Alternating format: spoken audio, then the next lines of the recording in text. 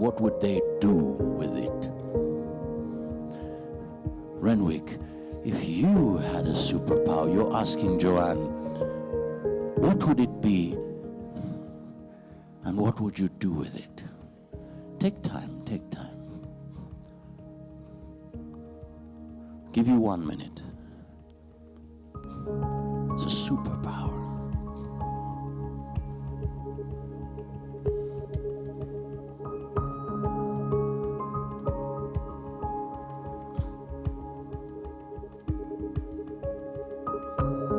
It's a superpower.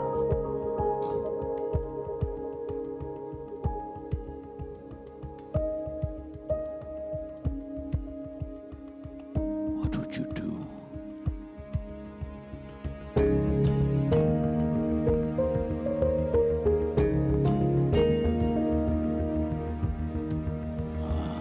Anyone who'd want to share something interesting?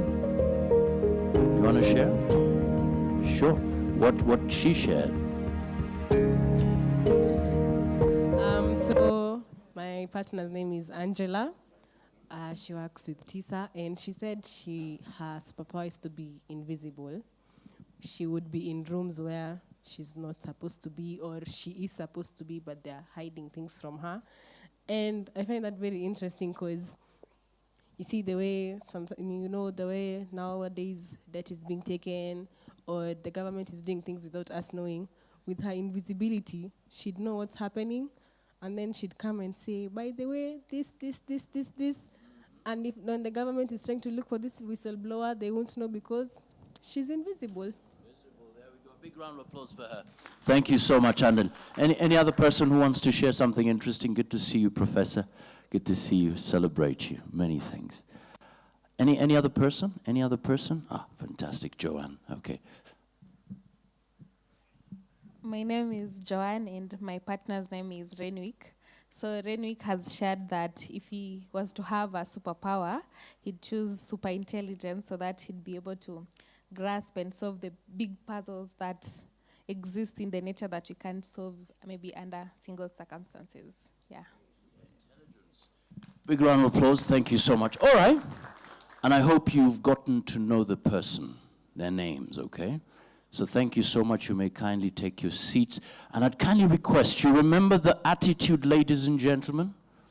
Let's have the video. This is the attitude. It's a lion attitude. And I'd kindly request those who are at the back, please come forward. I see Faith is set. Eric is set. So please come to the front. These two pillars, everyone should be at the front. So these two pillars, I'd kindly request, please come. Lawrence, please come forward. Lawrence, Martha. So these pillars mark our back bench. I'd kindly request that we take the front seats. The spirit of a lion. You're not waiting for somebody else. You are the one we've been waiting for. So welcome, welcome, welcome, welcome, welcome. We celebrate you. And as we said, today being our last day, it's not just the boldness, but we need to also move with that focus and vision of an eagle, ladies and gentlemen. Every single moment. So welcome, ladies and gentlemen. Now very quickly, and then I'll welcome our very key facilitator for the feedback session, but I need you to get your phones. Let's have Menti on the screen. So yesterday, for those who were here, what did you pick? What did you pick? All you have to do is scan the QR code.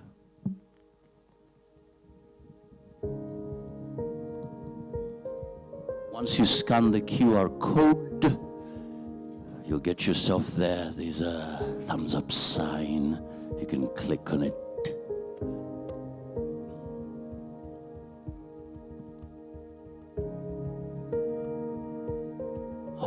let's move on to the question. Very simple question we're asking you.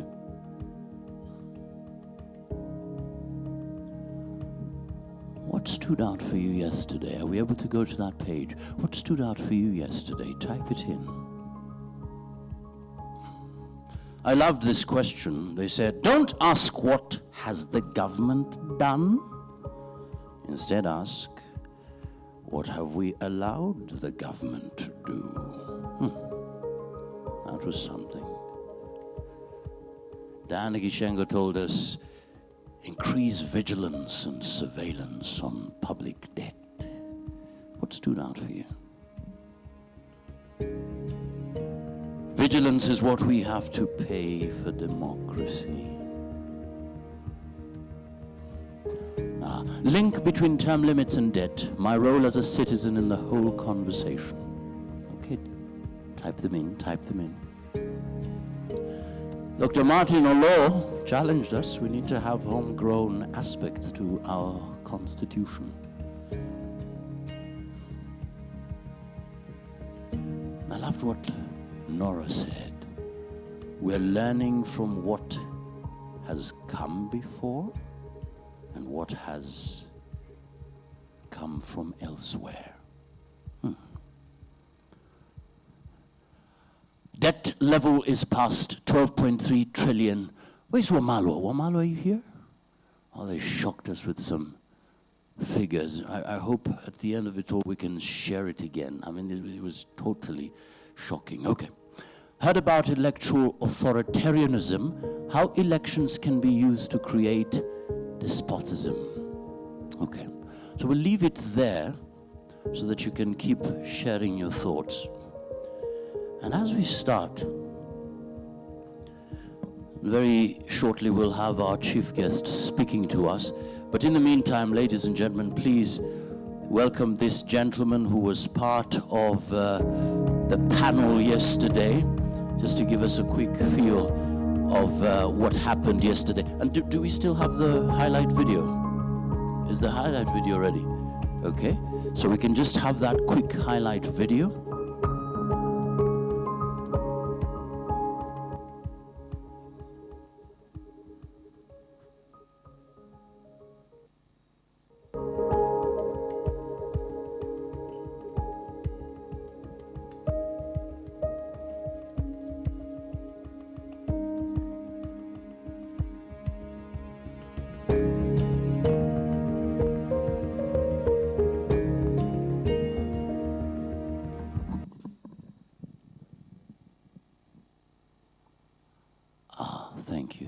Thank you. Okay, do we have it? Okay. So ladies and gentlemen, it's 42 minutes past 9. Thank you so much for being here. We are ready to kick off.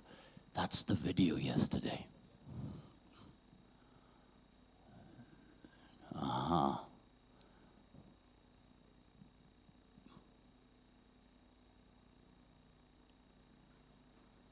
Okay, so we'll actually watch it in detail later on, but we want to appreciate every one of you.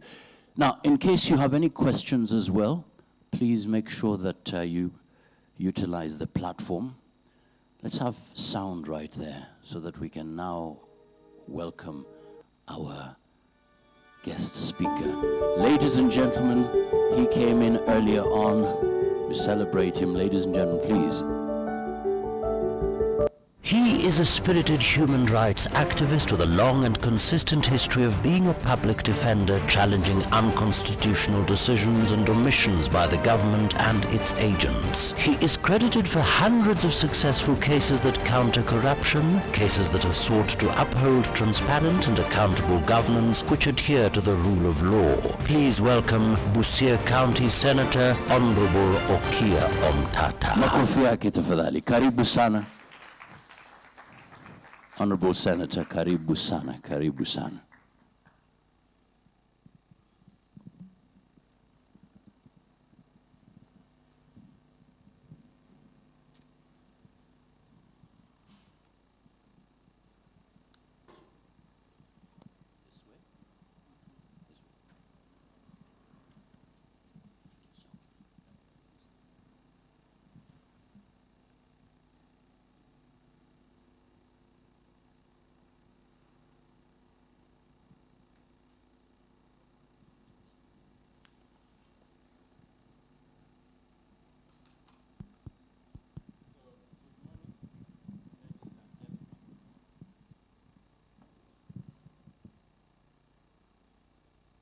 Good morning, ladies and gentlemen. My name is Okio Mtato Koiti, a senator from Busia, and a member of the civil society. So a few days ago, I got an email inviting me to come and give a keynote address on public debt, democratic accountability, and intergenerational justice. I got excited because this is my pet subject, and the framing of the topic could not have been better.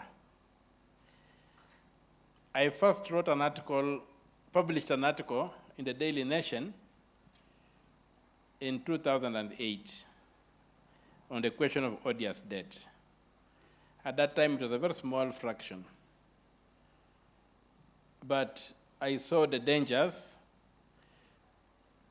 that came with uncontrolled borrowing. Fortunately, at that time, the borrowing was largely bilateral and was largely limited. And also maybe concurrently, there were a lot of assets domestically that could be stolen by the elite. There was a lot of public land. There was a lot of things to be dished out. And so theft on the revenue side had not reached the levels it has reached today. I'm not saying that there was less theft. I'm just saying that the focus was different. So you could always hear of something having been grabbed, land grabbing and what have you, companies being looted internally. But we reached a point whereby that got exhausted. You know, land is finite. So all the land that was to be grabbed had been grabbed. And now it became difficult to grab the other lands that were left. The companies who are running, the big rich companies had been bankrupted. Companies like Kenya National Assurance, which was the largest insurance company in sub-Saharan Africa. And I used to work there. And a plot was hatched to liquidate the assets. And some of us suffered the consequences of having a conscience. But anyway, the company was looted, it was killed. So that kind of looting went along. They got exhausted, the land got exhausted. And so where did the theft have to go to? The stealing shifted to the revenue side of things. If you those who are old enough, remember when the former president, Uhuru Kenyatta, who was a deputy prime minister and minister for finance, Mwalimu Mati and group caught him stealing, was it 10 billion shillings from accounts, amount of money withdrawn from the central bank and amount that was going to parliament. There was a difference of 10 billion. They explained it away as a computer error. But that was the happening of things to come, that now theft was shifting from land and looting companies and state parastatals to the revenue side of things. Also, as the society intensified, the civil society agitation on whatever oversight, it became slightly more difficult to steal through expenditure. Everybody was watching. People were interrogating the budgets and all that. So it became very difficult, and even now it's very difficult to steal from the expenditure side of things. So they shifted the theft to the revenue. Why not steal before the money gets to be known where it is? And so, in that framework,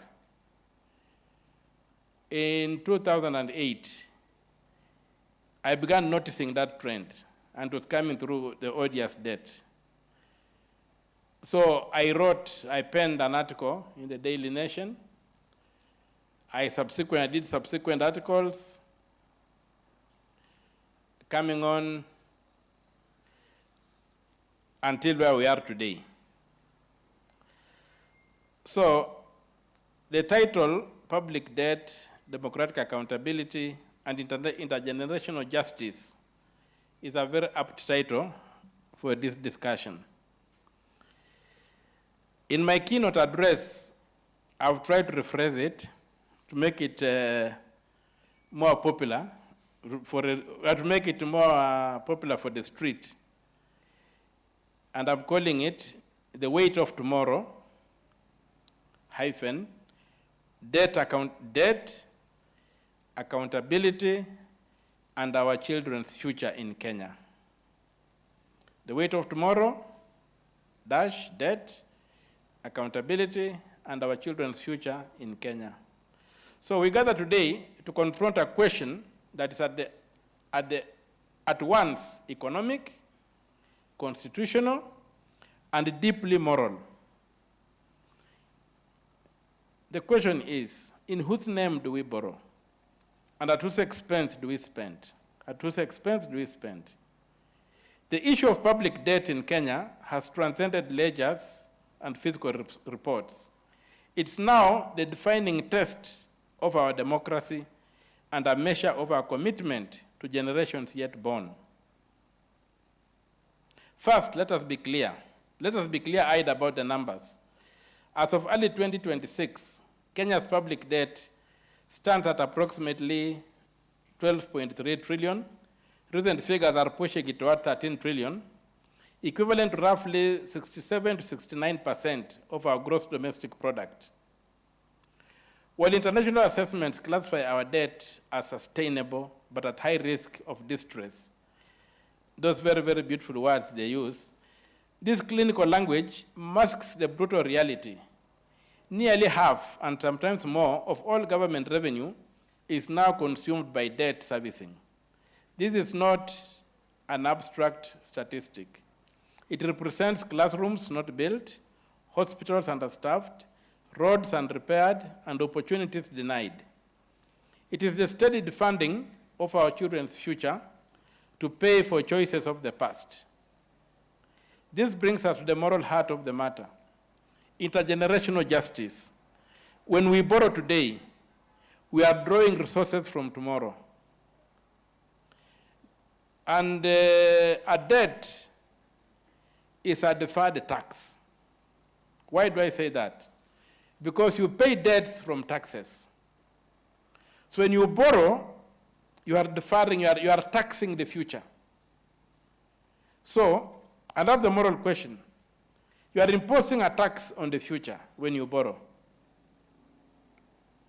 The young people of Kenya, led by the Gen Z and beyond, who courageously protested in 2024 and 2025 against tax burdens tied to debt repayment, have issued a powerful verdict. This generation cannot mortgage the future of the next without their consent. Consider this. Every child born in Kenya today inherits an implicit debt share of roughly 200,000 shillings. They are born into a liability for projects they had no say in approving, and benefits they may never see. This is not just fiscal imprudence, it's a profound injustice. How did we arrive here? And how do we restore accountability? The path has been paved with an architecture of opacity that undermines democratic oversight. We have witnessed a proliferation of alternative financing methods, such as securitizing the future levies and creating hidden contingent liabilities that deliberately bypass parliamentary scrutiny. A recent political economy analysis confirms what many suspect. That is, elite interests dominate budget making, with debt accumulation predictably intensifying before elections. I'll also tell you one thing, that when I did my data analysis, and if you come in my office, I've got a chart I can display, every time we had a handshake in this country, the debt spiked. I'm yet to know why that is there, but if you put the figures on a chart and project them, you will see very clear spikes around the handshake period. So you don't know what was happening, but just an observation, not a verdict of anything on the handshakes. So loan finance projects too often benefit a narrow few, politicians, contractors, and financial institutions, while costs are socialized through excessive taxation, inflation, and erosion of public services. And this is something you can see. You don't need to look at, even when you are told we are doing a road, for example, they're building a road out of this debt. I'm telling you, I live in town here, and I always see people walking to various parts of town. And you'll see that when we build the roads, we build roads for those who can drive. We don't build roads for those who might have a bicycle or those who can walk. But when we tax to recover that loan, we tax the Mamambago who will never own a vehicle in their life, who must use mkokoteni to walk to their place, who must walk. So that's how debt is. We may borrow for these glamorous things. It serves an elite, but when we go to repayment, we socialize the repayment. And that's the moral question. So when you incur this excessive taxation, inflation, the erosion of public services, like right now, education has shrunk, health has shrunk, the services. The government is slowly ceasing to be a provider of goods and services. The government has just become a tax collector. And most of the time it's moving out, it is retreating from providing services. It's no longer a provider of goods and services. For example, take an example of the road. Road, again, I'm going back to roads. When we were growing up, we had the Ministry of Works, heavily equipped, heavily with full of engineers. You find today, we have got something called the Kenya Roads Board, which handles the money for building roads. And then that money is channeled through 3 other organizations: Kenya Rural Roads Authority, KERA, Kenya Urban Roads Authority, KURA, and Kenya National Highways Authority. These things, between them, they may not even be owning a wheelbarrow, because all they do is to process tenders. So today in Kenya, you cannot build a road at the cost. All roads we are building have inflated prices. Then there's now the capture of these institutions, whereby few contractors with money are the ones doing all roads. And today I can say this without fear of contradiction. Pick any major project going on in this country. You'll see China Road and Bridge Corporation. Everywhere. They are having about more than 100 projects, if I'm not wrong. And every new project, they are in there. How does that happen? So our engineers are languishing in the houses. They have no jobs. These people are importing. So we have gone to a point where we're even now importing roads. Because when you bring in the Chinese, whatever, you're basically importing that road. And the cost of that road goes astronomically high. So at the end of the day, you find that this gradual erosion of the state, elimination of the state from being a service provider, a provider of goods and services, is one thing that we have to be awake as we discuss the moral dimensions of these debts that come in from the various parts. So, as has been highly stated, the government of Kenya does not lack money. It lacks consequences for deepening debt with impunity in our name. There's a question my brother asked here. What did you do to stop? I don't get the exact words. What did you do to stop government from doing something bad to you? If I can paraphrase it. So, the crisis in this country is not a crisis of money. It's a crisis of consequences. People do things with no consequences. So, the lack of consequences for deepening debt with impunity in our name is an issue we must wake up to and address. So democratic accountability must be the bridge between borrowing and justice. Kenyans have a constitutional right to know why we borrow and whether the purpose serves the public good, how the funds are used with transparent tracking from the Treasury to the last mile of implementation, whether those investments generate returns that benefit the many, not the few.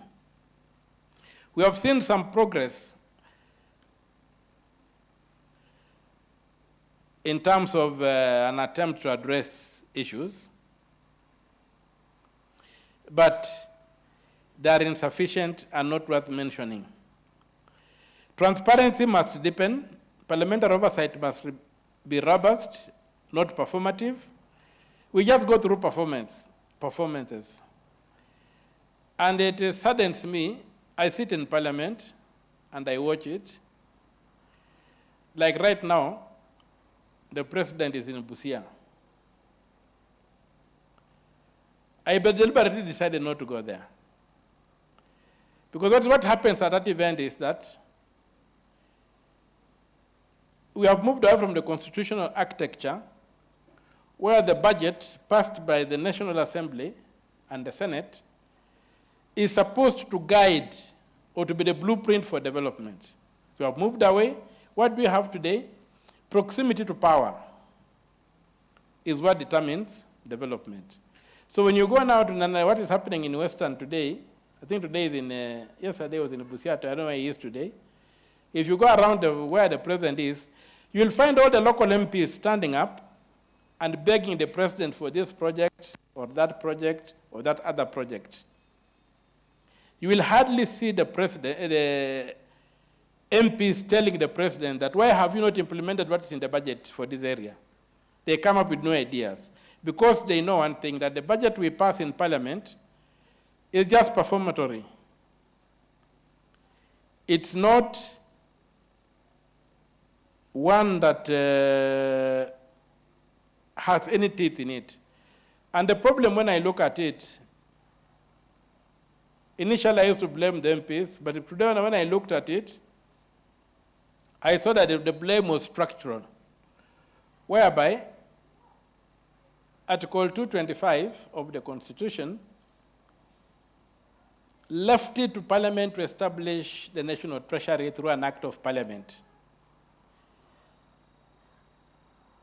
Now, that's part 1 of 225.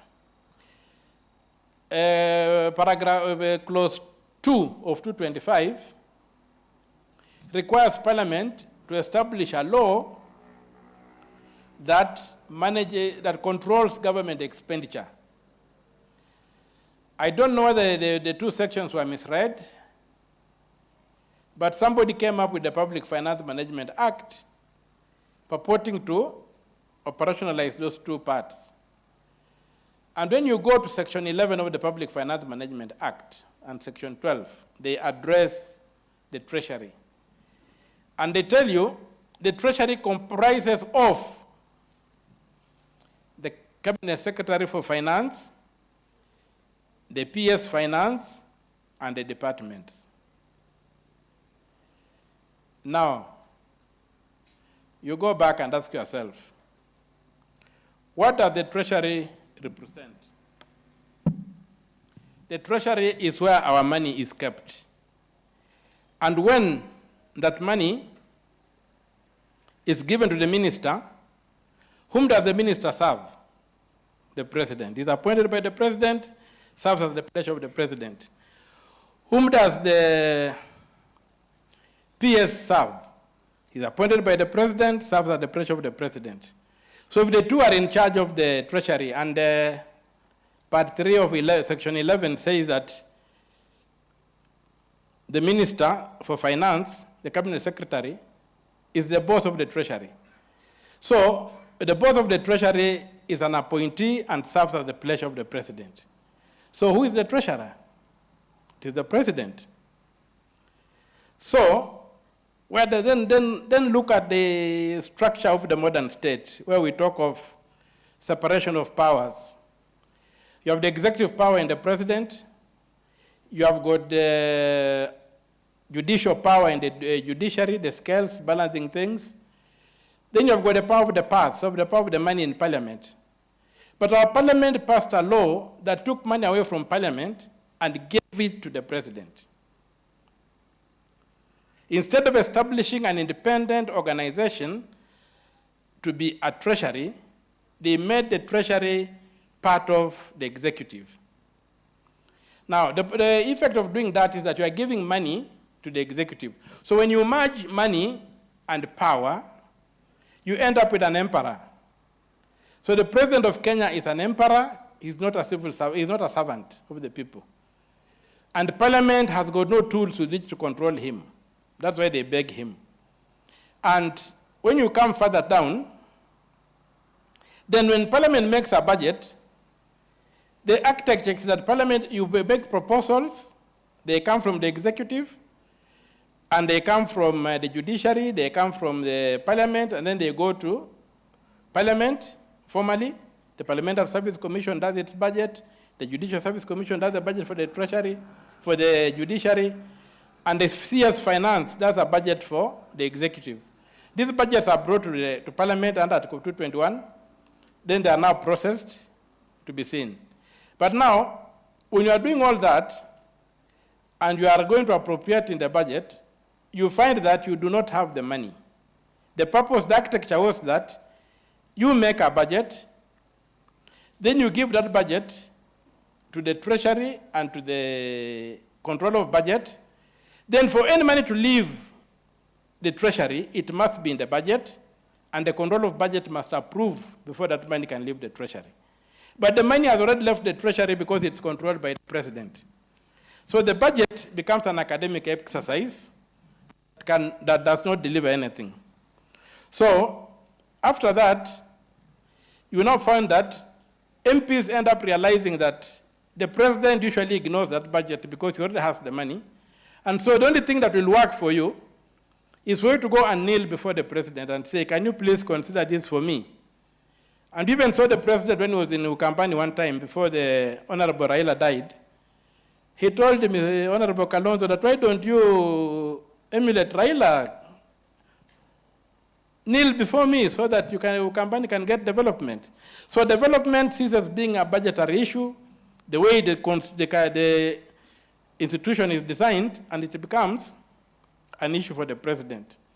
Now, in the same Public Finance Management Act, when you go to Section 49, you'll find that Part 1 of that section says that the Cabinet Secretary can use what? The Cabinet Secretary can use the budget policy statement. First of all, the budget policy statement does not exist in the Constitution. It's a creation of the Public Finance Management Act. And they say its purpose is supposed to tell the executive that Parliament will only allow you to borrow within this framework. So go and make a budget, then you bring the budget to approve. So the statement is usually brought in Parliament. We just finished looking at one the other day. Then the Parliament purports to pass it. I've also asked myself, does Parliament have power to pass a statement? Or what constitutes a statement? When you go to the Constitution, when you look at Article 94, Clause 5, it tells you very clearly that only Parliament has the power to make anything that has got the force of law. Now, law is legislation. You go to Article 109 of the same Constitution, Part 1, it says, legislative power, Parliament exercises its legislative power through bills approved by Parliament and assented to by the President. Now, when somebody brings a statement, it goes to committees, then we just talk around it, we earn some allowances, it goes back to the executive. That object has no force of law. It never came as a bill. There's no provision for Parliament to pass statements or to make reports anywhere in the Constitution. So after that, you find that we get to a situation whereby now that document, which is called a public policy, a budget policy statement, under section 49, now we are told that the minister can use that statement to borrow, which means they're assuming it has got the force of law. It doesn't. The question of borrowing is addressed in Article 220 of the Constitution, Part A, Part 1. First of all, Part A will tell you that the Constitution, the budget should have both estimates of revenue and expenditure. Part 2 goes on and says any deficits must be declared in the budget and proposals to deal with them should be in the budget. You don't see that. So now they are borrowing out of that. Another thing that has pushed our budget, our loans to be crazy, Parliament went and saw something interesting in the US called the debt ceiling. So they came up and said we can have a debt ceiling of about, today is about 55%.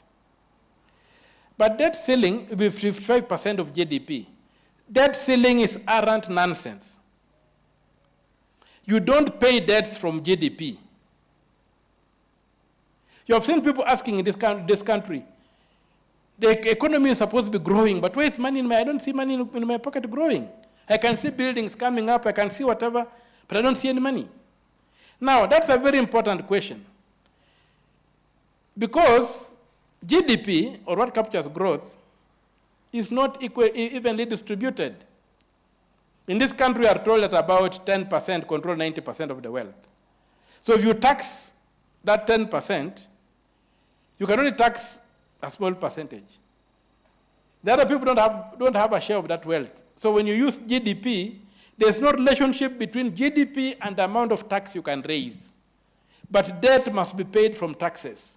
It cannot be paid from GDP. You can cut Kakamega forest and export all the timber, and you'll reflect growth in GDP. But tomorrow when drought comes, what will you do? So GDP as a figure is not something that you can rely on. And the Americans, if you go back to America, the Constitution of America was very clear that Congress controls money. But during the First World War, it was impossible for Congress to keep on seeing. Remember that time, look, the kind of transport they had and all those things, and the size of America is huge. So you can fly for hours and you are just still in that country. So one thing that happened was that Congress said, why doesn't the executive during war spend to a certain limit? We give them a ceiling, they can spend, and we can come back and rationalize it. That's how the debt ceiling comes in. It is a habit they acquired and they were unable to get rid of. Their only lack is that they print the dollar. And the dollar is a piece of paper. But because of their power and the fact that they control petroleum, hydrocarbons are traded in dollars, they print the dollar, but inflation comes to us. So we bear the brunt. If the dollar was to change today and say we are going to use the yen to purchase hydrocarbons, I bet the American economy would collapse. They have such a huge debt that they can't handle. That's what we went and borrowed. Instead of controlling the debt through our budgets, we said we are going to give arbitrary figures of a percentage of GDP. Now, when that happens, we find that we are borrowing beyond where we can accommodate the money. Now, maybe it would not be bad if we were borrowing and the money was coming into this country and was being used for the purposes it was intended. But you go to Section 57 of the Public Finance Management Act, you realize in 2014, even the debt ceiling came in 2014. In 2014, the Uhuru government amended the act by adding on Articles B, C, and D, whereby, unlike what the old act said that you have to comply with the Article 206 of the Constitution, which requires that all money raised by government must go to the consolidated fund or to another public fund where money has reasonably been excluded by Parliament from the consolidated fund. The idea that all money should be controlled from one point is in the Constitution, Article 206. But you go to Section 57 of the Public Finance Management Act, you will find a strange thing. And the strange animal is that the Minister for Finance is allowed to keep proceeds of loans offshore, that he can use them to pay things outside, he can use them to do whatever they can do. And that's why you'll find like the Eurobond return funds 7 billion US dollars as of last year. None of that money came to this country. The entire money was borrowed and kept offshore. The budget was used, local funds were used to deal with the budget. The local borrowing was increased. And the Eurobond funds have never come here.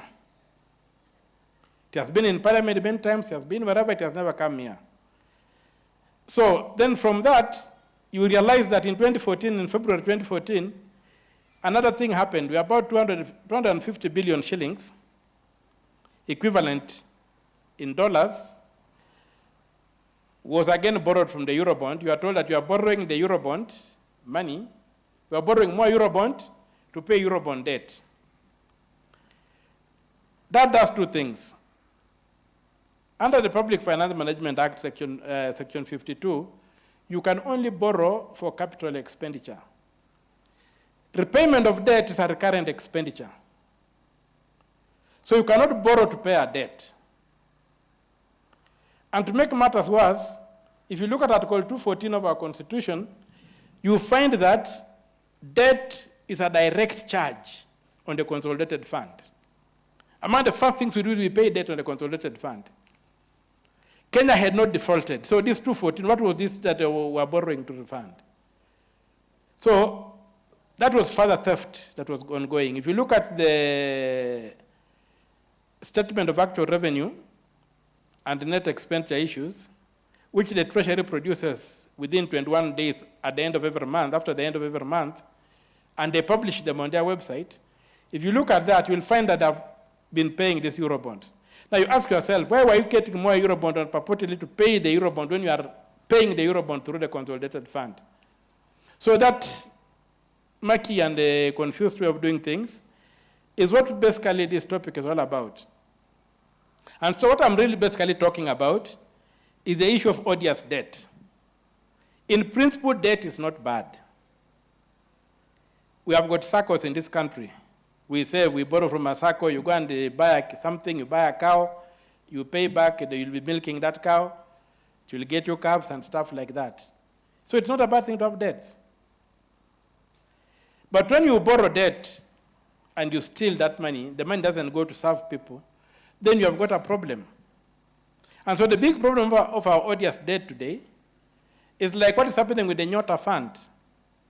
The Nyota Fund, the President and the World Bank, wherever, that's what we see in the papers, sort of met somewhere and they gave him 20 billion to give young people. That money is not approved in any budget. That money is not supervised by Parliament. That money, the control of budget has got no say. It is given to the President and it's opaque. There's no way of confirming that the President will not use 1 billion shillings and keep the 19. Because 1 billion shillings is a lot of money, especially when you are giving out 20,000.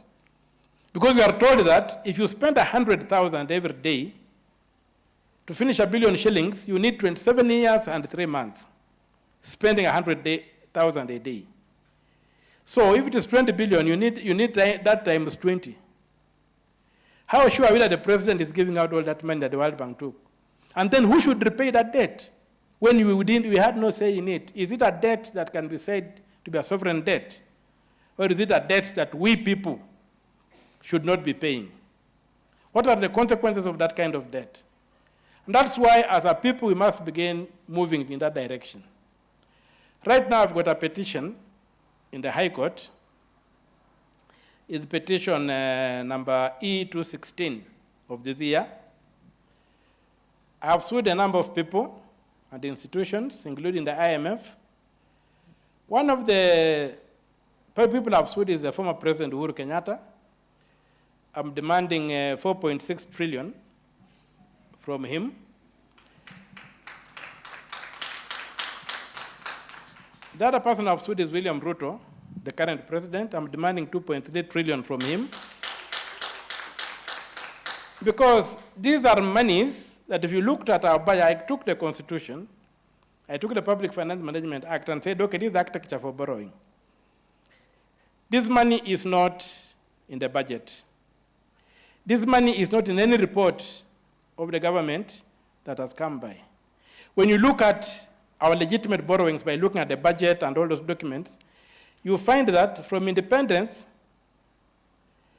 to when we came in, we had borrowed about 2.7 or something trillion, out of which, plus the costs and the interest and what have you, it came to about 5 trillion. We have repaid 8 point something trillion. So we have overpaid our debt by 3 trillion shillings.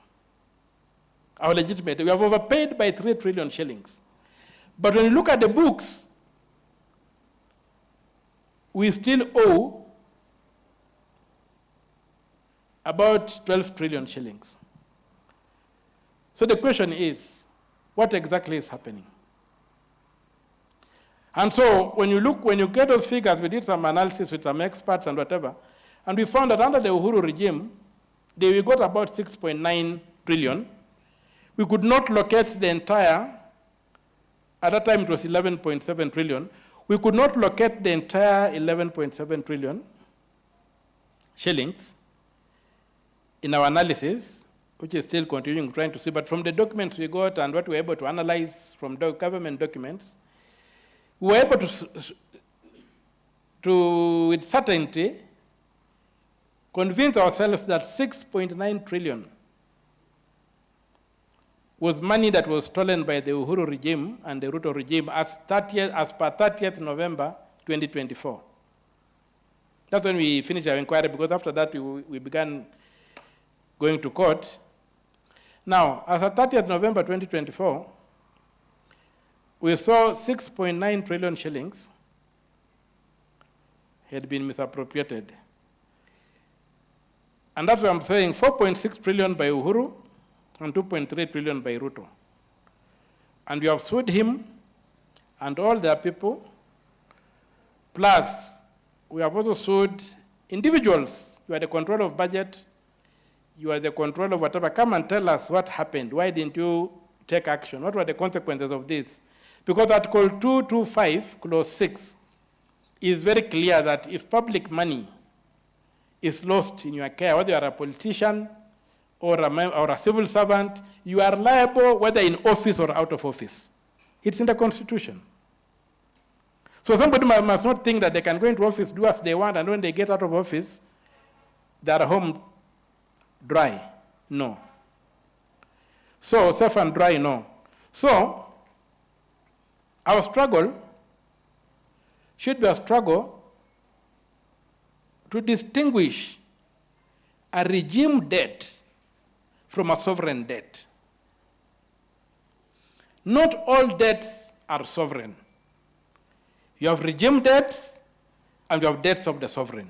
A regime debt is a debt that benefited a regime or the owners of a regime with no benefit to the general public. It's also a debt that was borrowed outside the law. A sovereign debt is a debt that was borrowed within the law and whose benefits can be seen in the law. Now, the other area of theft that has come about, and remember when I was speaking earlier, I talked about bypassing oversight institutions, parliament, the control of budget. So what you do is when you look at pick up our recent budget today, the Appropriation Act, and look at the kind of loans we are getting, you will find that we are no longer receiving money as loans. There's something they call appropriation in aid. Appropriation in aid is basically whereby, let us say a country says, we are going to build a stadium for you. Then it says it will be a loan, we'll give you a stadium. Show us where we are going to build the stadium. They don't give you money, they send their contractors and material to come and build a stadium. Then you begin paying that debt. So you find that two things happen. One, it may not be a priority project. And so if you are not clever enough, you fall because you think you are being given something for free. Two, Parliament does not oversight the expenditure. Three, there's no procurement. So they come and do things at their own cost and lump that thing on your head. So you might go and analyze and find that maybe there are people, close to half the project is going to say is being taken away as salaries, as administrative costs, and going back to the country. So you end up paying a very, very heavy loan where there's no interest. And that thing has grown even to the point whereby you find the African Development Bank is doing the same. I would understand when something like a country like Britain or China says that and says, okay, this is Chinese money. We want it to go to Chinese companies. In the past, that was allowed, but what happened is that you gave money to Kenya, and then Kenya would say, there's a tender limited to Chinese companies. Then they come and compete, and the one who wins takes. And you also give parameters and what those kind of, so you have got control over that money. But currently that cannot happen because they say it's appropriation in aid. Show us where we can do this. We come and do, we give you it becomes a loan. So what enters your books is a loan, is a debt, not cash. The same thing that happened with SGR, which we have also analyzed and have reached a very sad conclusion that was one of the biggest schemes of siphoning public money was SGR. Because from the documents we've been able to assess, we find that what basically happened is that the people worked out and said, how much will this railway cost? And they said, okay, let us just use the figure 15 shillings. Okay, it will cost 15 shillings to do the railway. So what are we going to do? We are going to add on 85 shillings and make it 100. And then we say, the 15 shillings will be paid as a deposit by Kenya. And then after the deposit is paid to the contractor, the Chinese will give us 85 shillings. But remember section 57 of the Public Finance Management Act, that you are allowed to keep this money offshore. So what happens is that the 85 shillings is supposedly paid to the contractor in Beijing. Nairobi paid the contractor 15 shillings in Nairobi. But the loan of 85 shillings, which is hot air, which is inflated, is then purportedly paid in China to the contractor. Why is it being paid offshore? Because then the fellows who are stealing can go and pick the money. If it comes here, it will be difficult to steal the money. That's what I was saying, once money goes into the expenditure system, it becomes difficult to steal. So they're still on the revenue side. So we ended up the 15 shillings 15% that we gave, ended up doing the railway to completion, but we are paying a debt of 85 shillings, 85%, of which not a single yen or dollar or cent came into this country. That's why I've been telling that the Chinese contracts are confidential, that what have you is confidential and everything is locked up. I remember there was a time when in 2011, 2012 around, the thing hit a lot of pressure, and two parliamentary committees, one headed by Ababu Namwamba, Public Investment Committee, and the Transport Committee headed by Commander, decided to investigate the matter. The committees nearly fought, the MPs nearly fought there. They were given, but before that, they became very tough, and they ordered all the documents to be brought in Parliament. It was an open session, so I walked out of my office with some 10,000 shillings in my pocket. I went to that meeting. They tabled all those contracts and everything was discussed. So when they broke for lunch to come back, I told the clerks, can I have copies of those things? They said, yeah, these are public documents that have been tabled. What you do, if you get us a paper, we shall photocopy for you. So I gave them the 10,000, they went and bought paper, and they came and ran for me all the copies. So I've got all the contracts on that thing, But then when you go, I went to court with them, and I won until the Supreme Court says you cannot use those documents because you stole them. So there's no contract anywhere. Even when Parliament one time tried to investigate these issues, the only place they could get a contract from was me. Because after they went and made a sweetheart deal, all the documents were mopped up and locked away. The Hansard records were deleted and what have you. So the only person who has got those contracts is myself, other than the Chinese. And that's why I'm able to talk with confidence about what happened. And even the railway itself is not standard gauge. It is Chinese standard. You cannot go to Brazil and buy the spares for a standard gauge railway. You must go to China. It's a Chinese standard. So we are being colonized through this kind of infrastructure. So all these things, when you go through, you find that we need as a people to wake up and get serious about this debt.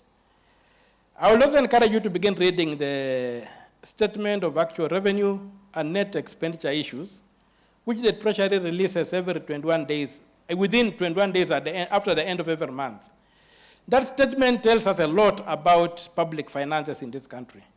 And I must tell you, somebody in the Treasury is being honest and doing a very good job, but Kenyans don't read. So we don't know. It is in that document that you'll find something called domestic borrowing. Domestic borrowing to support budget expenditure and what have you is something very strange. What is allowed by the Constitution and the law is temporary borrowing through Treasury bills. And the Treasury bill is just an overdraft that should be redeemed within 12 months. Things like Treasury bonds require to be approved by Parliament. They are never. So you find very huge borrowing that you cannot justify. In the current financial year, which is ending soon, already we have borrowed from the domestic market close to 1 trillion shillings. It was never approved by anybody. Again, if you come to my office, I'll show you the chart, how the borrowing has been going. And you'll find that a lot of the borrowing that has been done domestically is nowhere in the budget, never approved. But if you go to the statement of actual revenue and net expenditure issues, you see domestic borrowing dominating, and the money comes out. Then you go to the various expenditures. I don't know, there was one time when some lady came up and said she had imported fuel worth 17 billion shillings. You remember that story? I don't know if you remember my rebuttal, which was given a stop page on the Nation. It was given full coverage on the Nation. Because I went and began looking for that 17 billion shillings in the statements. And I was able to pick it in the Ministry of Energy. They'd come up with something called subsidizing strategic sectors or something. So that 17 billion shillings had gone through. And this lady had been used as a mule. And a mule carries loads. Somebody who fished her from Dubai, gave her promises, and she was used as a mule to register a company, purporting to provide for petroleum. Then when the deal was done, the contract was done in the name of Galana Oil. And here she was thinking she was going to get the oil, so she was holding on to paper. So I did that expose and I published it. I gave a statement and I released it. It became a headline news in the Nation and on TV, in the Nation newspaper and in the TV stations. It was extensively covered. But when I was stressing that, I also discovered something very, very, very bad. That in the same year, Parliament had approved only 5 billion shillings from the consolidated fund to fund the Ministry of Energy. Then they told them the rest you'll finance yourself from the money you get from licenses and what and what and what. Now, when the statement of actual revenue came out, that figure had been changed to 20 billion. The budget has 5 billion, but what's actually in the statement of revenue is 20 billion. So the ministry gets 15 billion over and above what Parliament approved, and the money is taken from the consolidated fund, and we don't know where that money goes. In the current when I was looking at those statements, something very curious happened in January last year. In January last year, 2025. In the 2024-2025 budget, the amount of money that had been set aside for, they call them consolidated fund services, salaries, allowances, and miscellaneous for people who are paid directly from the consolidated fund. They don't wait for appropriation. Beginning with the president, the deputy president, the commissioners, constitutional commissioners, the people like the judges and the rest, the control of budget and others. When you look through, you find that Parliament, when they did the budget, the proposal from the executive for all those salaries was 4.2 billion for the year 2024, 2025.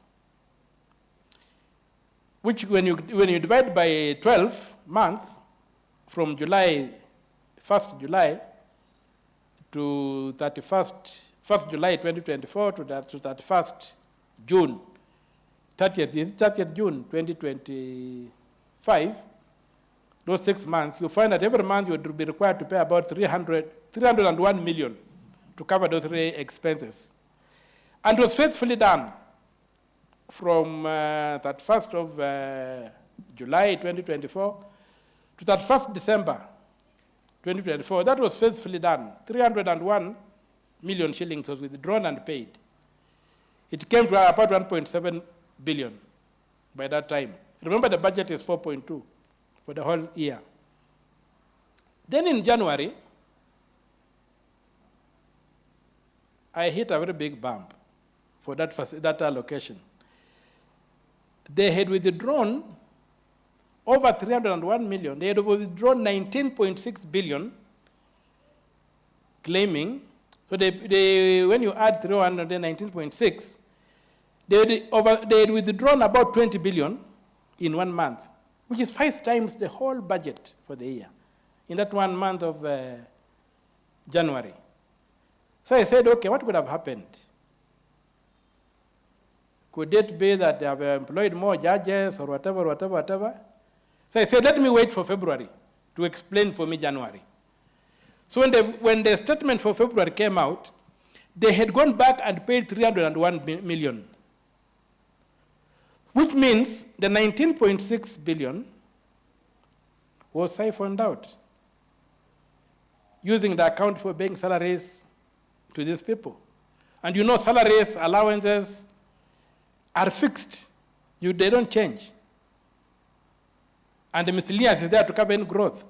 So my creative mind began saying, what was happening around this time? What could have explained why so much money was stolen from the consolidated fund?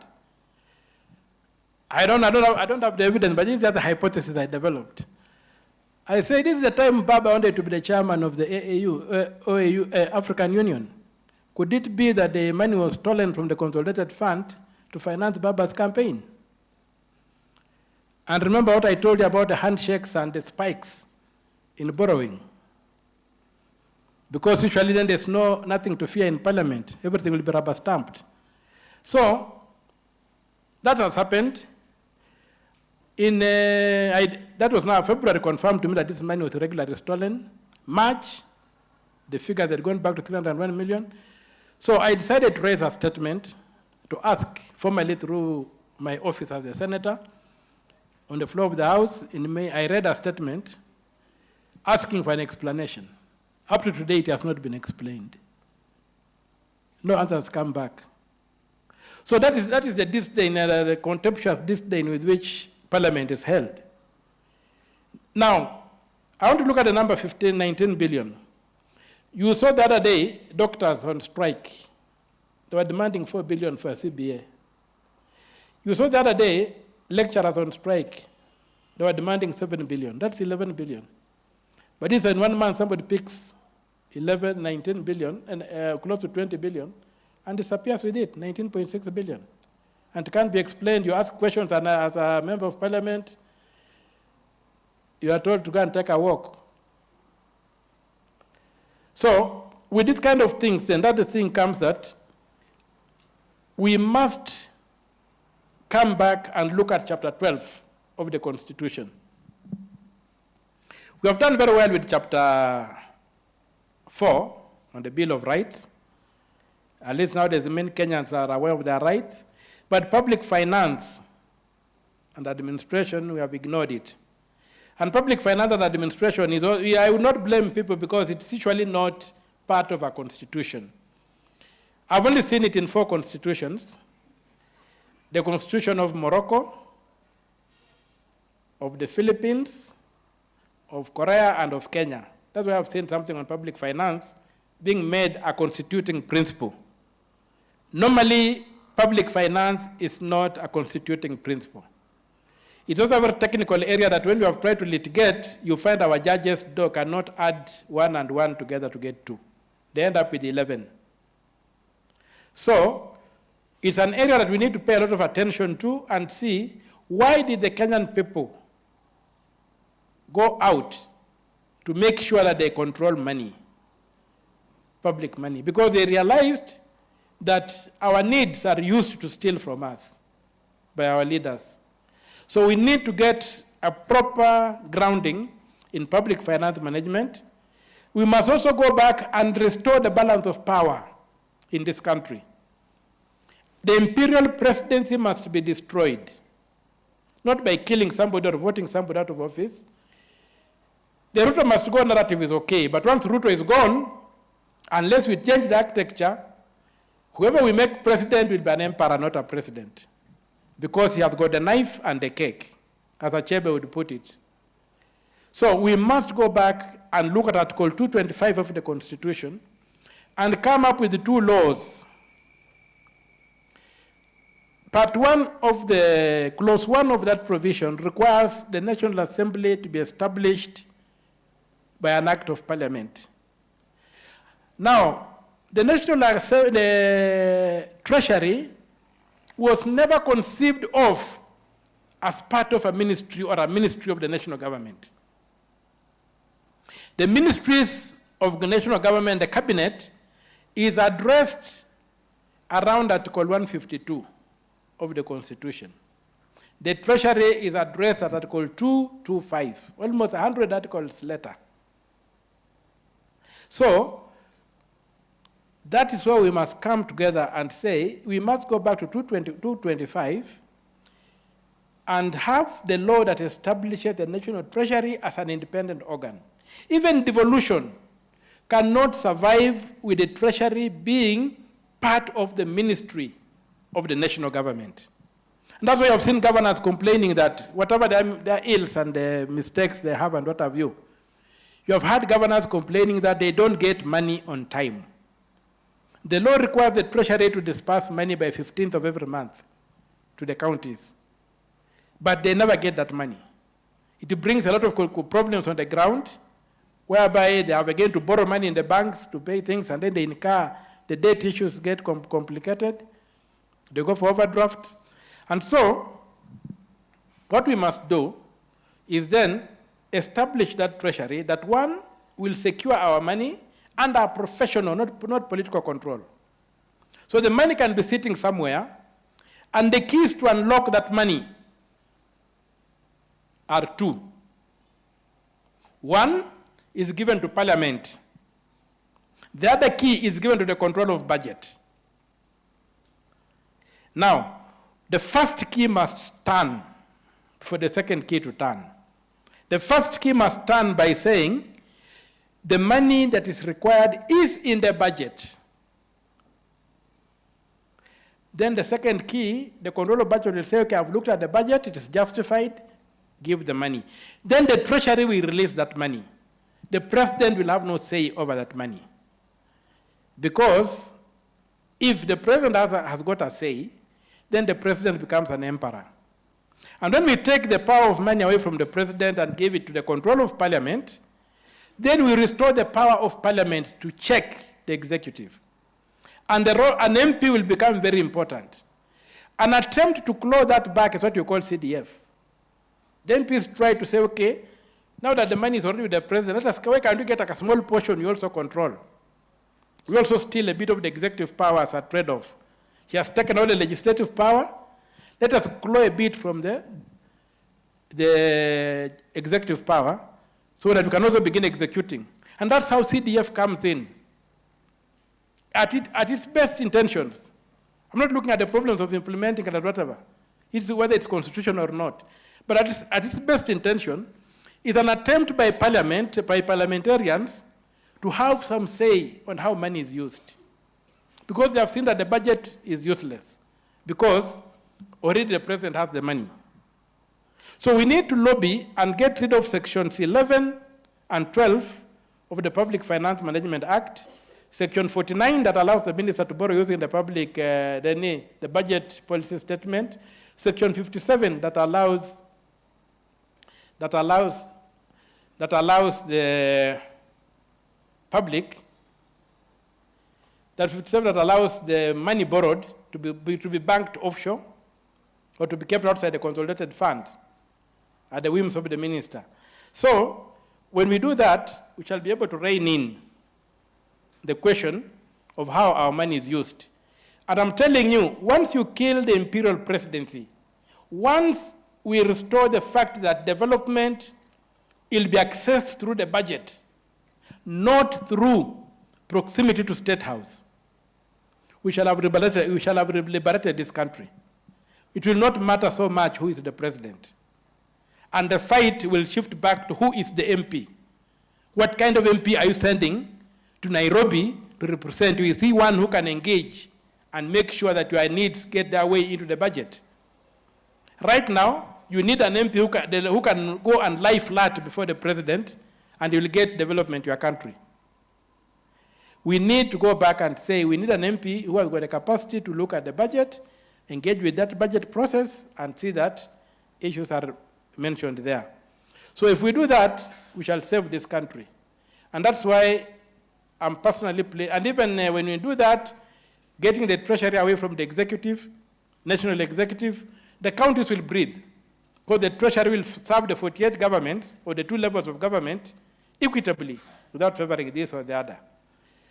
And then also the treasury will know things like this money I've just given you that are stolen through the treasury exposed through the statement of actual revenue and net expenditure issues will not pop up anywhere, because it will be running like a bank. It will be under professional, it will be professionally guarded. The other thing we must go and look at, the qualification for the control of budget. If you go to Article 228, where we have got in the Constitution, where we have got the control of budget, the first part, and you go to Article 229, where you have got the Auditor General, read that thing carefully, the requirements for qualification. You'll find there's a distinct, there's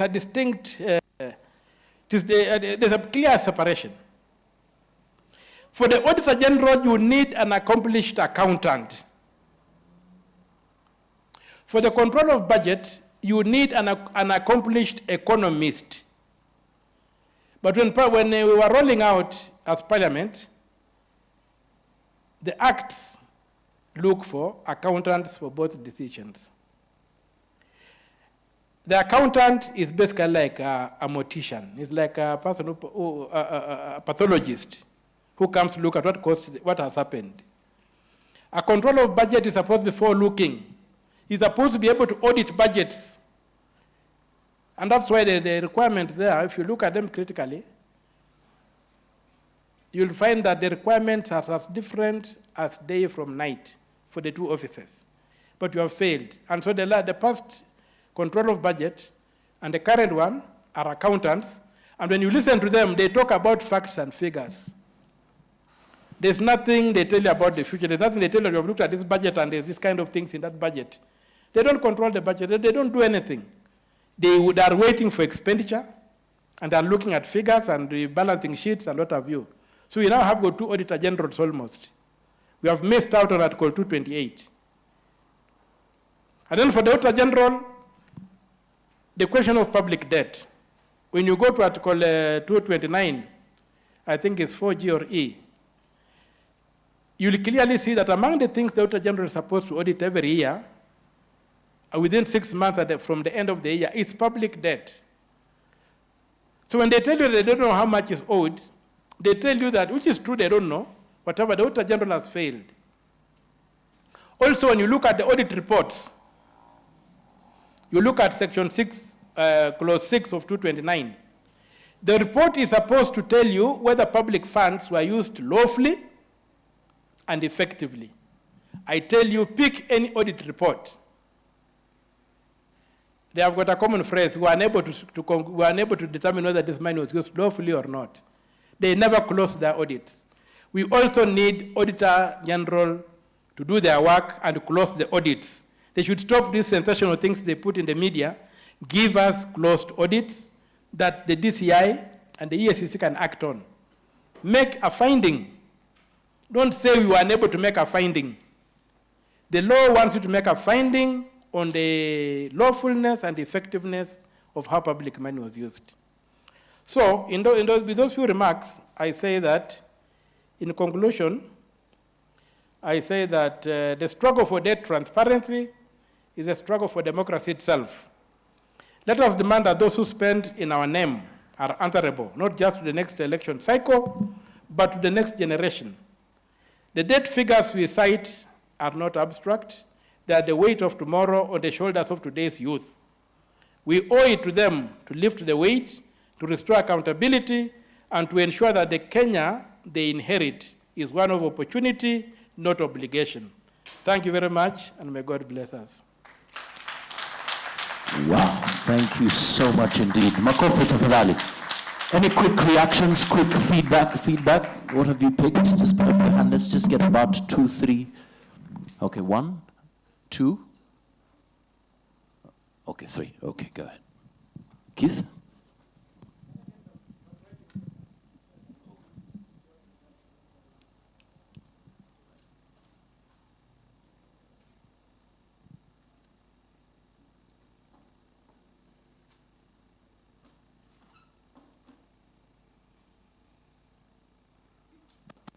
Okay, good morning. My name is Keith Robb, and I have a couple of questions. Firstly, with the Pandora Papers, it illustrated how stolen funds are stored abroad with countries which don't have extradition agreements.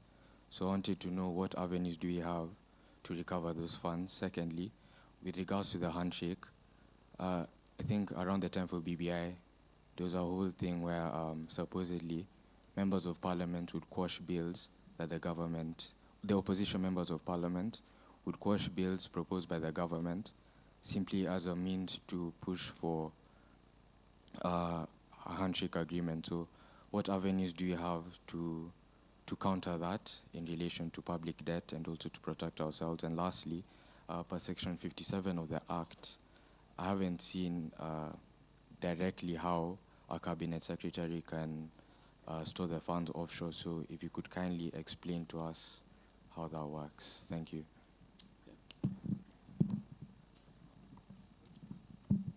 Good morning. My name is Elsie, and my question is, why is it that we cannot borrow loans that are generating income for us? For example, why can't we set up factories that can, let's say, process coffee beans into coffee instead of exporting it to countries like Britain and then they sell it to us at a very high price? Why can't we do it ourselves so that to generate income on our own?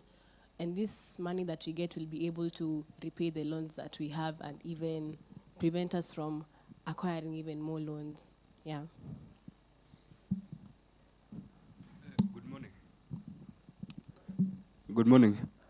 So my question is, why do we need an infrastructure fund when we are already stealing from the consolidated fund? Over to you, Honorable Senator.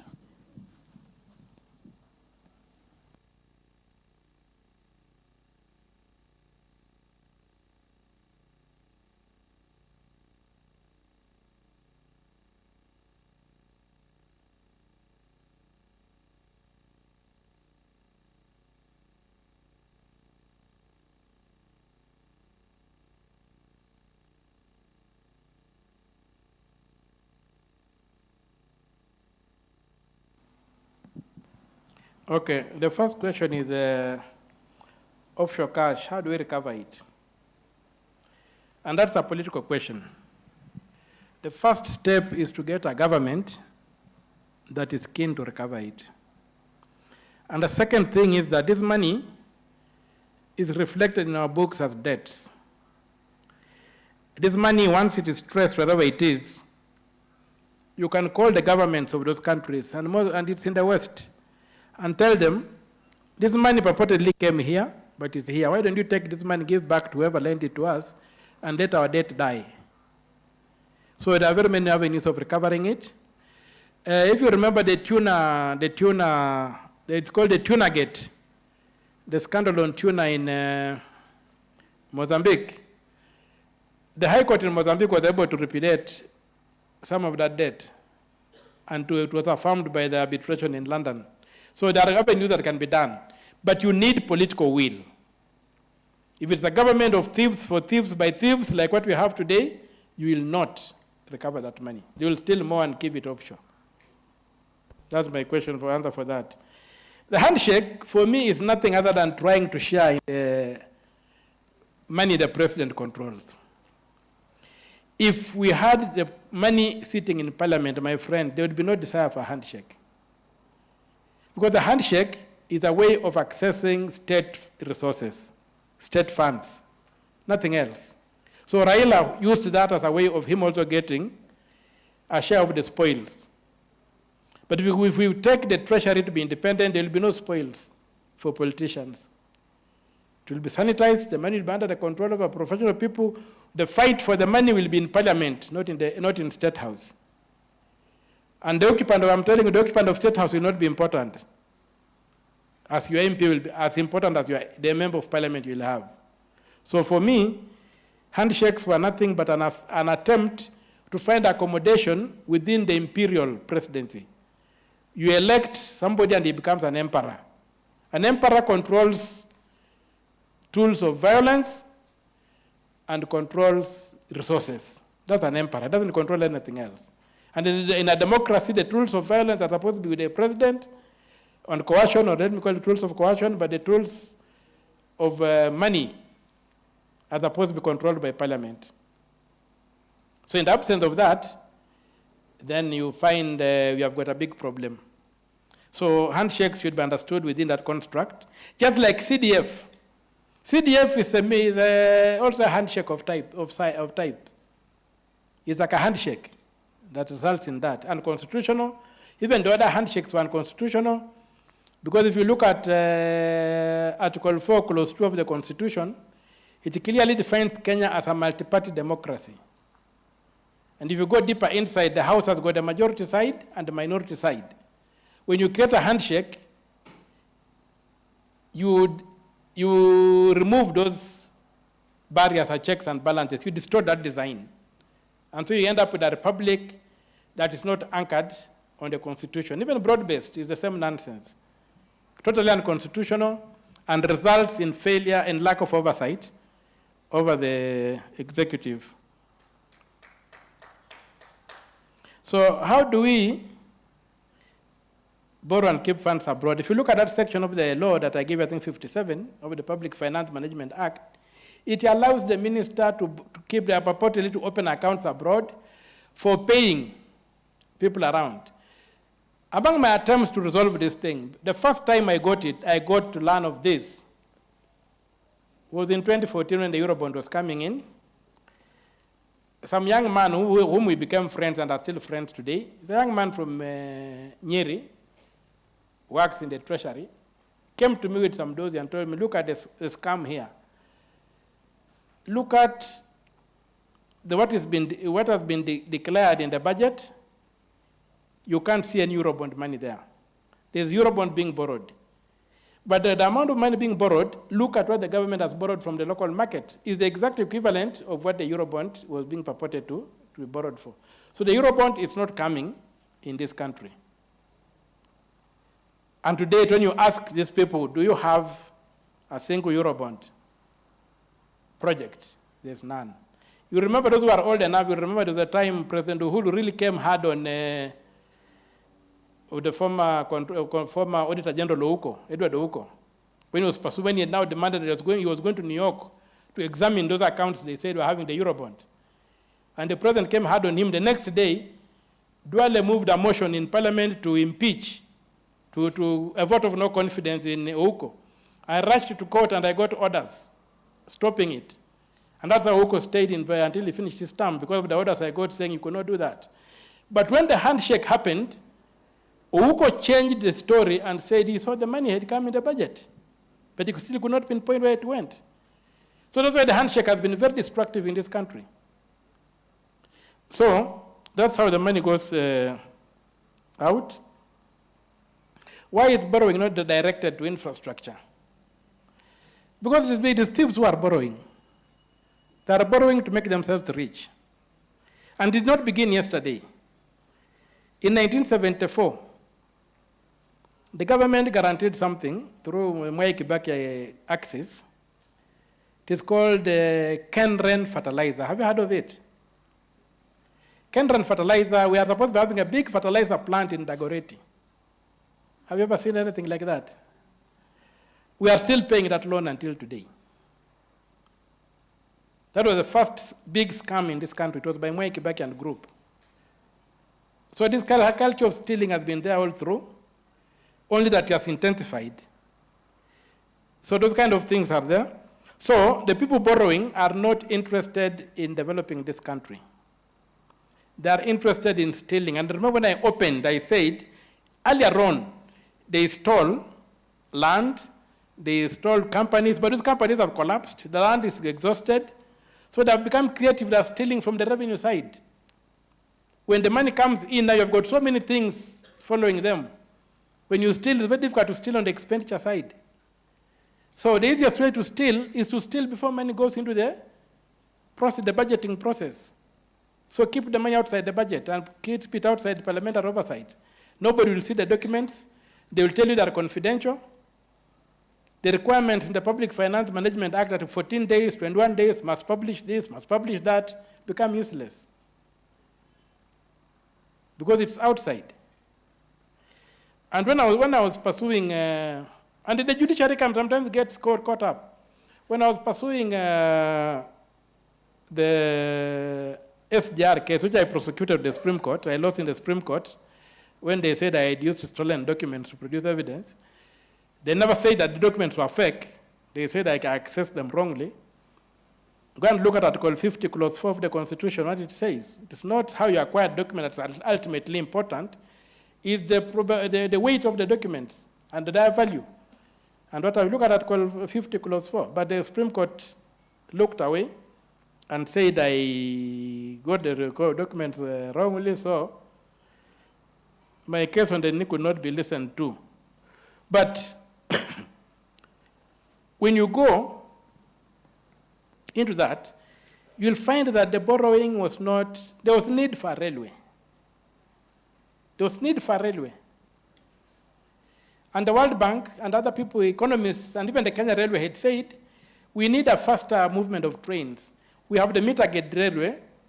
We can dual it so that the trains can pass each other, expand, give it a more better gradient and increase the speeds and whatever. And there are countries which run the meter gauge railway. The meter gauge railway and the standard gauge railway are almost the same type. The difference is just the width of the tracks. One is wider and allows slightly heavier trains. So they said you don't need to acquire land, you don't need whatever, just you need to do two rails running parallel to each other. But they refused. They came up with lofty ideas saying they are going to do an electric train, to do whatever, very lofty things that came up. Then they ended up doing, we are paying close to 1 trillion shillings for that thing if you look at what has been paid.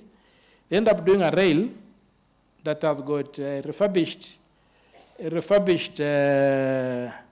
wagons and engines. And when you got the contract, there's a contract for research and development of locomotives for Kenya Standard Gauge Railway.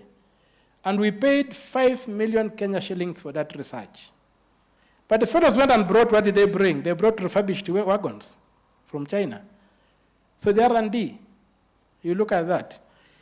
So in the same contract, you will see that there was a contract for engineering oversight and whatever, which they gave to a section of the company to do, to oversight the same company.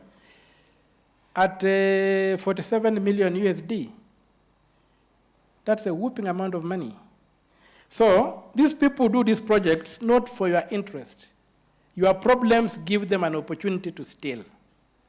And that's why the moral question comes in, that we must engage with this thing as a moral issue and deal with it. Why do we need an infrastructure fund? We don't need it.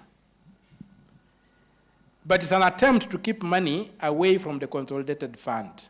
Because the consolidated fund says the only way you can get money from the consolidated fund, if at all the law is to work, is by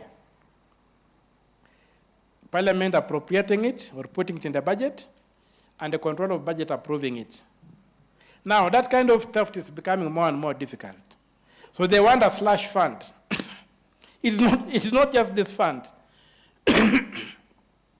When the COVID was on, when the COVID was going on and everybody was worried and the people were fundraising for the COVID fund, I got a shock of my life. I saw something happen. The DPP contributed 900 million shillings. That's about 1 billion shillings.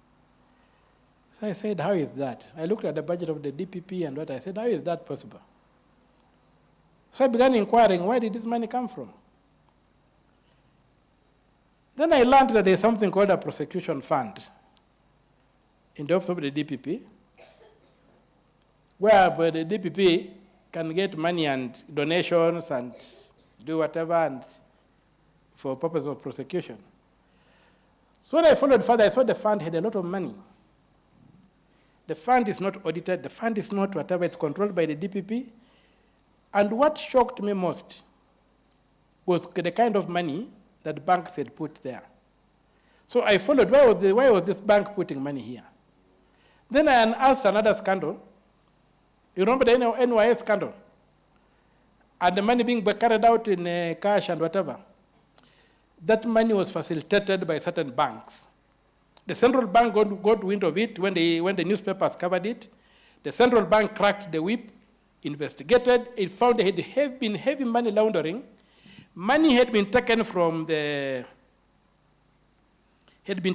budget and padded onto the budget for the NYS. So that budget for the NYS, now how were you to carry that money away from that budget? Remember, it was a lot of money, but the NYS never collapsed.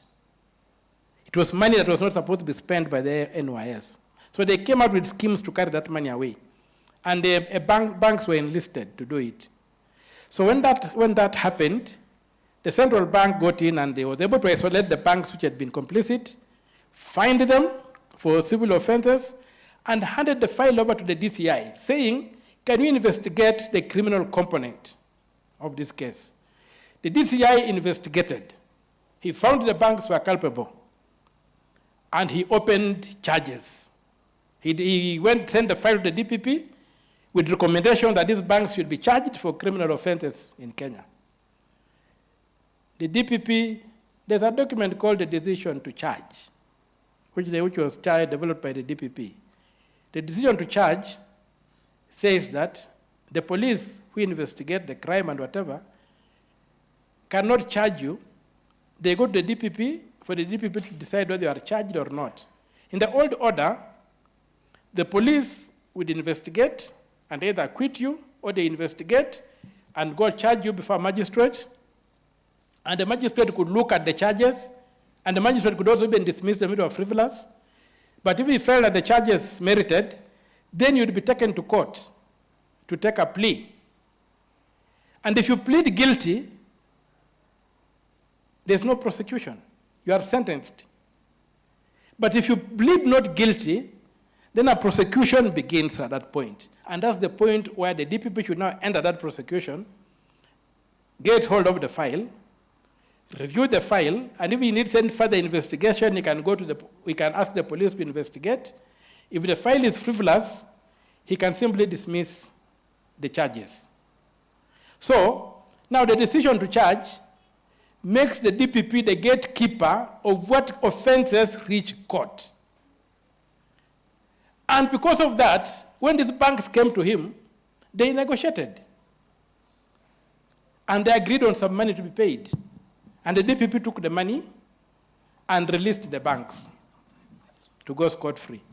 And you have seen people complaining about the DPP becoming a clearing house for criminals. So that particular snatching of power from the DCI, the power to charge, and investing it in the DPP, for the DPP to operate outside court. There's even the plea bargains that are doing. They are doing plea bargains without charges being opened against anybody. There's no court supervision over that kind of process. And so you find we have got a lot of funds that are popping up that serve no purpose and that are illegitimate. And if you look at Article 206,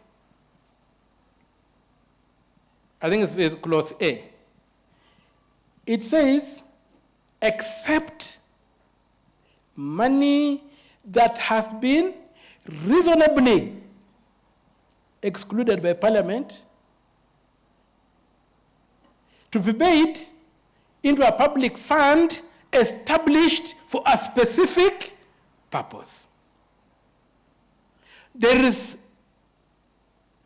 a reasonableness in that provision. Parliament cannot just wake up and say we are excluding this money from the consolidated fund.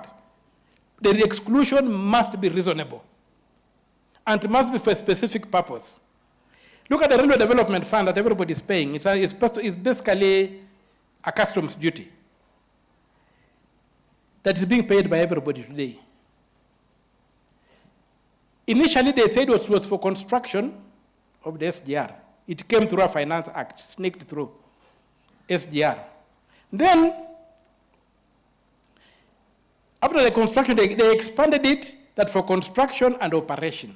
The question is, when the feasibility study for the SGR was done, it was shown that that company was viable. The rail was viable, it could be self-sustaining. Why should the taxpayer again be paying for running the SGR? It's not reasonable. So a specific purpose, the purpose must be limited, quantifiable, not open-ended, and cannot just be or something amorphous. The infrastructure fund has got no specific purpose. It's not purposes.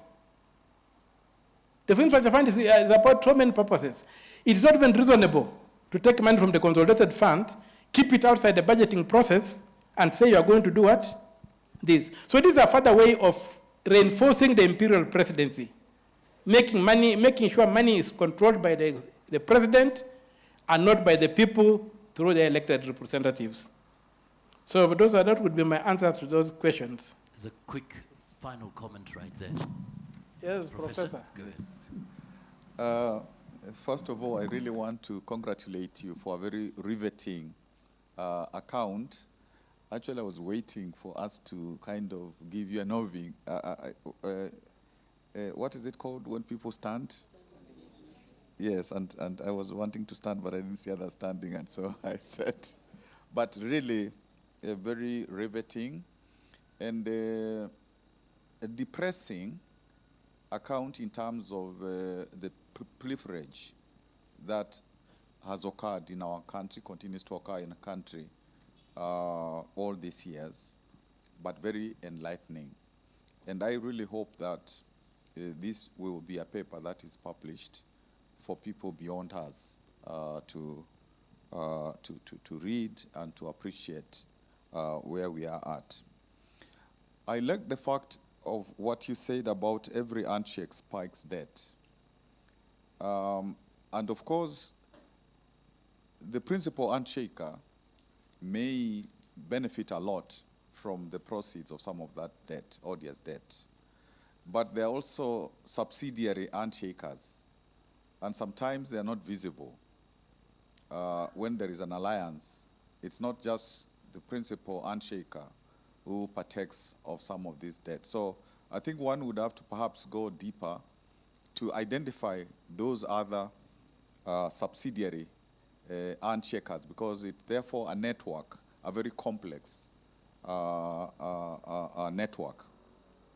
The other thing also that I picked, and there are very many things to pick from what you said, is if most of the money that government raises as revenue goes into paying debt, then it means that there's very little left for development. And so even as government tries to say that they're doing development here and there, it is financially not possible. And that is one thing that people don't grasp, that therefore, when development is promised, it is, to use a word you used and was used by the Chief Justice at that time, hot air. And if government cannot provide services, then it will provide brutality. When people demand for services, and therefore one can understand the Gen Z, when the Gen Z are at their uprising 2024, 2025, one can understand why the answer was, brutality and so on. And you, in the petition that you have before the courts, IMF is one of the people that you have cited. They have said that they cannot, you cannot proceed against them in a Kenyan court because of whatever and so on. How do you navigate around that? And all these other people who are part of giving debt when perhaps they should know better. And then therefore, finally, your account, as I said earlier, has really shown us that there is mess, real mess. So in the people who are trying to seek office currently, who do you think can sort out this mess?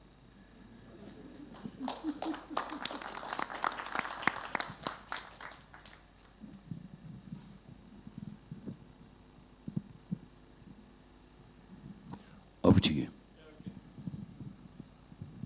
Professor, thank you for your remarks. And you are one person in whose footsteps we follow. When we were growing up, we admired the positions you took on issues, the clarity with which you distinguished between cash and conviction, and the fact that the lines between the two cannot be blurred.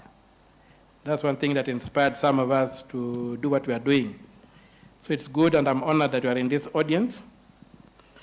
So the question is, how do you navigate around these people who give us debt, and yet they may claim not to be subject to the jurisdiction of this country? Now, first of all, we were fighting that issue in court. They have initially came, they said they had that immunity. I protested and said they need to bring an application properly arguing the immunity they have. And indeed, when you look at the treaty that was signed, I think 1964, thereabouts, when Kenya formally joined the Bretton Woods institutions, it grants them, it is really a lopsided treaty. It grants them immunity from prosecution locally unless they waive that immunity. So they're basically at the level of the state. And I've also looked around the world to see how prosecutions have gone. I noticed there was a prosecution in the US which went up to the Supreme Court by a group of farmers from India against the World Bank and its International Finance Corporation for having financed the development of a dam that totally destroyed their livelihoods. They lived downstream and they depended on the river, but the dam now dammed the water. They were suffering droughts and what have you. And the Supreme Court of the US was able to overrule the immunity of the World Bank, of the IFC, and said they were answerable for that kind of action. Now, when you come to Kenya, I've been looking at it, and without arguing my case here, I look at Article 2, Clause 6 of the Constitution, which says that any treaty ratified by Kenya forms part of the laws of Kenya under this Constitution. I'm underlining the words under this Constitution. The treaty does not expand the Constitution. The treaty is subservient to the Constitution. So the question now comes, is that treaty still valid in Kenya? Can the executive, through treaty-making power, achieve that which the Constitution forbids? And I think Professor knows that very well because it was an issue that came up with, has been worked on in the US, and I've got a lot of authorities on that, and whereby I think the verdict by the Supreme Court of the US is that the treaty-making power of the United States government does not override the Constitution because it is the government is a creature of that Constitution. So we want to look at that and see what the courts will say in regards to the question of the IMF. And these are among the issues I'm asking that we be given, these are among the issues that I raised, and we were given a bench to look at this issue, to determine whether that treaty is what the paper it was written on, given Kenya's constitution dispensation. Number two, we have got Section 7 of the 6th schedule to the Constitution. Part 1 of that section requires that any law that was in force before the Constitution was made in 2010 continues in force, but must be adopted and modified or massaged to conform with the current Constitution. So, those are the things we want to throw to the courts, and then they render their verdict. Because my argument is that the immunity is not impunity. The immunity, I think, if it was given by the law, is only available when you're obeying that law. You cannot disregard that law in other matters and then claim the defense of the same law when your disregard for that law is questioned. So, Professor, that's how I'm proceeding with that. Maybe I'll have to consult you for better submission, and my friend here, Wakili. Then, number 3, who can sort out this mess? That's a question that should have been asked yesterday, not today. It's very important because at the end of the day, politics is how things are done. You look down at politics at your own peril. As Plato said, if you don't participate in politics, you'll be ruled by people worse than yourself. So, one of the things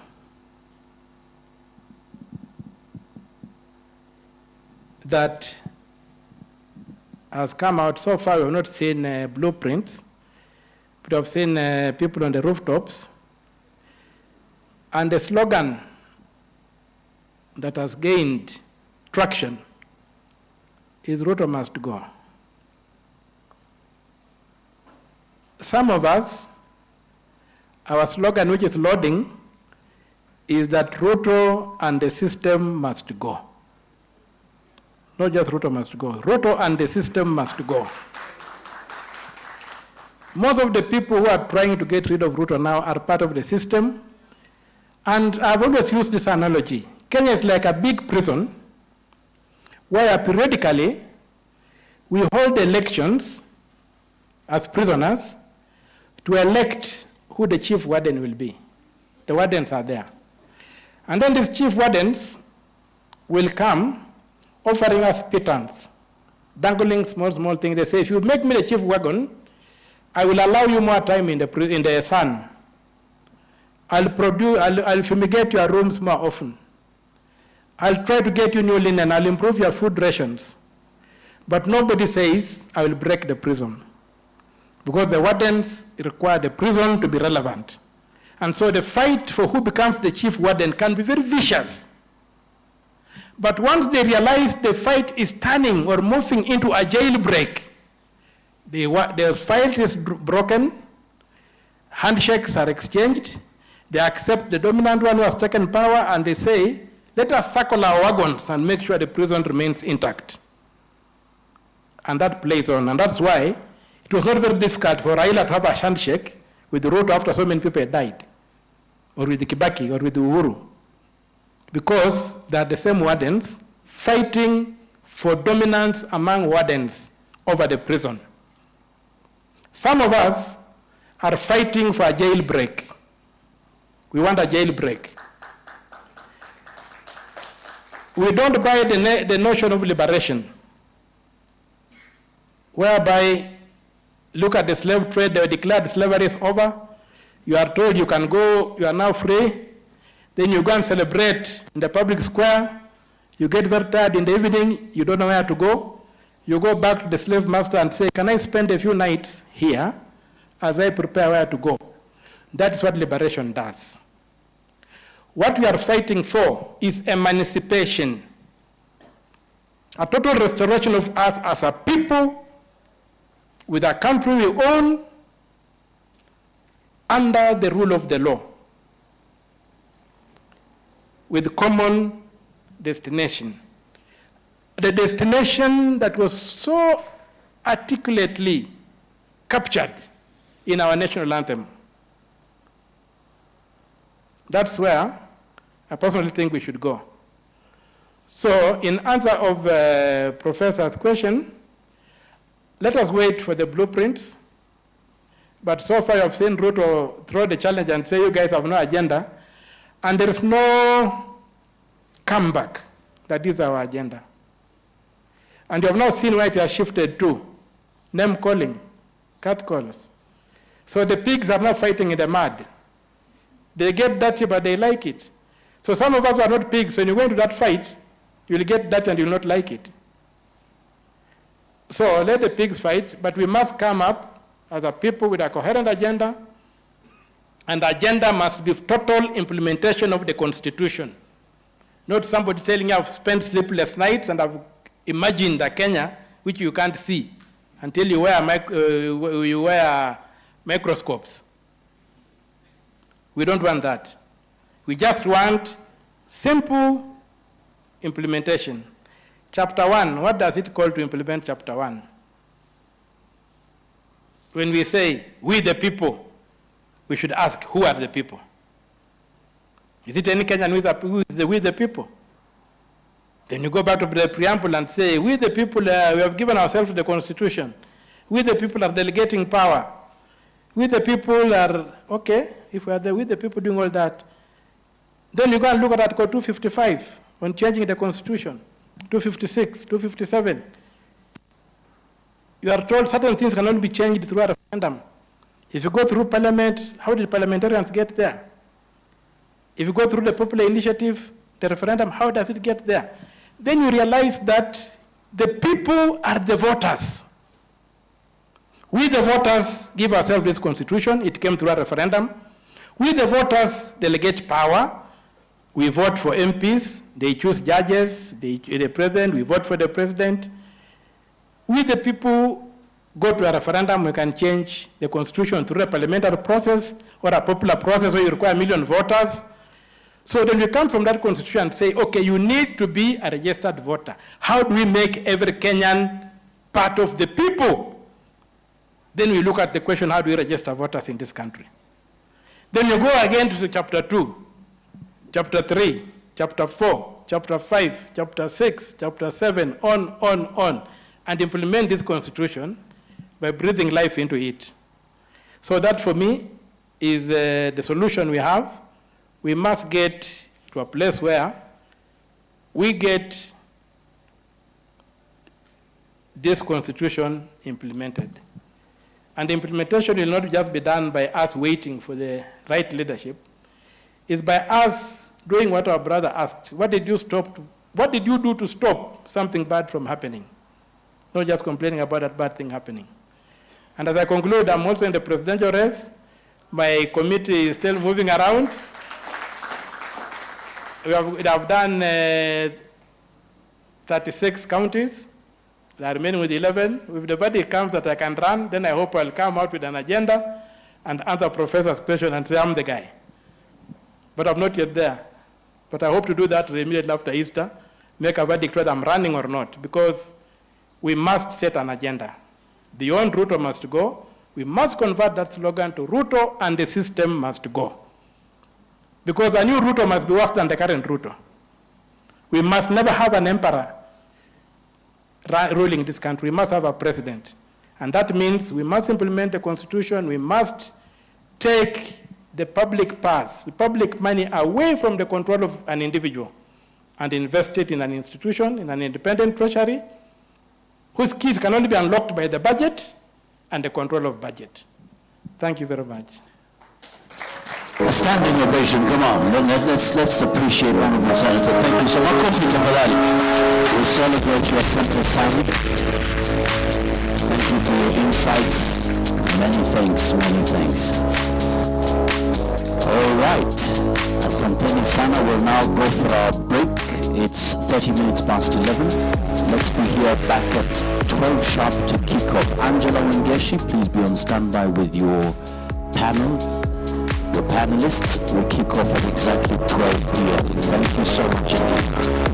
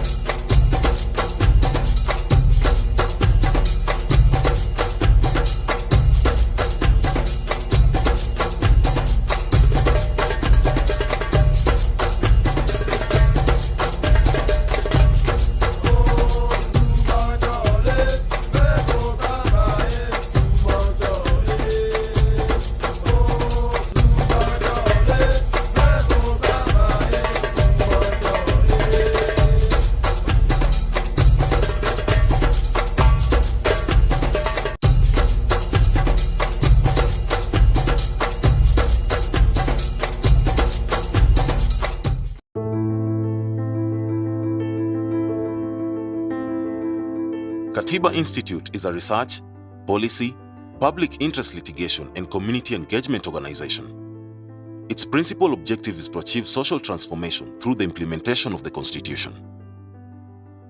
Katiba Institute seeks to achieve this transformation through promoting knowledge and understanding of Kenya's Constitution and constitutionalism, and defending and facilitating implementation of the 2010 Constitution. It works on diverse areas of the Constitution including human rights, leadership and integrity, devolution, environmental justice, elections and protection of human rights defenders against illegality and harassment by the police. The institute was founded in April 2011 by Professor Yashpal Gai, Jill Cottrell Gai, and Waikwa Wanyoike. We believe that if a culture of constitutionalism is developed and sustained, the social, political and economic gains promised under the 2010 Constitution will be realized. Katiba Institute advances a holistic approach including civic engagement, advocacy, capacity building, law reform and partnerships. We conduct research to build knowledge and understanding of the Constitution and various constitutional provisions, and provide solutions to social problems in Kenya and the region. The knowledge products we produce are used for training, advancing scholarly work, informing policy and legislative reforms, furthering civic engagement and public interest litigation. We often provide comments on bills and policies to ensure their compliance with the Constitution. Katiba Institute has made submissions to various parliamentary committees, government ministries, institutions and departments. Without the active involvement of the people, the Constitution remains a piece of paper. Katiba Institute has been committed to engaging with communities, to build the awareness of the Constitution and enhance the ability to demand better service delivery and transparency and accountability in public affairs.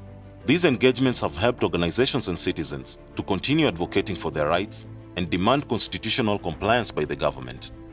We have trained and sensitized diverse groups, including students, civil society organizations, journalists, lawyers, paralegals, judicial officers and other public officers on various constitutional issues, particularly on access to information, human rights, devolution, and public participation in governance. The collective strategies of Katiba Institute civic engagement, petitioning relevant government agencies, and making access to information requests have been impactful in challenging the government's non-compliance with the Constitution, while simultaneously growing citizens' consciousness on constitutional matters. Our litigation is focused on protecting human rights and establishing transparency and accountability, good governance and rule of law. We have worked with partners to litigate cases to secure or defend the rights of minorities, marginalized, and vulnerable groups. We have contributed to the growth in careers of personnel who have worked with us under various capacities, such as staff, interns, consultants, and fellows. Our reputation has grown as a resource center and learning space for students from local and international institutions. Katiba Institute alumni remain an integral part of the Katiba Institute family.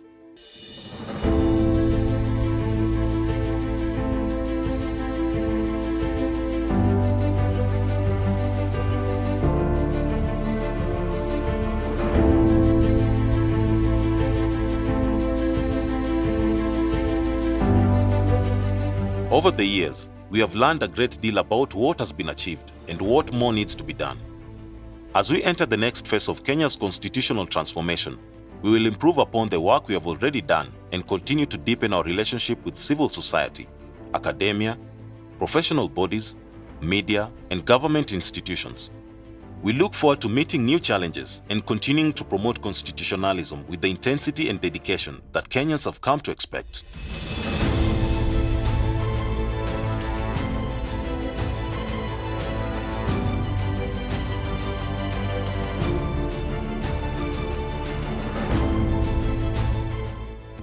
This is Katiba Institute at 11, the story of our continued growth and evolution.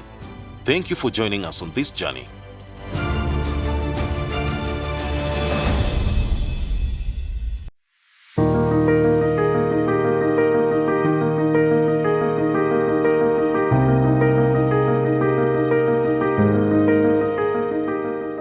Katiba Institute is a non-profit, non-partisan, and non-governmental organization founded to champion the full implementation of the Constitution and to foster a culture of constitutionalism both in Kenya and beyond. Institute was formed in 2011 following the introduction of the new Constitution in 2010, and it was really founded with the vision that the Constitution should be a living, breathing document of and for the people, and that people engage with it directly and use it directly. That was the vision that our vision bearers, Yash Felgai, Joko Felgai, and our first executive director, Waikwa Wanyoike, had envisioned. And over time, based on the work that we have done in Kenya, we began working mainly on public interest litigation. But over time, we have seen that the work that we are doing under public interest litigation is not an end to itself. Katiba Institute's 2025 to 2029 strategic plan presents a bold new vision. To that end, we came up with these 4 pillars that guide us in our new strategic plan.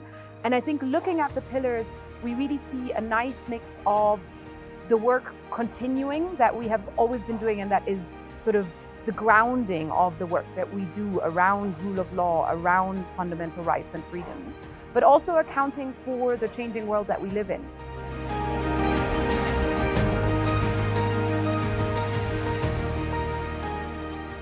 At Katiba Institute, we believe in the power of the Constitution to transform society.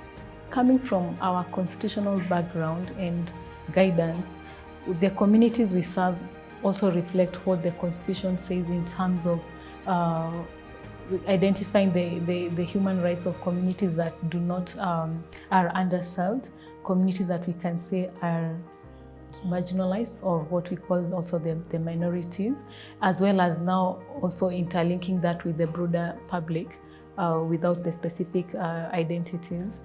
While based in Kenya, Katiba Institute is expanding its footprint across the region and beyond. And we also offer technical support to different partners across different countries, both in Africa, outside Africa, where challenges are also similar, but we say similar but not the same, but we do offer technical support where need be. Other than that, we would also want to see government appreciate the Constitution, respect it, and uphold decisions that sometimes do not necessarily favor them, but favor the Constitution.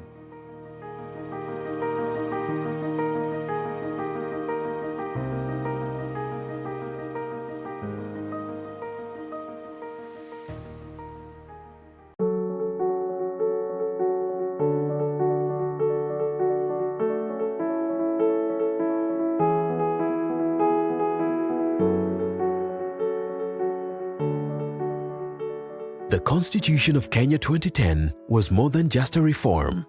It was a promise of a united, democratic and just society rooted in the rule of law, human rights, equity and good governance. Since 2011, one organization has stood firm in turning that promise into reality. Katiba Institute is a non-profit, non-partisan, and non-governmental organization founded to champion the full implementation of the Constitution and to foster a culture of constitutionalism both in Kenya and beyond. Katiba Institute was formed in 2011 following the introduction of the new Constitution in 2010, and it was really founded with the vision that the Constitution should be a living, breathing document of and for the people, and that people engage with it directly and use it directly. The preamble of the Constitution references that it is the people's constitution, and so Katiba Institute really wanted, through public interest litigation, through research and through civic education, to ensure that people can use the document directly and engage with it directly, and that it doesn't just remain a piece of paper in the abstract.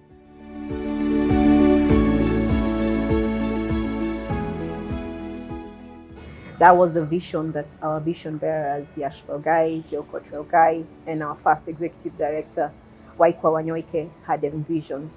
And over time, based on the work that we have done in Kenya, we began working mainly on public interest litigation. But over time, we have seen that the work that we are doing under public interest litigation is not an end to itself.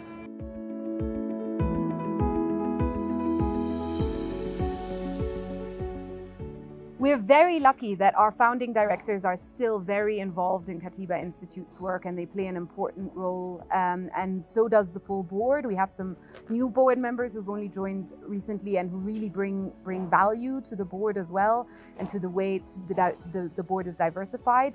At Katiba Institute, we believe in the power of the Constitution to transform society. Through public interest litigation, civic education, and research, we've empowered communities to reclaim their power while encouraging leaders to uphold integrity. So if we look at the coverage currently of where we do cases not only in Nairobi but across Kenya. We have cases in Garissa, we have cases in Nyeri, we have cases in Kisumu, we have cases in Bungoma, we have cases in Machakos. So quite a number of counties we've been able to represent a whole range of people and vulnerable groups. So in some instances in Bungoma or Eldoret, we have indigenous people.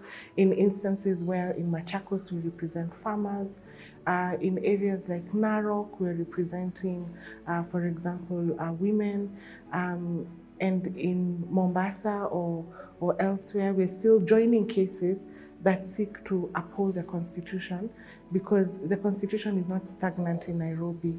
It should be felt across the board, and likewise, the violations that need to be corrected or the threats to these violations are beyond Nairobi. So that's where we are looking in terms of strategic litigation. And we also offer technical support to different partners across different countries, both in Africa, outside Africa, where challenges are also similar, but we say similar but not the same, but we do offer technical support when need be.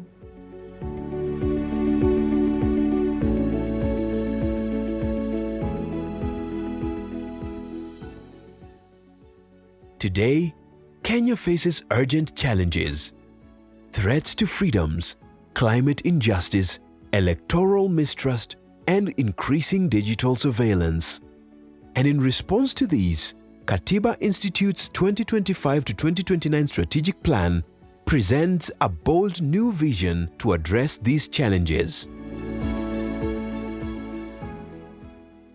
The 4 strategic pillars: transformative governance, rights and fundamental freedoms, environmental justice and climate action, human rights in a digital world.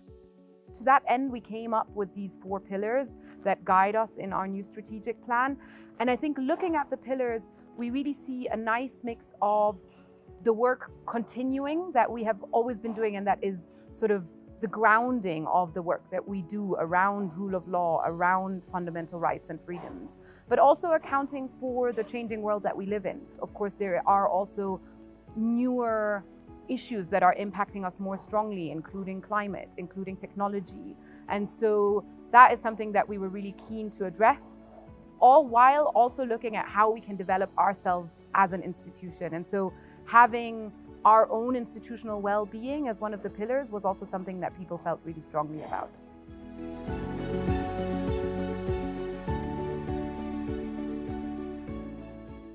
While based in Kenya, Katiba Institute is expanding its footprint across the region and beyond. We are partnering with like-minded institutions and responding to global threats that impact our rights. Coming from our constitutional background and guidance, the communities we serve also reflect what the Constitution says in terms of identifying the human rights of communities that do not are underserved, communities that we can say are marginalized, or what we call also the minorities, as well as now also interlinking that with the broader public without the specific identities. The research work we've done has really been across board. I don't think we can say there's any county that we have not somehow interacted with in terms of the research areas where we are collecting information or collecting data. Maybe speaking about the regional work, we have done advocacy initiatives on governance, on promoting respect for term limits, and this has brought us together with our close partners in Uganda, Tanzania, and West Africa, and also the Southern Africa. At the heart of our work are the values that guide everything we do: social justice, integrity, inclusion, human dignity, and professionalism. We believe that the full implementation of the Constitution and a culture of constitutionalism can tackle Kenya's deepest challenges: corruption, tribalism, inequality, and the abuse of power. We want to see more Kenyans understand what the Constitution is. We would want to see more engagement and conversations about the Constitution, and also people understand their rights based on the Constitution. The Constitution is not just a document. It's a mirror of our values and a roadmap to our future. Our strongest commitment yet to a just, equitable, and democratic society. The Constitution belongs to all of us. Let's make sure it works. A unique culture. Open door policy. I like how welcoming everybody is. Has been fulfilling. Really friendly. Integrity. Very good colleagues. Freelance. Home away from home. A sense of commitment. Willingness to help. Friendly and easygoing. Very welcoming. Equal opportunity. Sustainable. Commitment. Quite interesting. Responsible. Family. No pressure. Commitment. Passion. Good board staff relations. I felt really supported.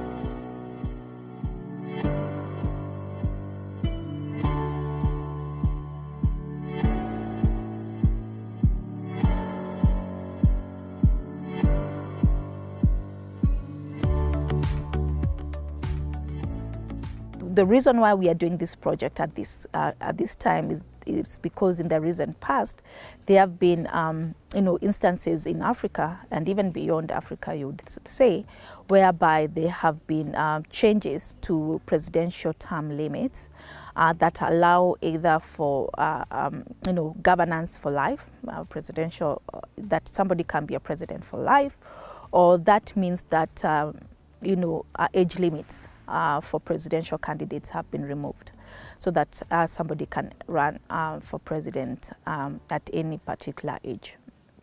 So the problem with that is that it can lead to impunity, abuse of power, violations of human rights. And so we felt that this was a critical moment to start discussions within us, especially within the East African region, on the importance of control of power.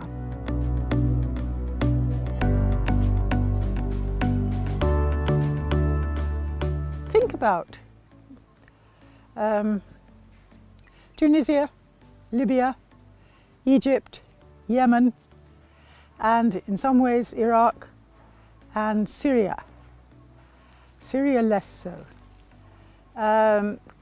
All countries that have been plunged into major internal disputes, some cases, Syria particularly, and Yemen, amounting to civil war. The only one that managed this process peacefully was Tunisia. And Libya is still involved in a civil war. Why?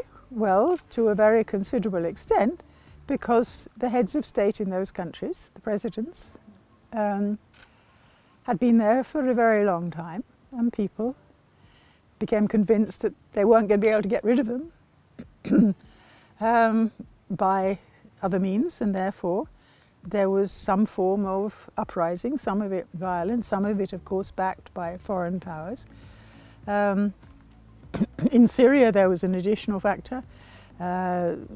President Assad, of course, had succeeded his father, so the Assad family had been there for a rather long time. There's also an issue of Shia and Sunni and so on. A lot of dissatisfaction because the president comes from the minority Muslim sect. But in other words, if people get stuck in a position for decades, then sometimes the populace feels the only way to get rid of them is by some sort of uprising, or maybe through a coup or something like that. Something which is, from looking at the experience of those countries, again with the exception of Tunisia, a related problem that there doesn't seem any widely acceptable successor.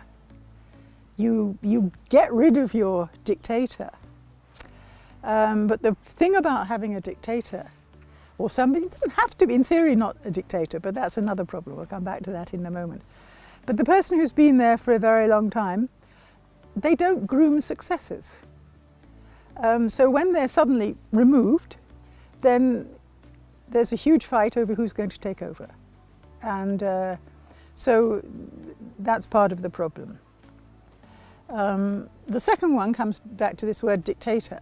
In theory, there should be absolutely no reason why a person who's in office for a very long time should be a dictator. Or at least they should be what people like to imagine, a benevolent dictator. But benevolent dictators are very few and far between. And this is because of power corrupting. To remain in office in this way, you must have such an enormous belief in your own capacities and the lack of capacities of anybody else that you'll get to be convinced that whatever you want is right. You will end up with fewer people advising you. You'll become intolerant of dissent because they're interfering with your vision of what you are doing. It is very, very hard to think of people who've been in office for a very long time, and people say, but he's just doing such a wonderful job. It doesn't seem to work out like that.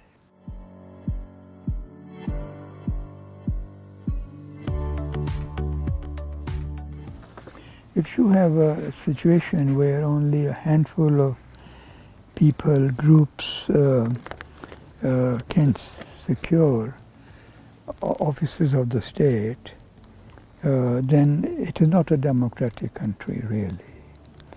So if you want a democratic country where everybody is treated equally, every community is treated fairly, we are not really going to have a democracy that we can be proud of.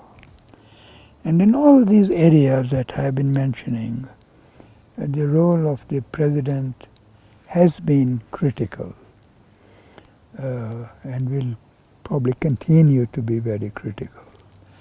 So because the role of the president is so crucial in the way the country is fashioned and democracy is exercised, that we have to pay very close attention to how do we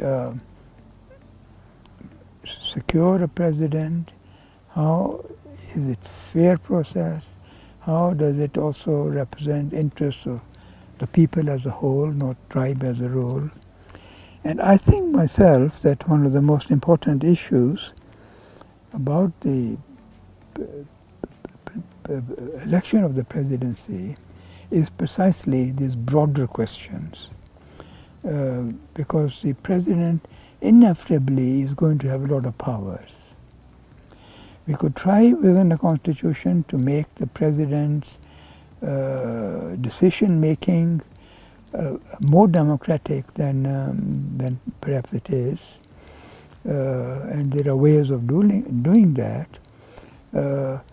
But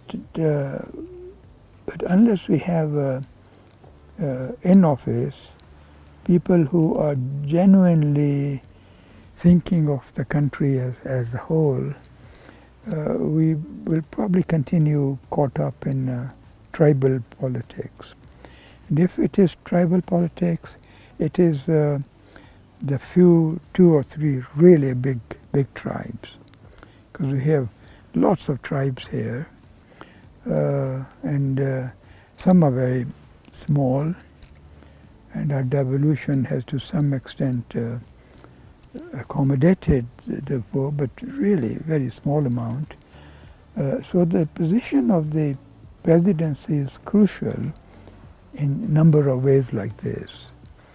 And therefore, it is something that we should be spending money thinking of. What should be the form of elections? How frequently would one person be allowed more than at the most two terms, however popular he may be, because he may be popular among the larger tribes, so that's not a test anymore. And so we need something like this as a guard against perpetuating some particular tribes. So we have to look at it also not just in terms of a family of a person, but in a broader term of the country as such, and nationhood, fairness, minorities. So I think it's all tied up to these bigger questions. And if you read our Constitution, it is full of these questions.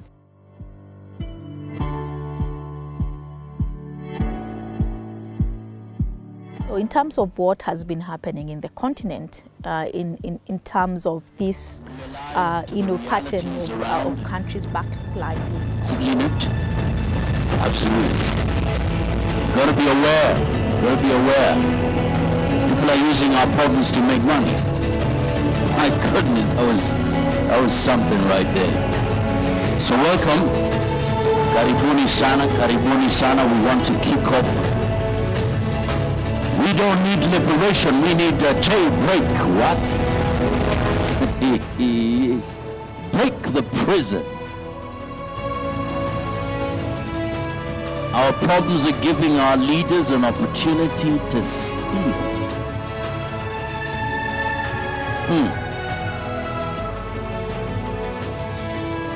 What do we do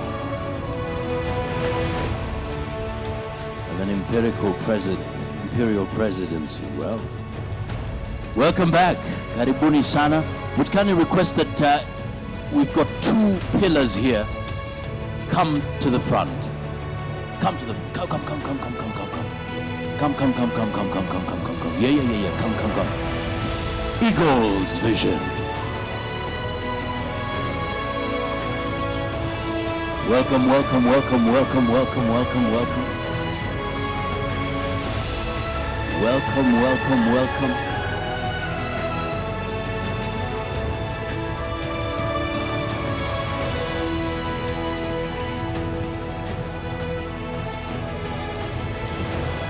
Angela, we are ready for you because of time.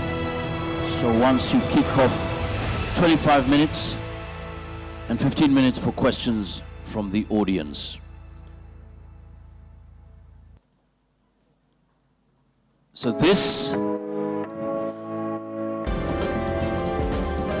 ladies and gentlemen, executive power and public debt accountability. A big round of applause for Angela Wangeshi, who is the moderator. Makofi yake tafadhali. Thank you so much. Please welcome. We'll have 25 minutes.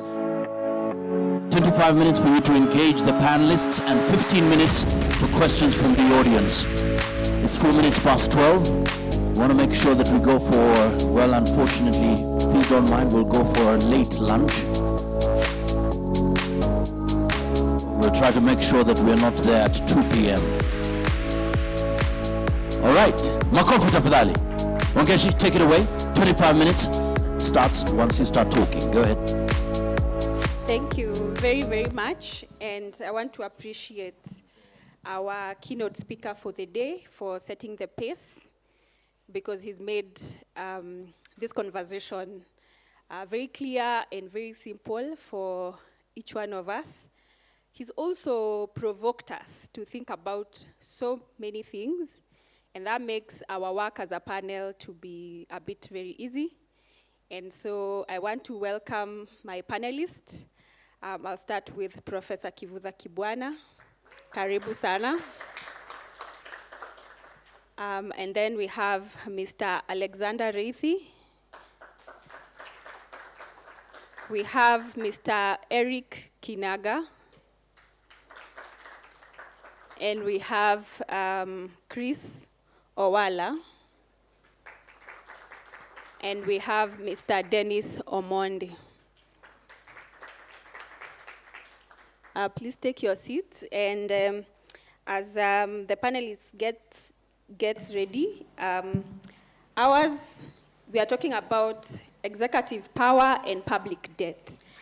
And in his remarks this morning, Mr. Okia Omtata has painted a picture of how that looks like. And so for our panel is just to maybe go deeper into the details, but also see what can we do. And I think we have been challenged to look for solutions and see what we can do about some of these issues. But I want us to start with maybe where it all starts, because public debt, as we said yesterday, is a conversation about the economy, but also about our constitution. And so when we look at the executive powers, this is where this process begins, and this is usually the budget process.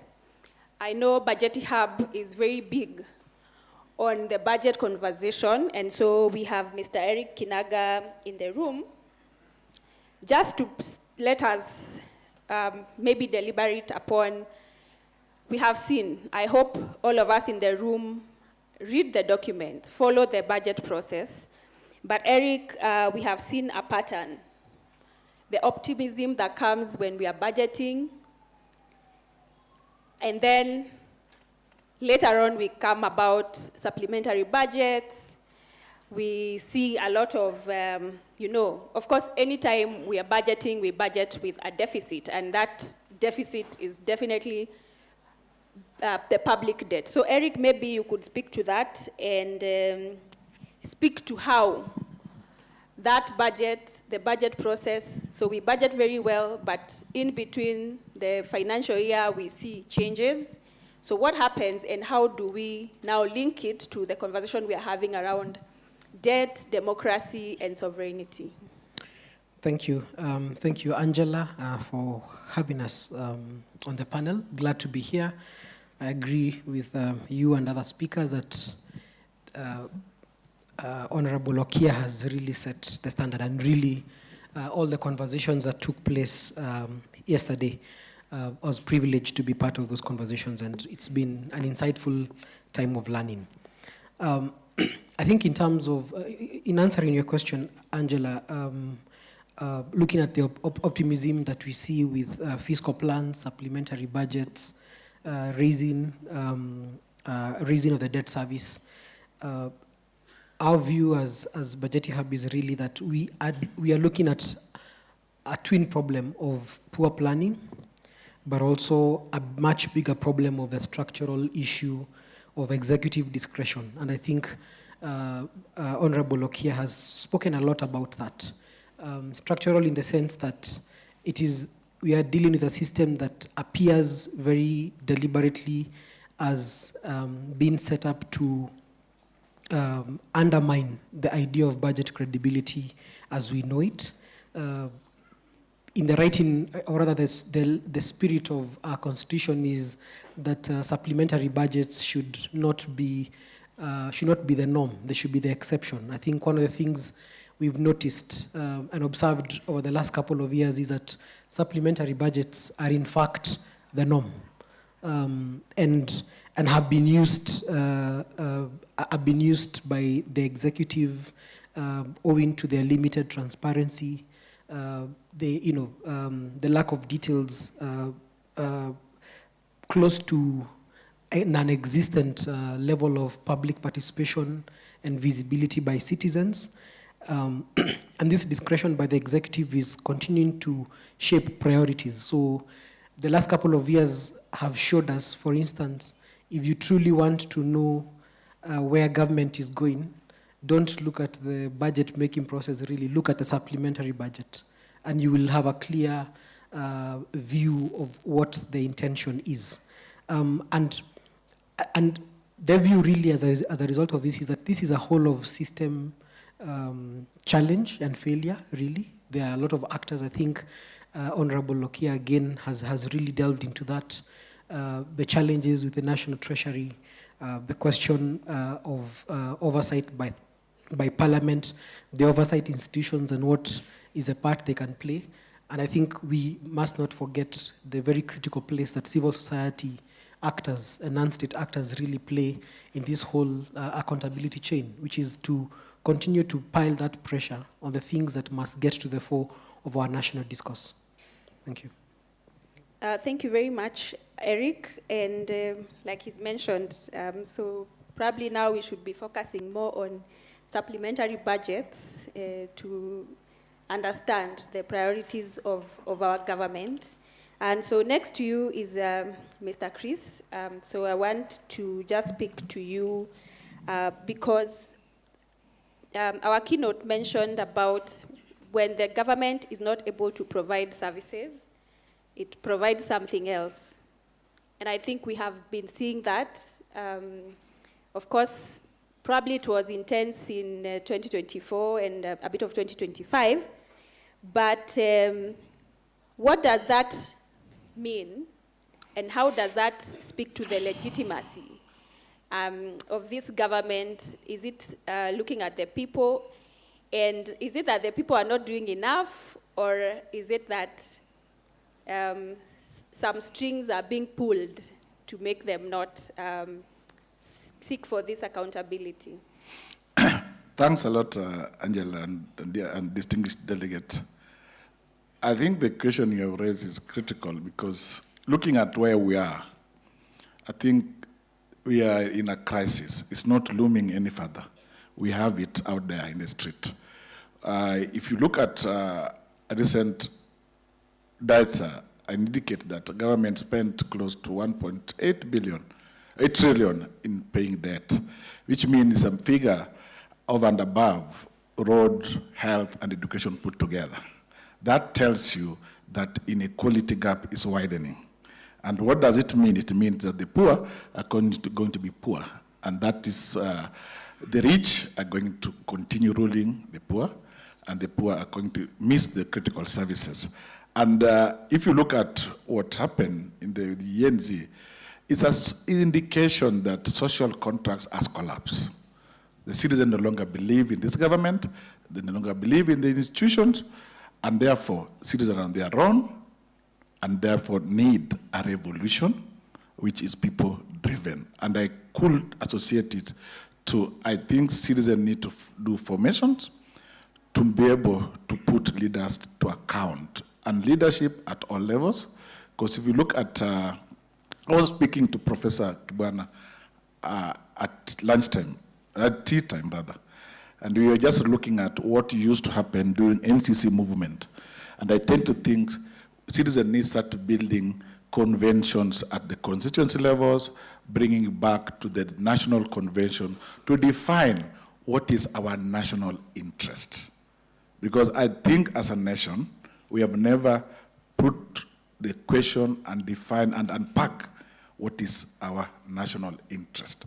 And if you answer that, then we'll be able to liberate this country, because where we are at today, I think most of us have taken a backseat, and we are not participating in how the government is run. Government is run by cartel. Citizens are walalahoi. They have refused to be walalahai. So to me, that's my submission up to that extent. Thank you. And that's very interesting. I don't know what that makes people in the room and those who are following us online feel. And do we even understand what these national interests are? And when we are going to the streets, when we are doing whatever we are doing, what is it that we are pushing for? Do we have that concrete agenda that we want to run, but probably as we get to the plenary, we'll get to unpack that. But you've mentioned about cartels. And so I want to go to Mr. Dennis Omondi, because I remember some time back, NDI did a report on the political economic analysis, and it alluded to that cartel conversation. So I want you to tie the cartel conversation to the findings of that report, and also because our speaker today kept mentioning about the parliament and what we should turn it into. So I want you to tie those two and unpack what is that cartel and how do we now come out of that.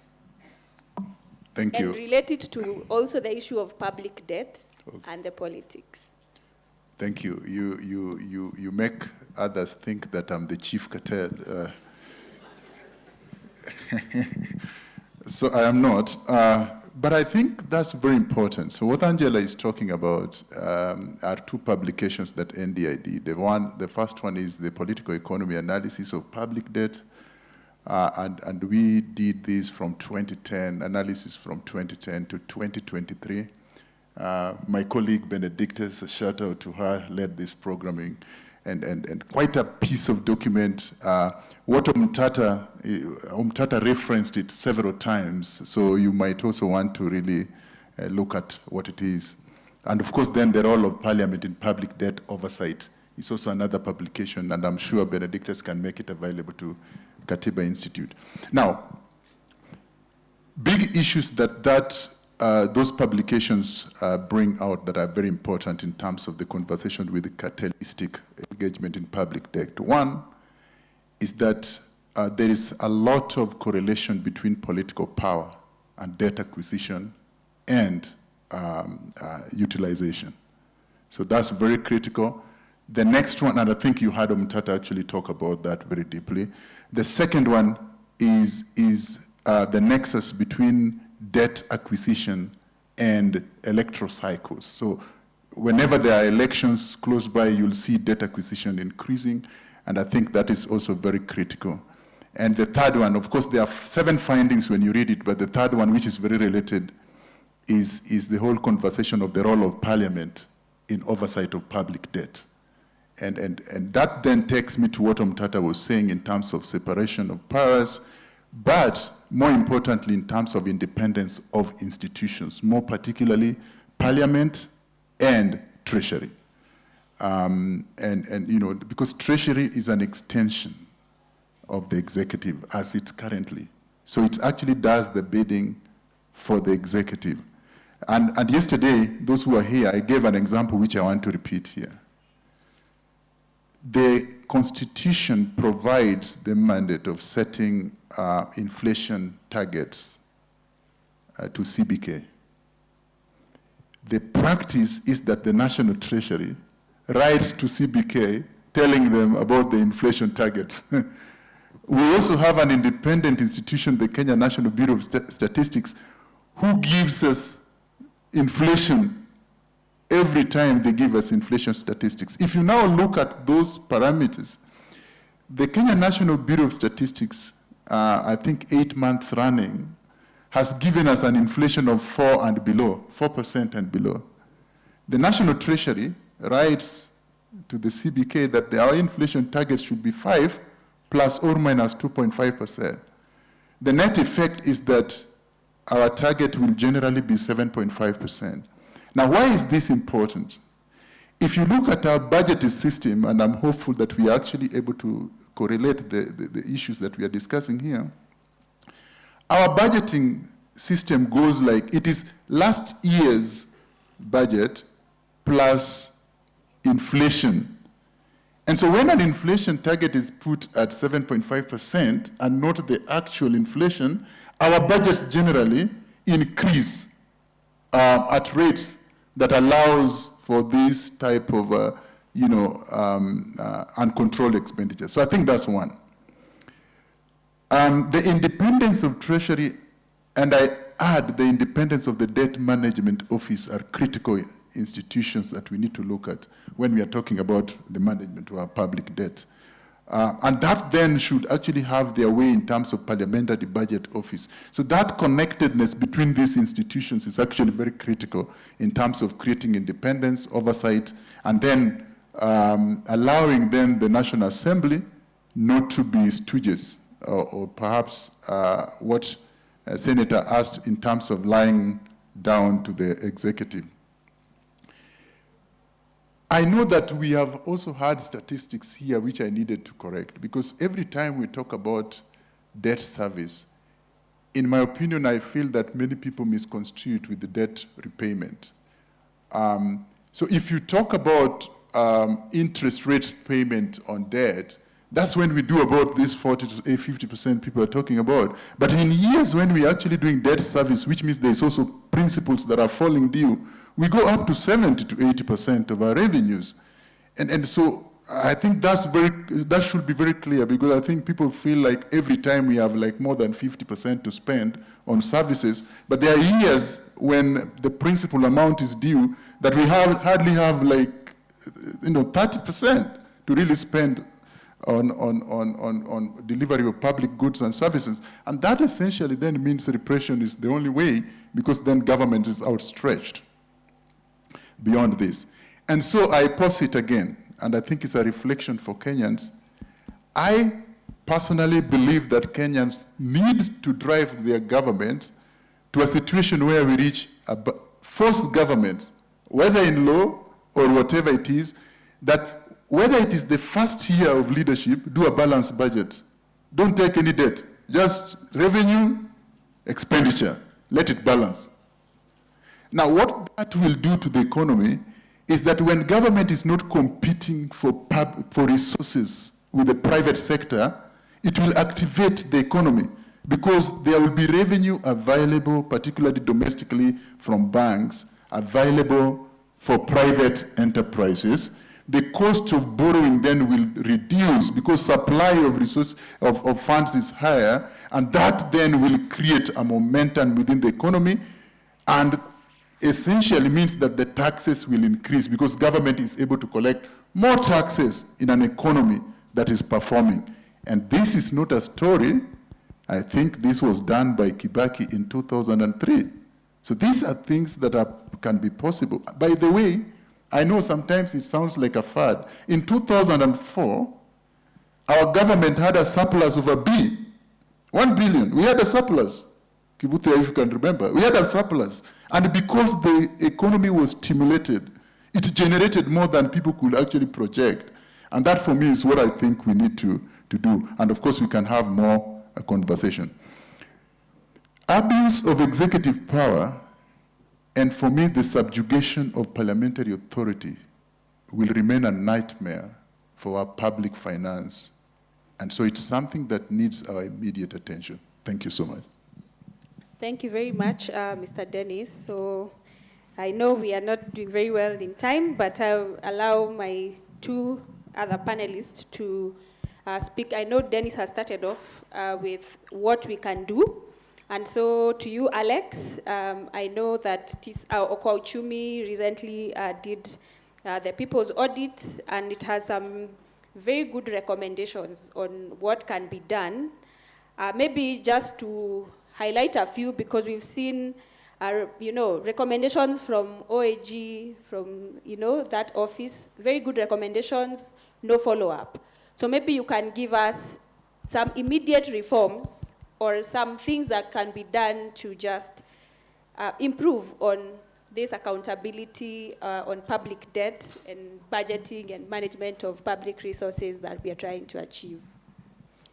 Thank you, Angela. I'll just go straight to responding to your question. One of the greatest challenges that we identified in the People's Audit, and I think members present here were given a copy, is the misuse of Article 223 of the Constitution.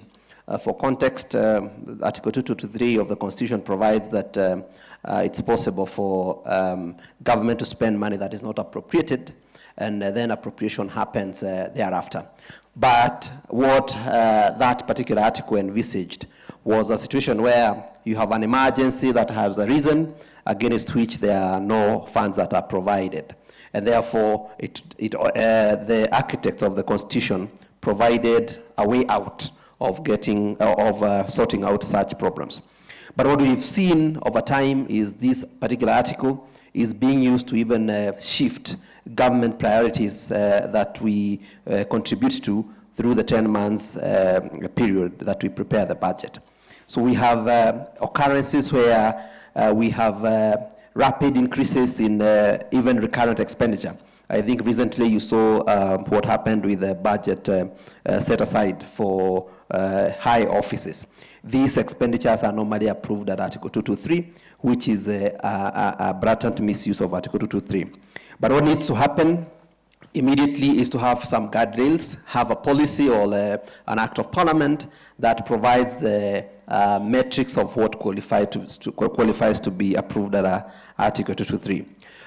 This will also align with budget credibility from formulation, from forecasting of revenue, because that is where we go wrong. And I think Eric had elucidated on this, where the initial budget is normally off target in all forms. So that now makes it necessary for us to have very many supplementary budgets.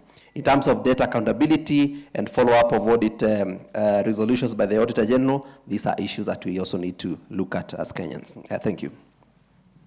Thank you very much, and I'm happy that I know our participants have received a copy, so they can keep, reading for the rest. But to you, Professor Kivuda, I know the Constitution, you understand it in out. We have seen new innovations. We are seeing like securitization, we are seeing infrastructure funds and all that. Are there any constitutional loopholes that are allowing, are giving way? I remember yesterday we said our Constitution is okay, we need to implement it. So what are these loopholes that are getting us into these situations or allowing executive to dominate over this accountability? Thank you very much. I think in terms of what Omtata was able to share with us, it was clear that the Constitution alone has got, provisions and subsidiary law, provisions which by and large will restrain the executive and any other organ of government from misusing public debt.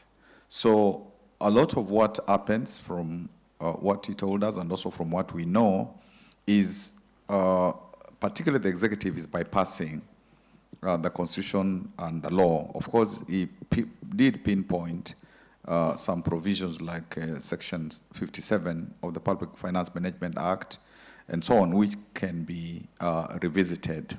But by and large, our chapter on public finance, if religiously followed, can actually help us to control public debt. But I wanted to say that our citizens and even the political class focus on what do we do from tax revenue. Even at the grassroots, you will hear people saying that the government is not spending our taxes, our revenue properly, and that's why we are not getting services. This debate about debt has not percolated to the citizenry so that they realize that there is money borrowed on their behalf, which they also need to enter into a debate about how it is spent.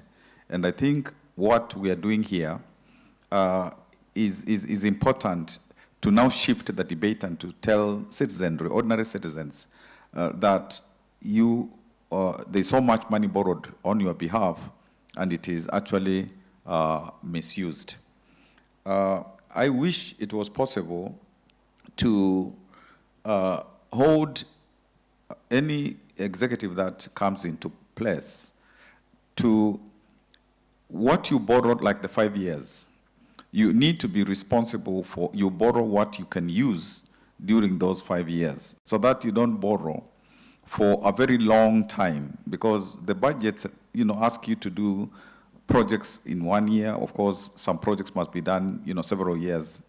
And the time is, there's a problem with the time. So I wish that, there was that strict accountability, so that during your term, that you should not overreach yourself in terms of budgets. It was pointed out that the supplementary budgets are like the main budgets, so that the real budget is like just political expression, but it is now in the supplementaries where the executive will say, this is what will be done, and if there is real participatory budgeting, this again can help us. Up to now, the Public Participation Act has not been finalized by Parliament, I believe, and so that creates problems. And finally, let me just say Article 43 on socioeconomic rights cannot be implemented if the public, whatever we borrow is not targeted for socioeconomic, economic and sociocultural rights. That's where the focus should be. And even when national government, borrows, it should also be clear that some of the monies will go to the counties in terms of conditional grants for development, so that it's not just the national government doing, development alone. And finally, the counties have not been facilitated to borrow because the national government must guarantee. The national government, doesn't do that. And of course, there would be good ways of making sure that when they borrow also, they don't behave like the national government. And the point Omtata made about they borrow for purposes of paying salaries, that is not also proper, because that's recurrent expenditure. And so there's a lot to be done in this area to really sensitize Kenyans that this is the huge thing which will, make us or break us. 1300. Thank you. Thank you very much, our panelists. And now we go back to the audience so that we take any question.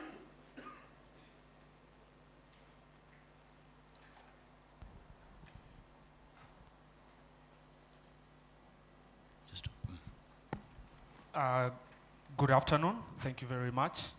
My question goes to the second panelist. Yes.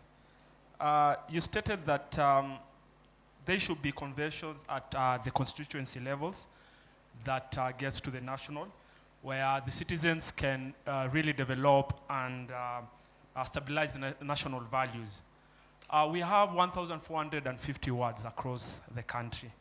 My question is, how can we be able to drive an initiative that this convention at the ward level, all right, that is people-driven, people-owned, that will allow even people to start discussing issues that are concerns to them at the community level. So how can we go about doing that?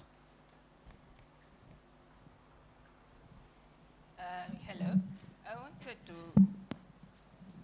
I'm opening my question to the panelists because we are here talking about the public debt, how the money recovered, how will it help universities and the schools? Because we are having issues with the learners not getting fundings through help. They also have accumulated loans from these learners. And even teachers are out there striking. We are having schools that don't have enough funds. So how is this money that you're going or you're intending to get going back to the academic sector? Thank you. My name is Collins. My first one goes to Professor. We have multiple laws on the debt deficit, one of it being the 55% GDP benchmark. But we've breached it time and again. It was a 10 trillion. We pushed it to 55% of the GDP.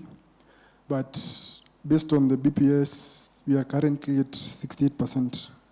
So do we budget knowing that we are breaking the law? That is my question to Prof. To Dennis on the far end. I was fortunate enough to be part of the team that made submissions to the Budget Appropriations Committee on the BPS. And there was one interesting thing that you probably quoted the chair at Andy on the balanced budget. His definition, though, is very different. He said Kenya is operating on a balanced budget on the fact that we are only borrowing to debt. That was his definition of balanced budget. So we are borrowing debt that does not benefit the common mwananchi.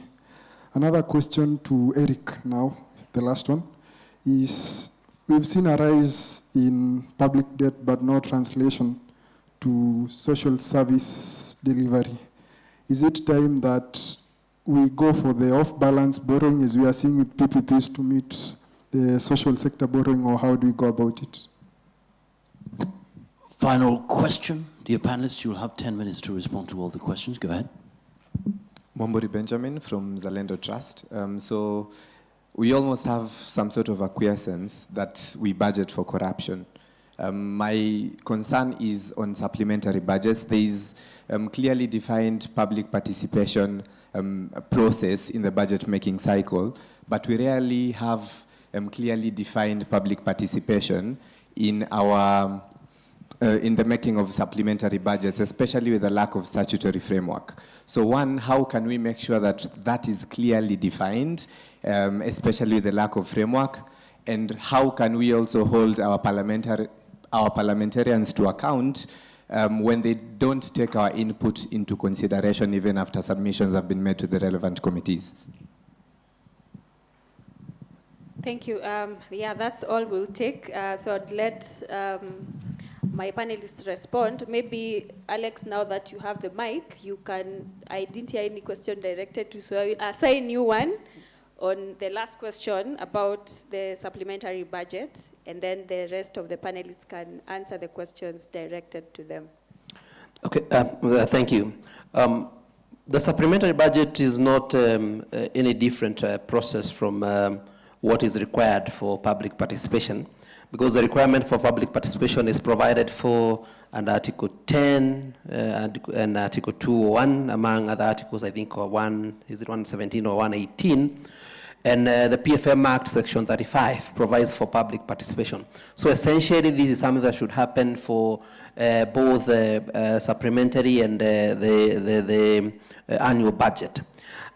You will find that I think Senate made a resolution that county governments will be expected to conduct public participation on supplementary budgets.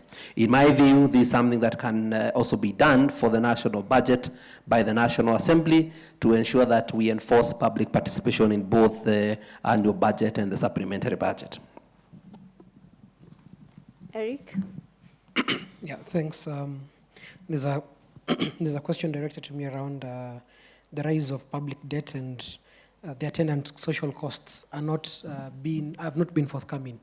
There's a recent research that Budgeti released early this year around the social cost for public debt, and one of the things that came out in that report significantly was that as debt, as the concentration of power has an influence on the level of fiscal discipline in public resources.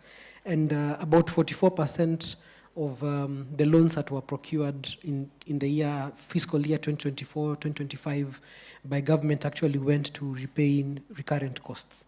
And so I think that's a significant issue, and that's an admission by the National Treasury. We've not seen any efforts or action being taken on the CS Treasury on account of those revelations. But I think to answer the question, should we continue with off-budget borrowing? The answer is no. Why? Because we've seen that this is an attempt to get into the space of opacity, which reduces scrutiny by both Parliament and also by citizens. And I think there's a lot of work that we need to do, both in this room and actors who love this country, just to be able to remind those who are in office about the tenets that they ascribe to. And there are ways that we can do this. One of them is conversations like this that must continue to be held, both in spaces like this and even in spaces where we do not need to speak the way we are speaking. Is there a language we can use to be able to reach ordinary citizens, to be able to understand just how important this issue is and why their intervention as an individual is needful? I think one of the bigger tools there around that's been used quite a bit is strategic litigation. Do we need to go to court around some of these things? And we've seen, we've seen attempts at trying to improve this in the recent past. I think that there's a lot I could say around that. We are in a place where, even as we talk about the new models we are seeing, and public debt has to be understood within the broader context of budget financing, really.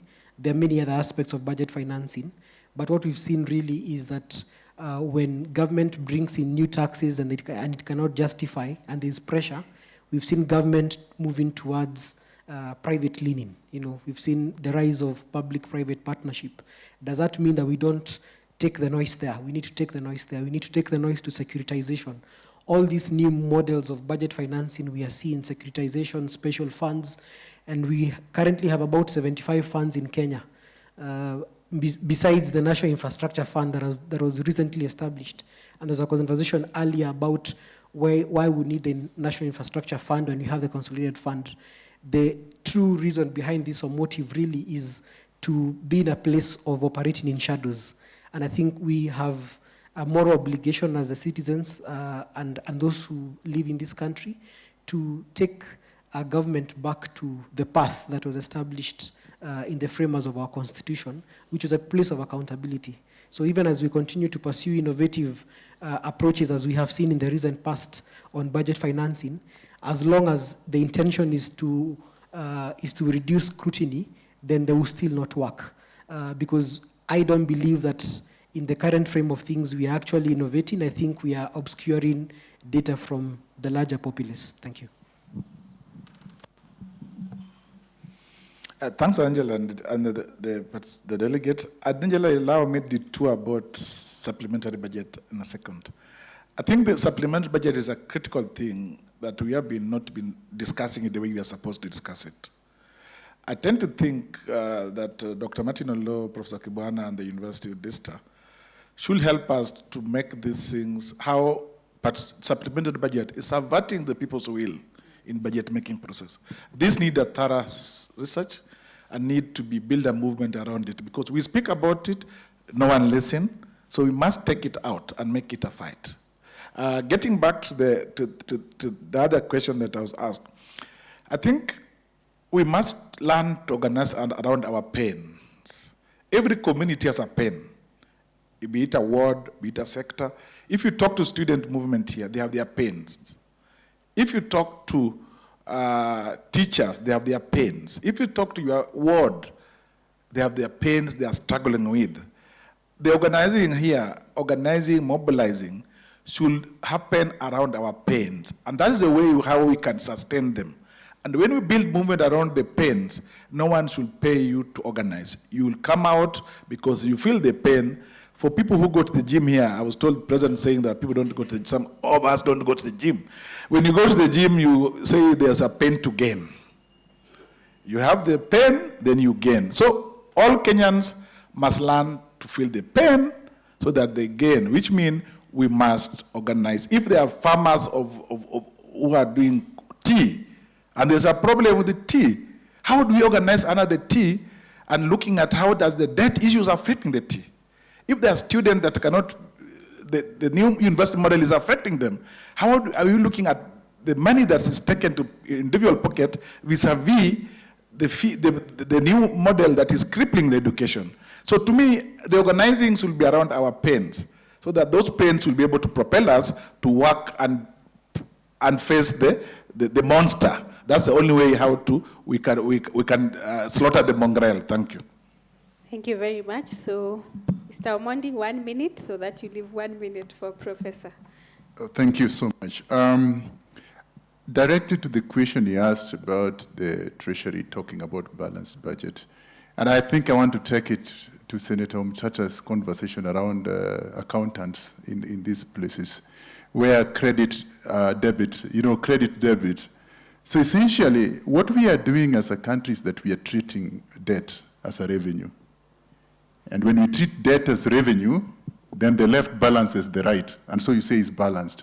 But that's not how it should be. In fact, it's a conflation of Article 214 and 209. 209 raises for us taxes. 214 specifically talks about debt. But that then takes us really to the next point that I think is also necessary. Even our definition of public debt itself did not foresee the innovativeness of such a society. What do we, because our constitution did not foresee us taking overdrafts.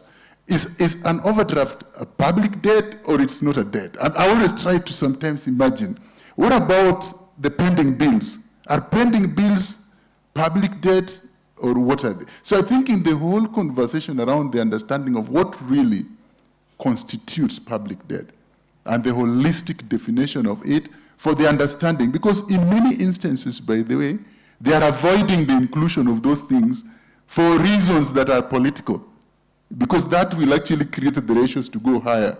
And so let's also be very careful about the omissions that are very intentional by the Treasury and call them out. Thank you. Thank you very much. I think the question about deficits, whether they're intentional, was already answered. And so what perhaps I could say, do we have budgeted corruption? I think John Githongo was able, discussing about the NYS, he was able to show that in a previous year, so much had been made available for NYS. Then a following year, there is a huge sum now budgeted for NYS.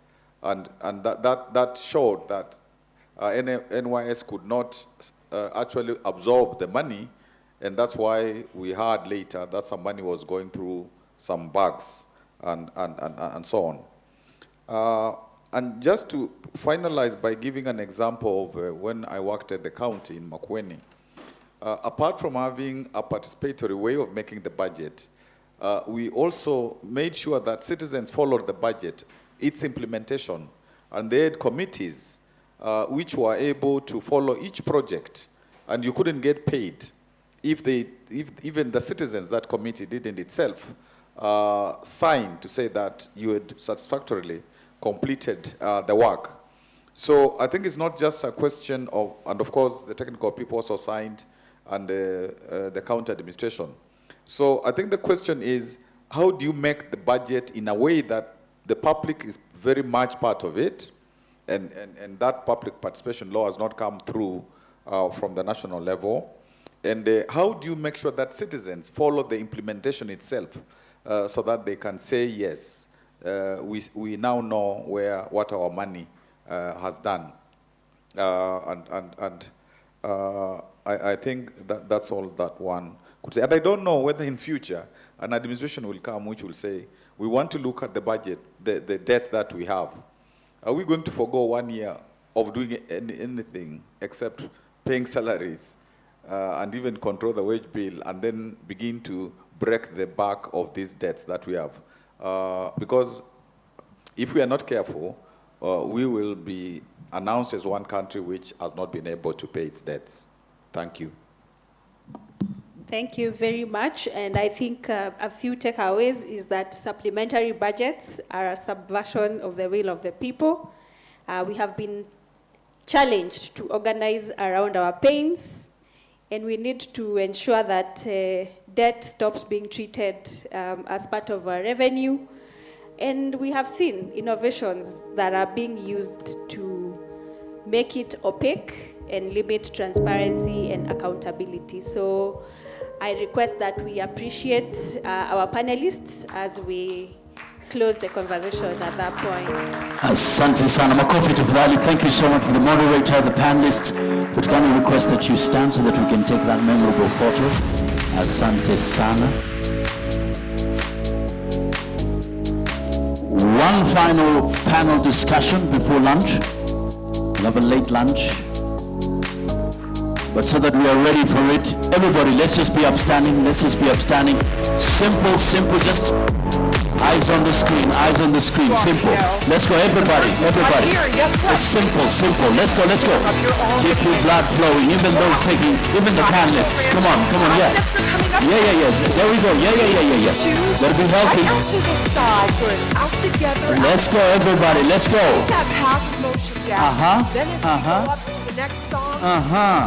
Come on now.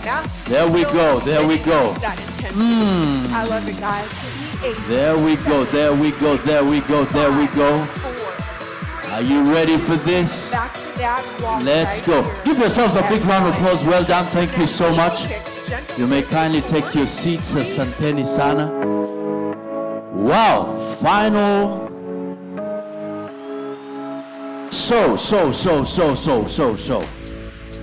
Yesterday, we had the mention of Sankara, Thomas Sankara, and I thought, what did he say about public debt, Africa's debt? So I said, let me go find out. Now, this is what Thomas Sankara had to say about debt. I don't know whether that can work. Dr. Henry Paul will help us. It's in French, but you can read the subtitles. I would like this conference to clearly declare that we cannot pay the debt, not in a rebellious spirit, but just to avoid being assassinated individually. If Burkina Faso is the only one to refuse, I won't be at the next conference. On the other hand, with everybody's support, and when we are saying that we should not pay the debt, we are not refusing our responsibilities. We're not keeping our words. It's just that we don't have the same moral standards as others. Monsieur le Président, faisons en sorte que nous mettions au point ce fonds uni d'Addis Abeba contre la dette. Faisons en sorte que ce soit à partir d'Addis Abeba que nous décidions. Is that even a reality? Well, let's find out. Regional and continental responses to public debt accountability in Africa. A big round of applause once again for Dr. Henry Paul, our moderator. Because of time, you'll have 20 minutes to engage the panelists and 10 minutes for questions from the audience. All the best. Welcome. Take it away. 20 minutes.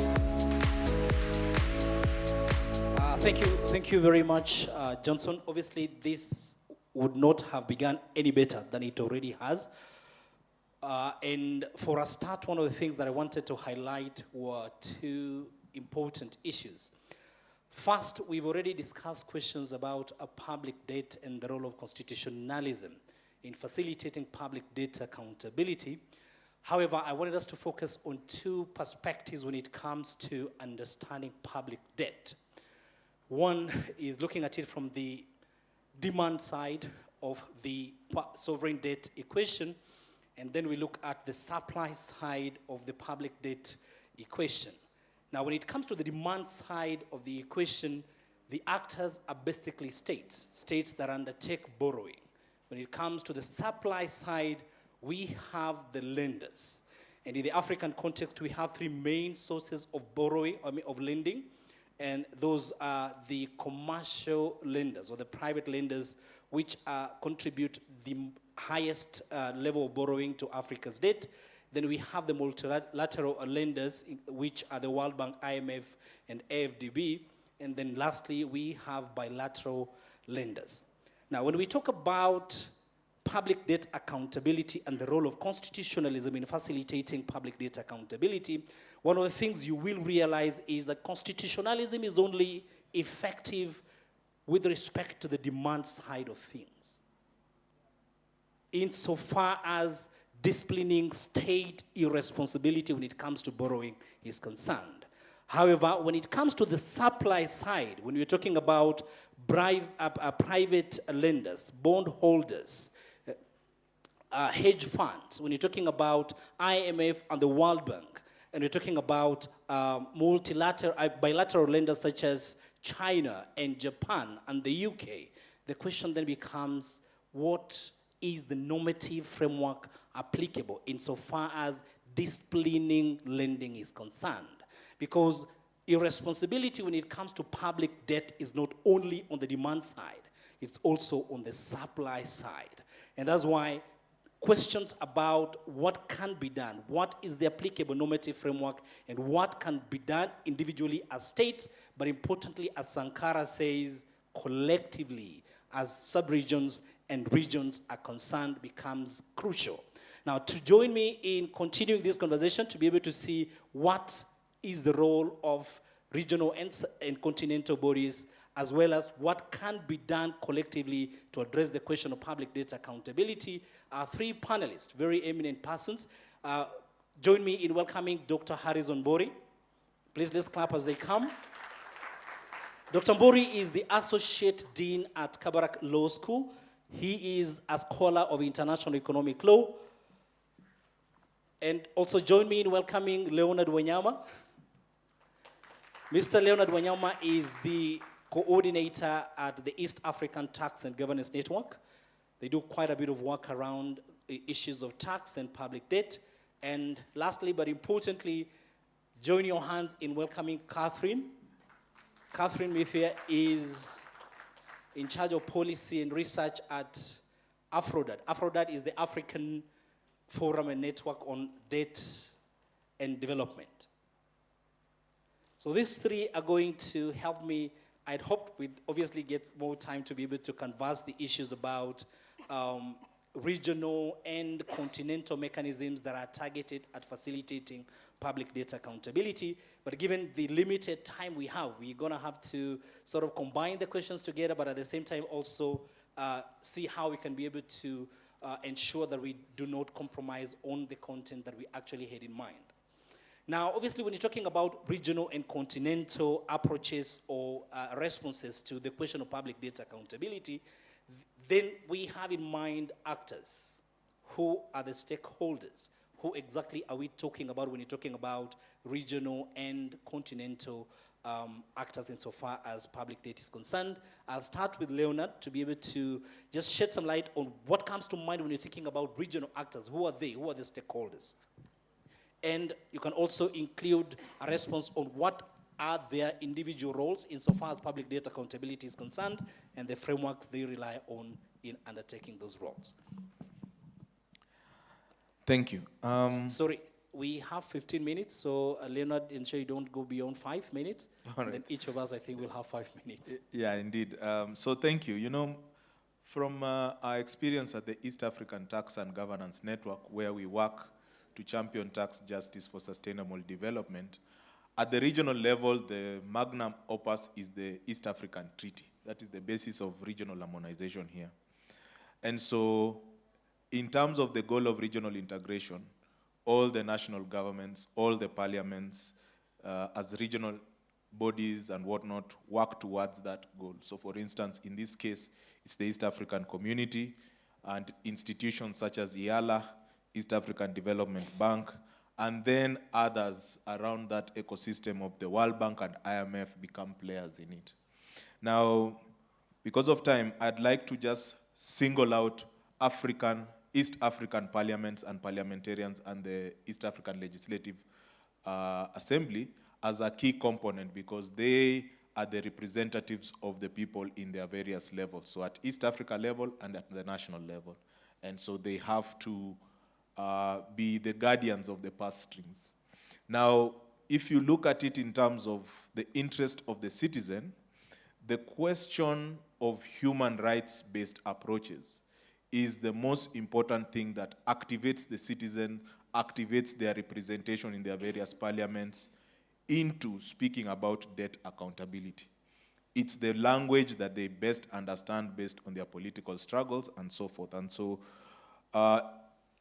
the use of that approach is kind of an intermediary of thought in terms of what would be the principles of taxation and overall public finance management vis-a-vis the constitutional principles. So human rights becomes that bridge, and it then informs how they would engage, for instance, the East African Development Bank and so forth. And they play at different levels. For taking from something that's happening right now, when you see the East African Development Bank behave the way they do with the Honorable Raphael Tuju, it might be a personal matter, but it is setting the stage for the day when we will not pay as a country, because we do have some loans from the East African Development Bank, and they understand our laws, and they will apply the same kind of thinking in terms of recouping whatever manner of debt. So that is very important, because we have to then take those principles in terms of how do we participate, how do we demand accountability, how do we demand inclusion, how do these banks ensure empowerment so that when you're taking these loans or you're applying taxes, that they actually translate into services. And how is it legitimate?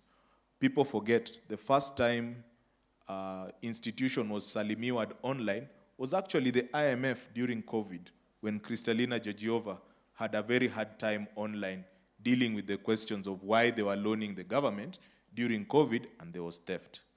And in closing, what you realize, and because this is a season of civic activation and alertness, I know the lawyers and accountants come from a position of there is some morality or standard, but for people like me, political scientists, we tend to offend when we say the origins of government are essentially banditry.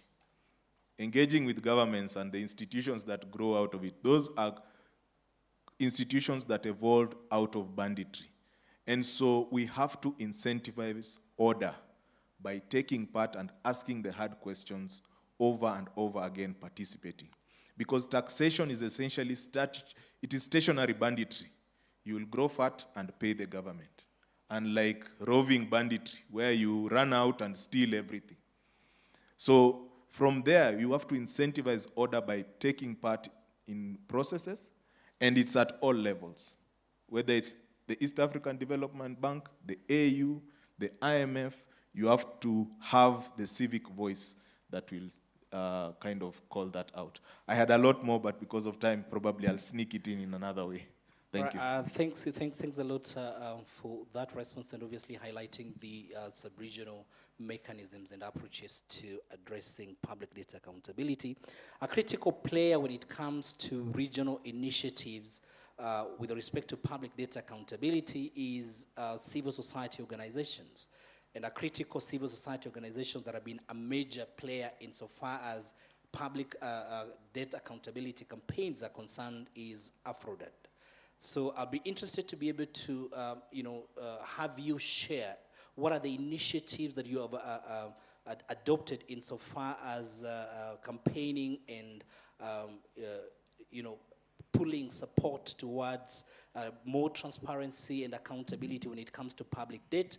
But importantly, I would like you to highlight among the initiatives that you have actually engaged in, what are the practicalities of those initiatives? Are they just aspirational, or do they have real impact? And if there's been any impact, what impact has that been? Okay. Thank you so much, Dr. Gishana.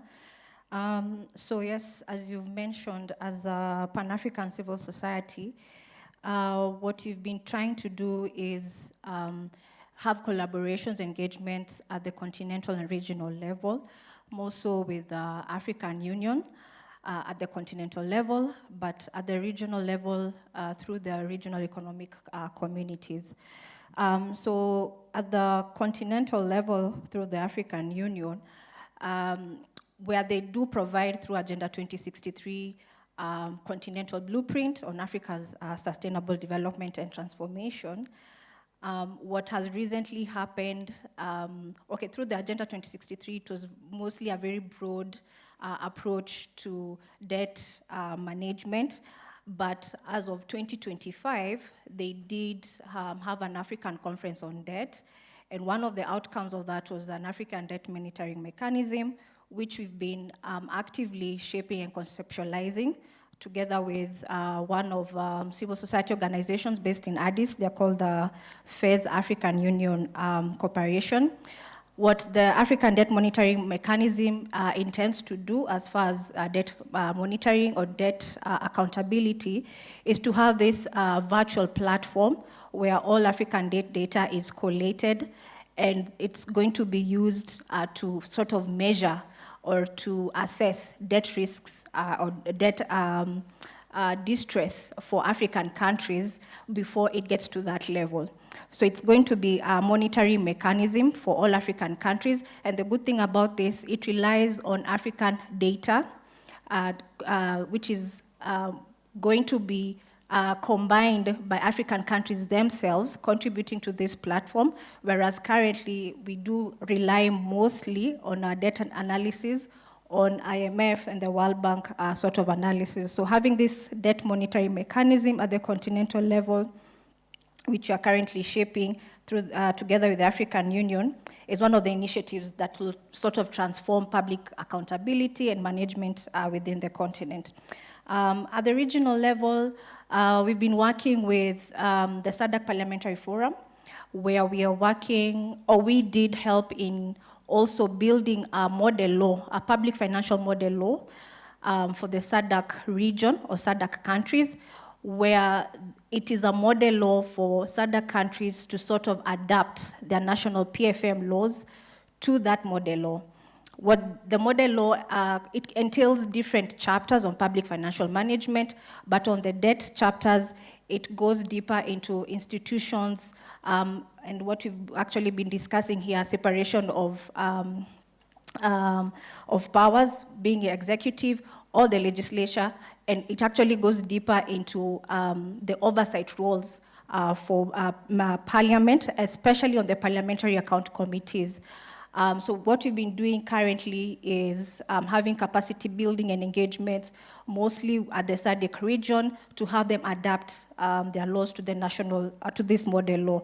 We've seen success in countries like Zimbabwe, and now we are working together with members of parliament in Lesotho and Namibia to sort of get that traction towards this model law.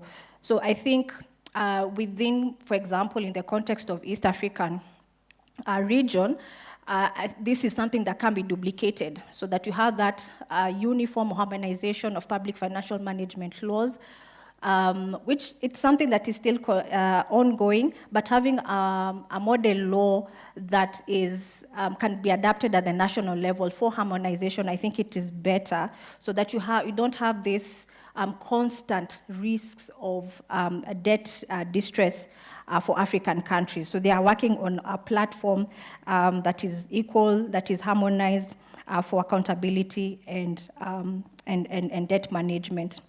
And then I think maybe finally I'll touch on one aspect which on the regional level, which is the regional economic communities, where they work towards the convergence criteria. While we've not really worked around this, it's something that is already existent, but we've been trying to do analysis to see whether this debt convergence criteria is actually working for African countries or regional economic communities. So we recently did a study, and what is coming out is, and I think it has been alluded to here with Okiya Mtata, for example, one of the indicators on debt to GDP is not working for at the regional level for regional economic committees for varied reasons. So there's a need to really review what this debt to GDP ratios would actually mean for African countries. One of the proposals that we have to sort of as an alternative is to have debt to debt servicing ratio as an alternative to debt to GDP.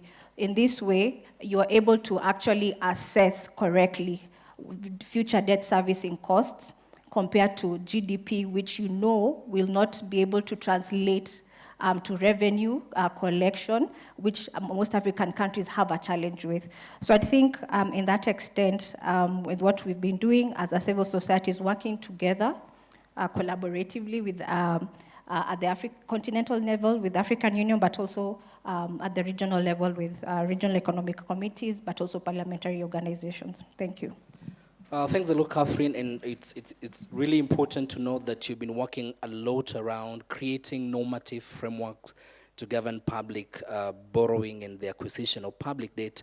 And that brings me to the question for Dr. Mbori here on the practicality of these model laws, the practicalities of the laws that are intended to enforce public data accountability, but more importantly, the role of regional courts and regional court-side judicial mechanisms in enforcing these laws to facilitate public data accountability. But in addition to that, Catherine mentioned something about the role of the IMF and the assessments and the standards and the reports that they use, which are developed by the IMF. And then she mentioned that increasingly there's been questions about the practicality of those IMF standards, for example, the debt to GDP ratio. And that brings in the question of, is the involvement of the IMF and other international players purely altruistic? Are there geopolitical considerations that are involved? And importantly, when it comes to when you're highlighting also the aspect of the model laws and the practicality of the implementation, when you're talking about these regional mechanisms, you mentioned engaging the African Union. The players at the African Union level are governments. The African Union is an intergovernmental body, it's not supranational, which means the decision-making is by consensus. Now, the people you're seeking to restrain are the people who either sit in these decision-making bodies or their representatives are the ones that sit in these particular bodies. And we anticipate that they're going to adopt laws that are going to limit their powers. So what are the practicalities of that in terms of assessing the political economy of public borrowing in Africa? Dr. Mbori. Thank you so much, Dr. Gichana and delegates. That's a very compounded question. Let me give a fast, direct answer, is that I don't think that model laws will easily work for sovereign debt continentally or internationally. And I believe this because I normally think that when it comes to sovereign debt, at least in international law, we are in the wild, wild west. And the reason why I say we're in the wild, wild west is that there's very little normative instruments at the international level. There's not a treaty that addresses substantively questions of sovereign debt. And someone might say, maybe it's because it hasn't been negotiated. No, it's because some people do not want it. And these people are mainly global north states, let me be very clear. Private capital holders, multinational corporations, and many players who are involved in the sovereign governance, sovereign debt space, who mainly benefit from how skewed and how ungoverned it is. Essentially, there are people who are benefiting from this disorder. It's very good for them because they're able to make profit out of it. So because of that, if you do a bottom-up approach, which is what I think the conference has really focused on, coming from an international law perspective, I'm like, yeah, this is really good. Let's discipline states. Let's ensure there's public accountability. But if you don't deal with the international law problems, if you do not deal with the international financial architecture concerns, which is completely broken from the IMF to the World Bank. The international financial and monetary system is absolutely broken. At least this, me and President William Ruto agree on, when we don't agree on much. So if that is a problem, it means that any sort of construction model law has to deal with both problems. So African states are in real trouble. Global South states generally are in real trouble. You have to address the international law problems, and then you have also to deal with these accountability problems from below. So some people call this international law from below. So if you only do one, you will miss the other, and possibly you will not be able to solve the problem. So that answers one part of your question. The other part of your question is about what is happening with accountability at the regional courts level. We have tried, let me say two things. Wanjiru Kikonyo, who was here yesterday, I think, has a case that we are litigating in the ESCJ on debt for nature swaps. And if I tell you how destroyed that system is, it will take the whole day. So I can send a link on what's going on in the ESCJ on that. Basically, there's no public accountability on debt for nature swaps, debt for food swap, debt for development swap, good, nice instruments that we're told by the government will solve our problems, but absolutely make our problems worse. Okay, so that's one. There's a Trojan horse involvement. So we have tried, and I think the AU has done something here in the ICJ climate litigation issue. They tried to sneak in sovereign debt problems, and the ICJ had just like one line on this. So now we want to go to the African court through the PALU advisory opinion and directly introduce sovereign debt questions and see what happens. Hopefully there's an opportunity for future cases of this type. And of course, there's all that is going on at the national level, and that has been covered by Okia, Omtata, and the rest. Lastly, because there's, let me mention a few points here. One, we have a credit rating agency problem in the world for sovereign debt. If you know how credit agencies work for sovereign debt, African countries are always the riskiest. Yet, for us, every time we have floated a Eurobond, it has been oversubscribed. Okay, that means that there are people out there who have been told that the debt, the money they will give us is not going to be used well because we are risky states to lend for, but they still are giving us money because they are interested in what is going to happen. Two things might happen. One, we will do what we did, borrow another Eurobond to pay the 2014 Eurobond, so the investor is still going to get their money. Two, we might fall into default. And guys, when we get into default, it's the worst thing that could ever happen. We were just about to fall into default with the 2014 Eurobond, and of course, you know what we did is that we borrowed another Eurobond. So we kicked the can down the road. And if we ever fall into default, you've seen what has happened to Chad, Ghana, Ethiopia, Zambia. It's a whole mess. So the consequences of going into default are so bad that we are willing to borrow other debts so that we can just possibly remain afloat.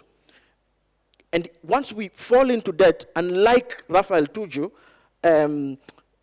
our assets are going to possibly go, but not that we can't, the state cannot be dissolved, you know that. The state has to exist. A regime can, but the sovereign has to remain. So because we don't have a system like what we have for company law on sovereign insolvency, what are we going to do for states? That's why I call this system the Wild Wild West. Everyone will come for us. And this is where vulture funds come in. If you saw what happened to Argentina from the 2000s with Elliot's and Associates, they'll take us to courts and they'll make us pay so much money where we are still in distress. There is not a moratorium. It doesn't exist. The UN is trying to come up with a sovereign debt treaty. Yeah, basically it's crazy. It's bad. Yeah, but let me not end on a bad note. Just allow me not to end on a bad note. The international law doctrines are rigid, but we can play with them. Odious debt doctrine, there's a case that is going on with Okia Omtata, that we can push for. Even IMF immunity, we can still push for them to be sued in this country because their immunity is not absolute. At least I've ended on a positive note. Thanks a lot, Dr. Harry. Dr. Harry is a lecturer of law, and he's very passionate about public debt. He's an amicus curiae in that odious debt petition in court, so you'll understand why he's very passionate about this. He mentioned a Trojan horse, And I remember an article I read a while back when I was developing a paper for Afrodad, The Trojan Horse of Sovereign Debt by Margot Salomon. So for those who are interested to look at the geopolitical aspects of public debt in Africa and the fact that, or the argument that public debt is essentially a neo-colonial tool, you may want to read that paper. So I will hand it over back to Johnson to take up a few questions as we finalize. Because of time, we'll just take 2 questions very quickly. Just 2 questions, go ahead. Hi everyone, my name is Juliet from Africa Youth Trust, and my question is to Catherine. From your experience with working with SADC, what can the EAC region borrow, and specifically Kenya, so that we can curb this debt issue, and how can the youth be specifically of help to you? Good afternoon. My name is Joanne from Daystar, and I'm directing my question to Catherine. So from the discussion, we've realized that most of the African countries are actually in a bad debt situation. Do you think that the international lenders such as the IMF, World Bank, do have a responsibility in ensuring that there is responsible borrowing by those countries, so that they have to assess whether a country is actually worth of giving them a debt, or they're just putting their country in more trouble? Thank you. 3 minutes, go ahead. Thanks a lot. I think the 2 questions to Catherine. Please, Catherine, take it away.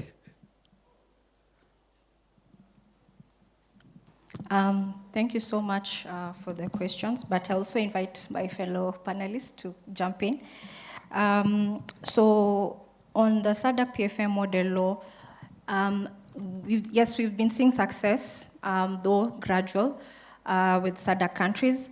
Like Dr. has said, it is a guidance, it's a prescription, right? It is not binding in any way.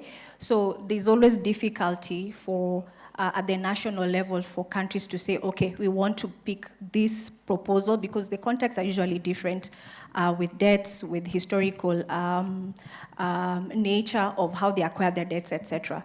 But what we are trying to actually do for East Africa, which is also a possibility, especially through the East Africa Legislative Assembly, because it does have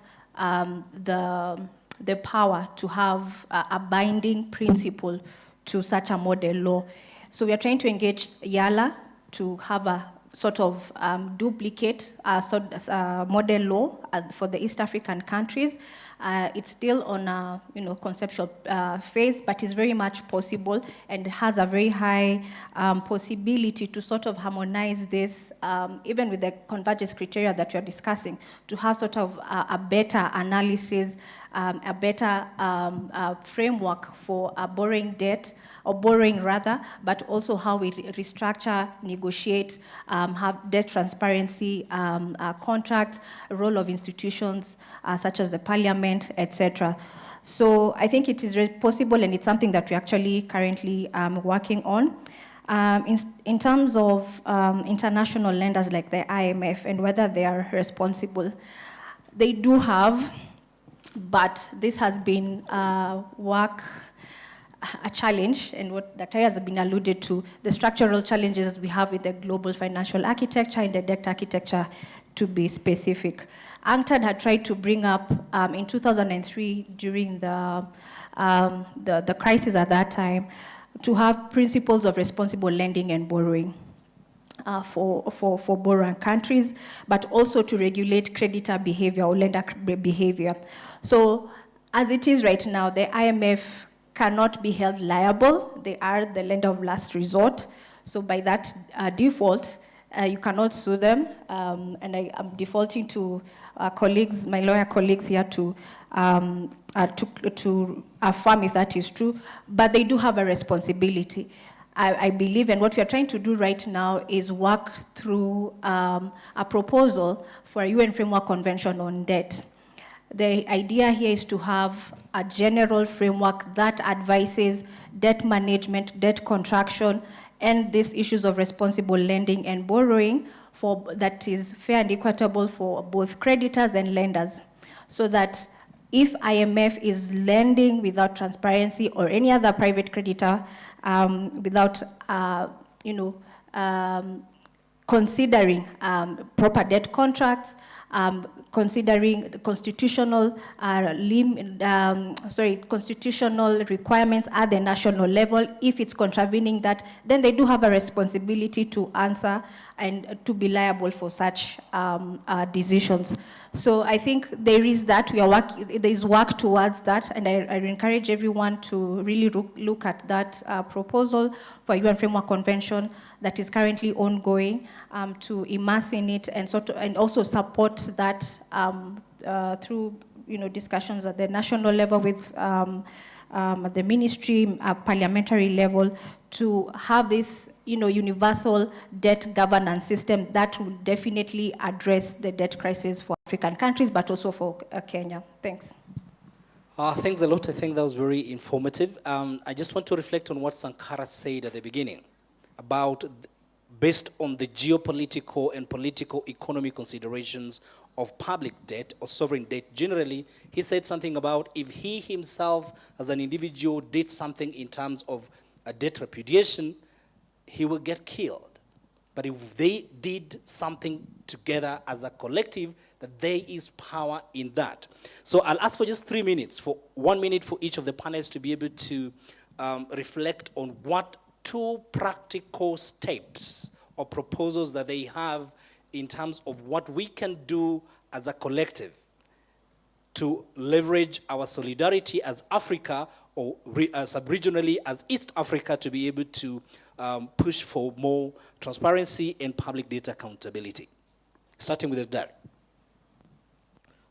Thank you. My 2 are: 1, a regional or sub-regional treaty on sovereign debt. Not on debt and something else, not on human rights and sovereign debt. We can and we should and we possibly at some point will have to try and negotiate either an AU treaty on sovereign debt, and I do know that the UN one is going on, and the challenges there are immense. But I think practically this is possible, and it has to start somewhere. The second proposal is that we have to increase the AU institutions on sovereign debt. And here I'm willing to say we could have sovereign debt and in fact, in recent work, we have proposed a working group at the AU Commission on Human Rights and Sovereign Debt. Maybe Leonard will be happy with that because he also mentioned we have to deal with the human rights approaches to sovereign debt. Thanks.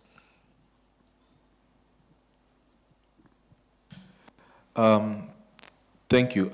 Because you've already dealt with the legal questions, which mainly are the legitimacy issues. For me, I'll just go straight to one. And you have to see this in every layer you will be taking part, whether it's legally or citizenship-wise. Essentially, we have to see ourselves in terms of, or work towards the fact that public participation practice makes constitutional processes perfect. So by taking constitutional democratic principles and practicing them often in whatever level, legal, logic-wise, we can then make these questions perfect. And with more practice in this, we will get to speak to the questions of debt sovereignty. We will get to navigate the multilateral or multipolarity issues in place, or even just getting out of the vicious cycle. So that practice is very perfect. And maybe just in closing, because we have to get citizens to be able to compute a lot of this in a very simple manner. I've attended a number of your forums. I have so many copies of the Constitution in English. I might want to challenge you to also start circulating the Kiswahili one, because language is essential in helping all manner of people to compute these questions at various levels. Thank you.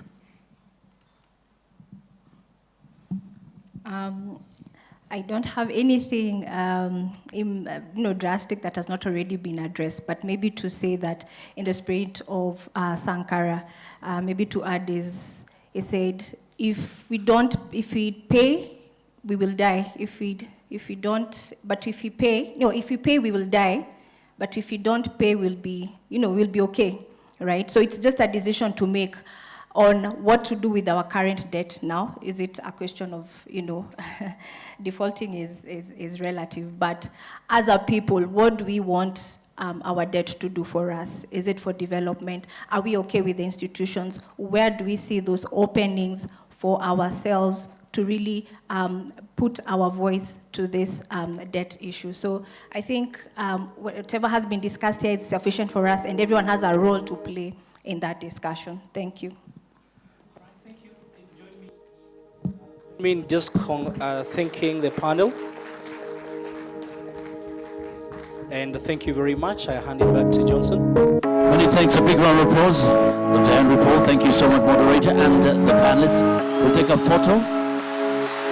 And ladies and gentlemen, it's exactly 30 minutes past the hour. We'll take our lunch very quickly so that we meet back here at 2:20 to kick off at 2:30 so that we close in good time. The rain. So let's make it to the lunch space. Bon appetit, all the best. Thank you so much. If you have any questions for the panelists, you can meet them. Asanteni sana, 2:20. Let's meet here.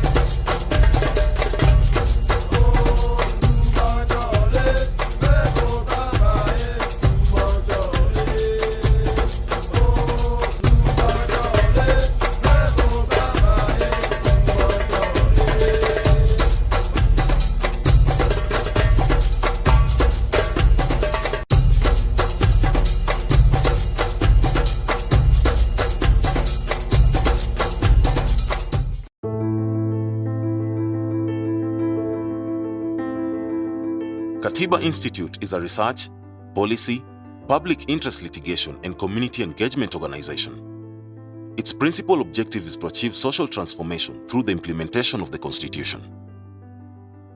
Katiba Institute seeks to achieve this transformation through promoting knowledge and understanding of Kenya's Constitution and constitutionalism, and defending and facilitating implementation of the 2010 Constitution. It works on diverse areas of the Constitution including human rights, leadership and integrity, devolution, environmental justice, elections and protection of human rights defenders against illegality and harassment by the police. The institute was founded in April 2011 by Professor Yashpal Gai, Jill Cottrell Gai, and Waikwa Wanyoike.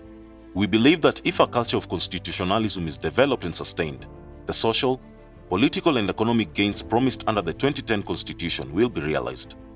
Katiba Institute advances a holistic approach including civic engagement, advocacy, capacity building, law reform and partnerships.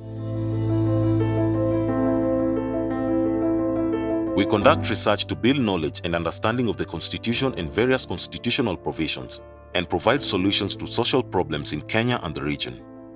The knowledge products we produce are used for training, advancing scholarly work, informing policy and legislative reforms, furthering civic engagement and public interest litigation. We often provide comments on bills and policies to ensure their compliance with the Constitution. Katiba Institute has made submissions to various parliamentary committees, government ministries, institutions and departments. Without the active involvement of the people, the Constitution remains a piece of paper.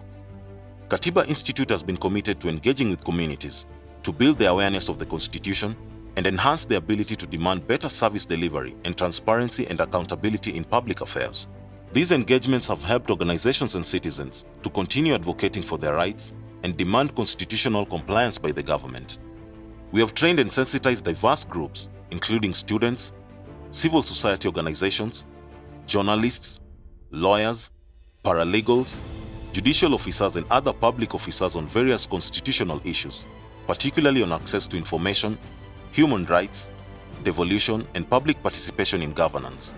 The collective strategies of Katiba Institute civic engagement, petitioning relevant government agencies, and making access to information requests have been impactful in challenging the government's non-compliance with the Constitution, while simultaneously growing citizens' consciousness on constitutional matters. Our litigation is focused on protecting human rights and establishing transparency and accountability, good governance and rule of law. We have worked with partners to litigate cases to secure or defend the rights of minorities, marginalized, and vulnerable groups. We have contributed to the growth in careers of personnel who have worked with us under various capacities, such as staff, interns, consultants, and fellows. Our reputation has grown as a resource center and learning space for students from local and international institutions. Katiba Institute alumni remain an integral part of the Katiba Institute family.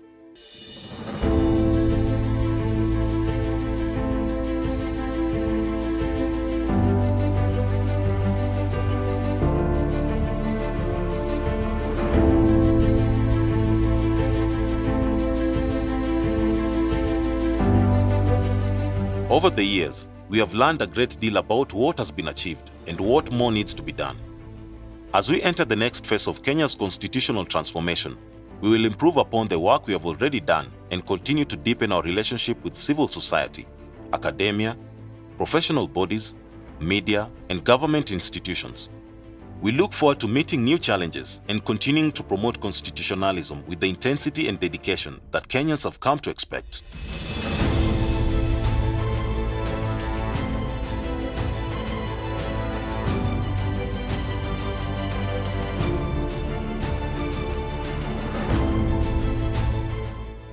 This is Katiba Institute at 11, the story of our continued growth and evolution. Thank you for joining us on this journey.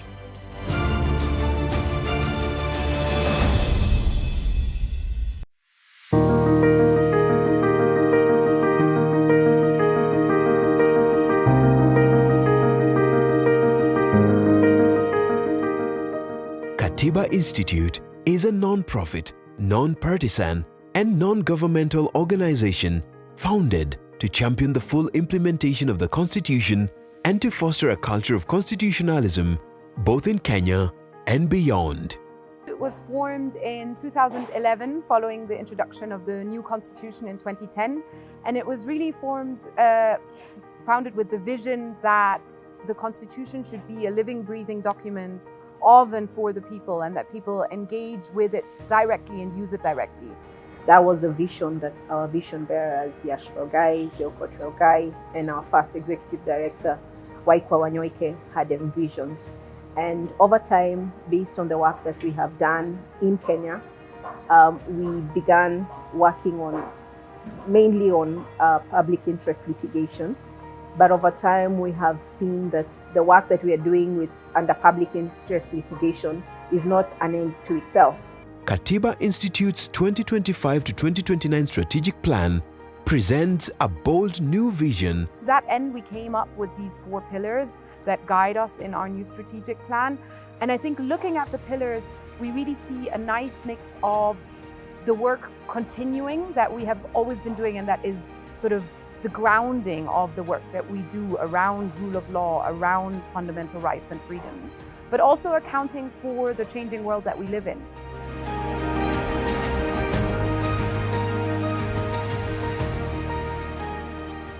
At Katiba Institute, we believe in the power of the Constitution to transform society. Coming from our constitutional background and guidance, the communities we serve also reflect what the Constitution says in terms of identifying the human rights of communities that do not are underserved, communities that we can say are marginalized, or what we call also the minorities, as well as now also interlinking that with the broader public without the specific identities. While based in Kenya, Katiba Institute is expanding its footprint across the region and beyond. And we also offer technical support to different partners across different countries, both in Africa, outside Africa, where challenges are also similar, but we say similar but not the same, but we do offer technical support when need be. Other than that, we would also want to see government appreciate the Constitution, respect it, and uphold decisions that sometimes do not necessarily favor them, but favor the Constitution.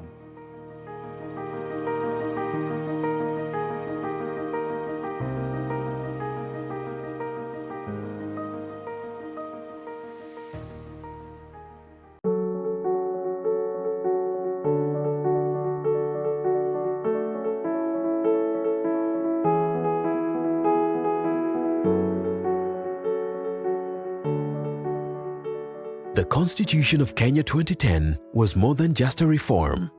It was a promise of a united, democratic and just society rooted in the rule of law, human rights, equity and good governance.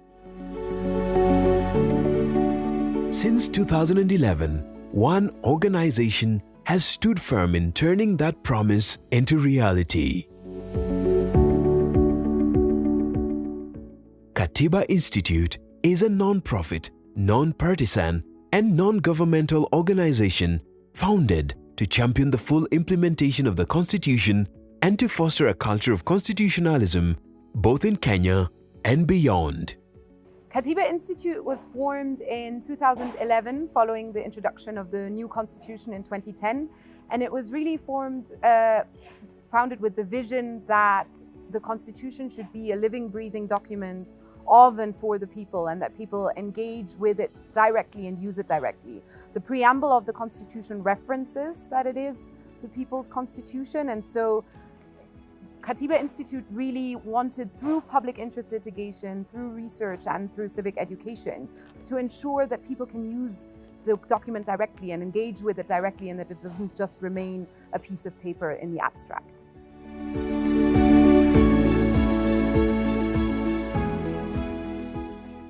That was the vision that our vision bearers, Yash Felgai, Joko Felgai, and our first executive director, Waikwa Wanyoike, had envisioned. And over time, based on the work that we have done in Kenya, we began working mainly on public interest litigation. But over time, we have seen that the work that we are doing under public interest litigation is not an end to itself.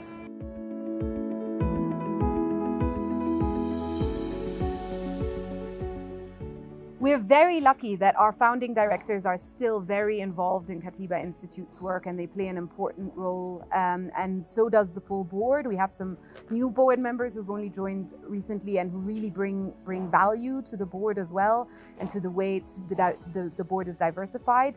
At Katiba Institute, we believe in the power of the Constitution to transform society. Through public interest litigation, civic education, and research, we've empowered communities to reclaim their power while encouraging leaders to uphold integrity. So if we look at the coverage currently of where we do cases not only in Nairobi but across Kenya. We have cases in Garissa, we have cases in Nyeri, we have cases in Kisumu, we have cases in Bungoma, we have cases in Machakos. So quite a number of counties we've been able to represent a whole range of people and vulnerable groups. So in some instances in Bungoma or Eldoret, we have indigenous people. In instances where in Machakos we represent farmers. In areas like Narok, we're representing, for example, women. And in Mombasa or elsewhere, we're still joining cases that seek to uphold the Constitution, because the Constitution is not stagnant in Nairobi. It should be felt across the board, and likewise, the violations that need to be corrected or the threats to these violations are beyond Nairobi. So that's where we are looking in terms of strategic litigation. And we also offer technical support to different partners across different countries, both in Africa, outside Africa, where challenges are also similar, but we say similar but not the same, but we do offer technical support where need be.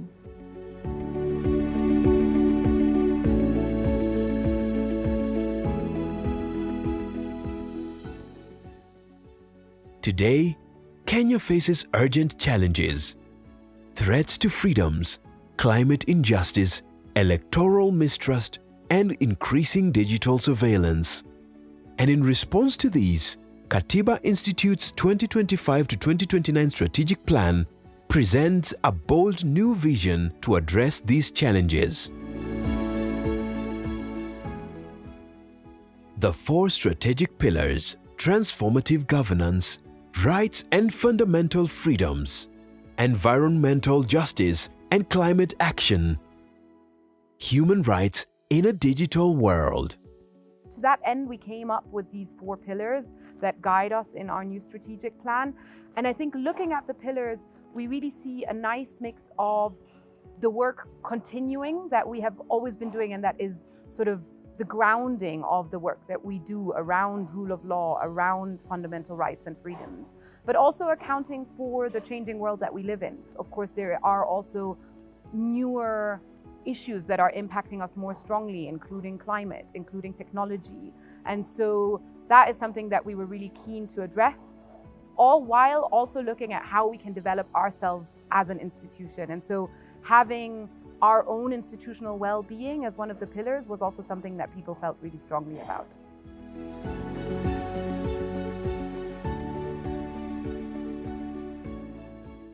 While based in Kenya, Katiba Institute is expanding its footprint across the region and beyond.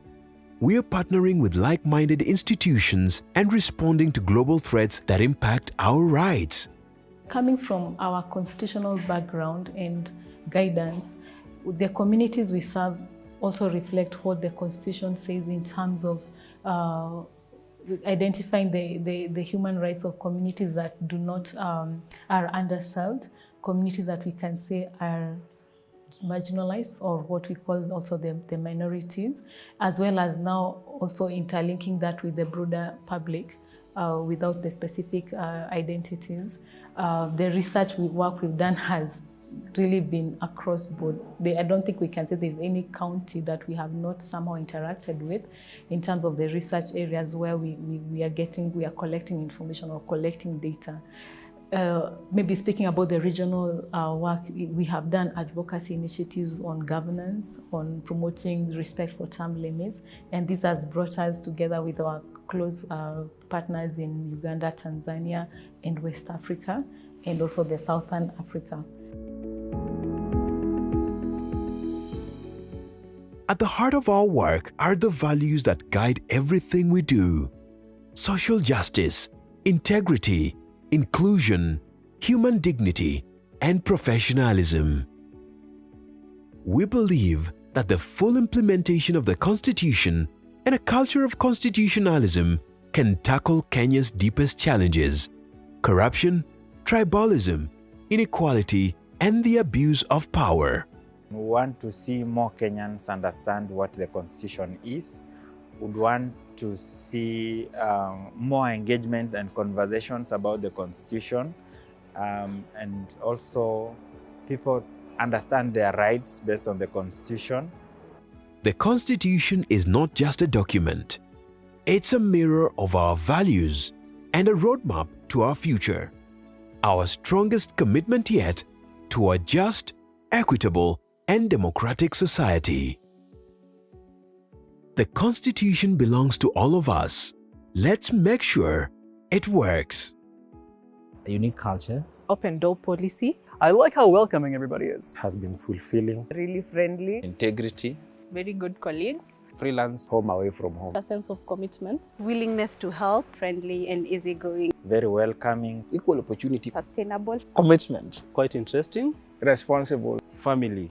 No pressure. Commitment. Passion. Good board staff relations. I felt really supported.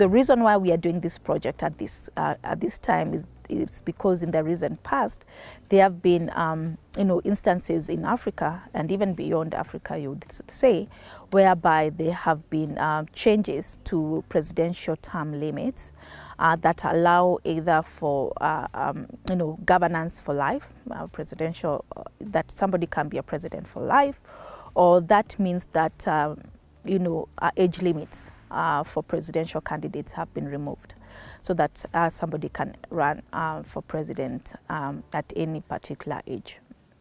So the problem with that is that it can lead to impunity, abuse of power, violations of human rights. And so we felt that this was a critical moment to start discussions within us, especially within the East African region, on the importance of control of power.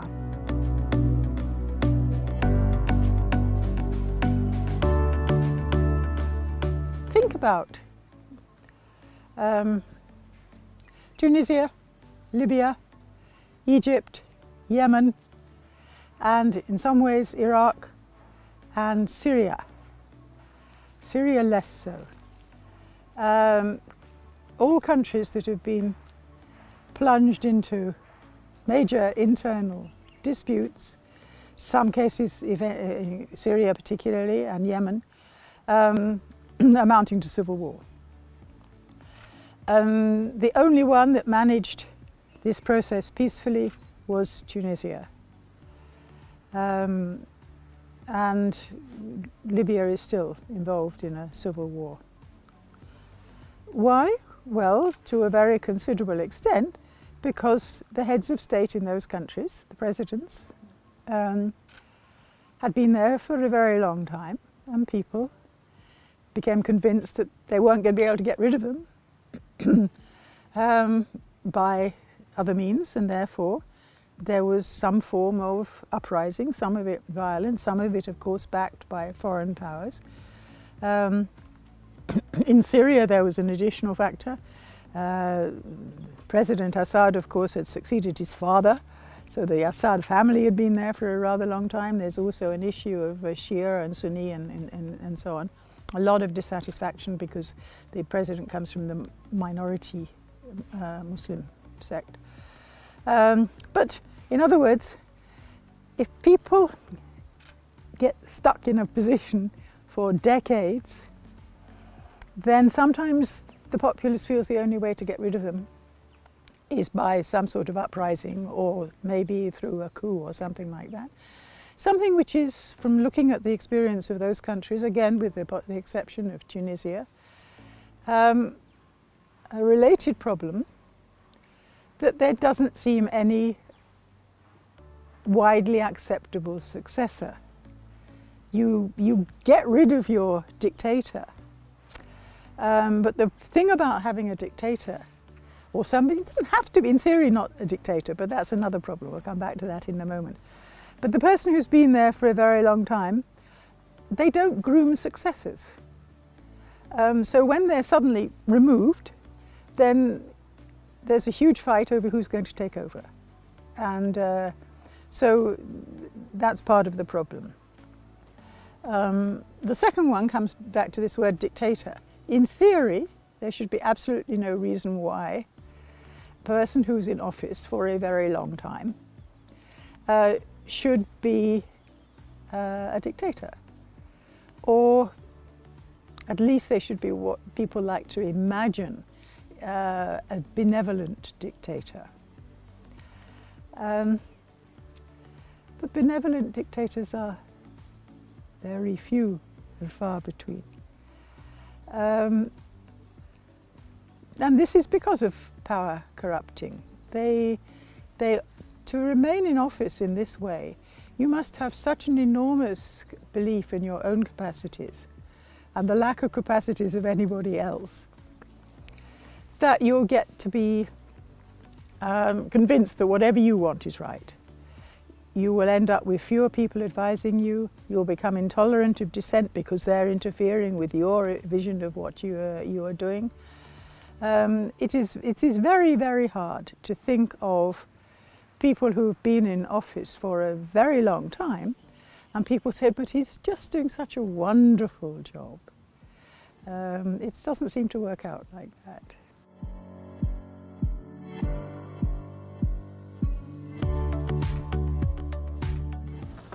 If you have a situation where only a handful of people, groups can secure offices of the state, then it is not a democratic country, really. So if you want a democratic country where everybody is treated equally, every community is treated fairly, we are not really going to have a democracy that we can be proud of. And in all these areas that I have been mentioning, the role of the president has been critical and will probably continue to be very critical. So because the role of the president is so crucial in the way the country is fashioned and democracy is exercised, that we have to pay very close attention to how do we secure a president? How is it fair process? How does it also represent interests of the people as a whole, not tribe as a role? And I think myself that one of the most important issues about the election of the presidency is precisely these broader questions. Because the president inevitably is going to have a lot of powers. We could try within the Constitution to make the president's decision-making more democratic than perhaps it is. And there are ways of doing that. But unless we have in office people who are genuinely thinking of the country as a whole, we will probably continue caught up in tribal politics. And if it is tribal politics, it is the few, 2 or 3 really big tribes. Because we have lots of tribes here, and some are very small, and our devolution has to some extent accommodated the poor, but really very small amount. So the position of the presidency is crucial in a number of ways like this. And therefore, it is something that we should be spending money thinking of. What should be the form of elections? How frequently would one person be allowed more than at the most two terms, however popular he may be? Because he may be popular among the larger tribes, so that's not a test anymore. And so we need something like this as a guard against perpetuating some particular tribes. So we have to look at it also not just in terms of a family of a person, but in a broader term of the country as such, and nationhood, fairness, minorities. So I think it's all tied up to these bigger questions. And if you read our Constitution, it is full of these questions.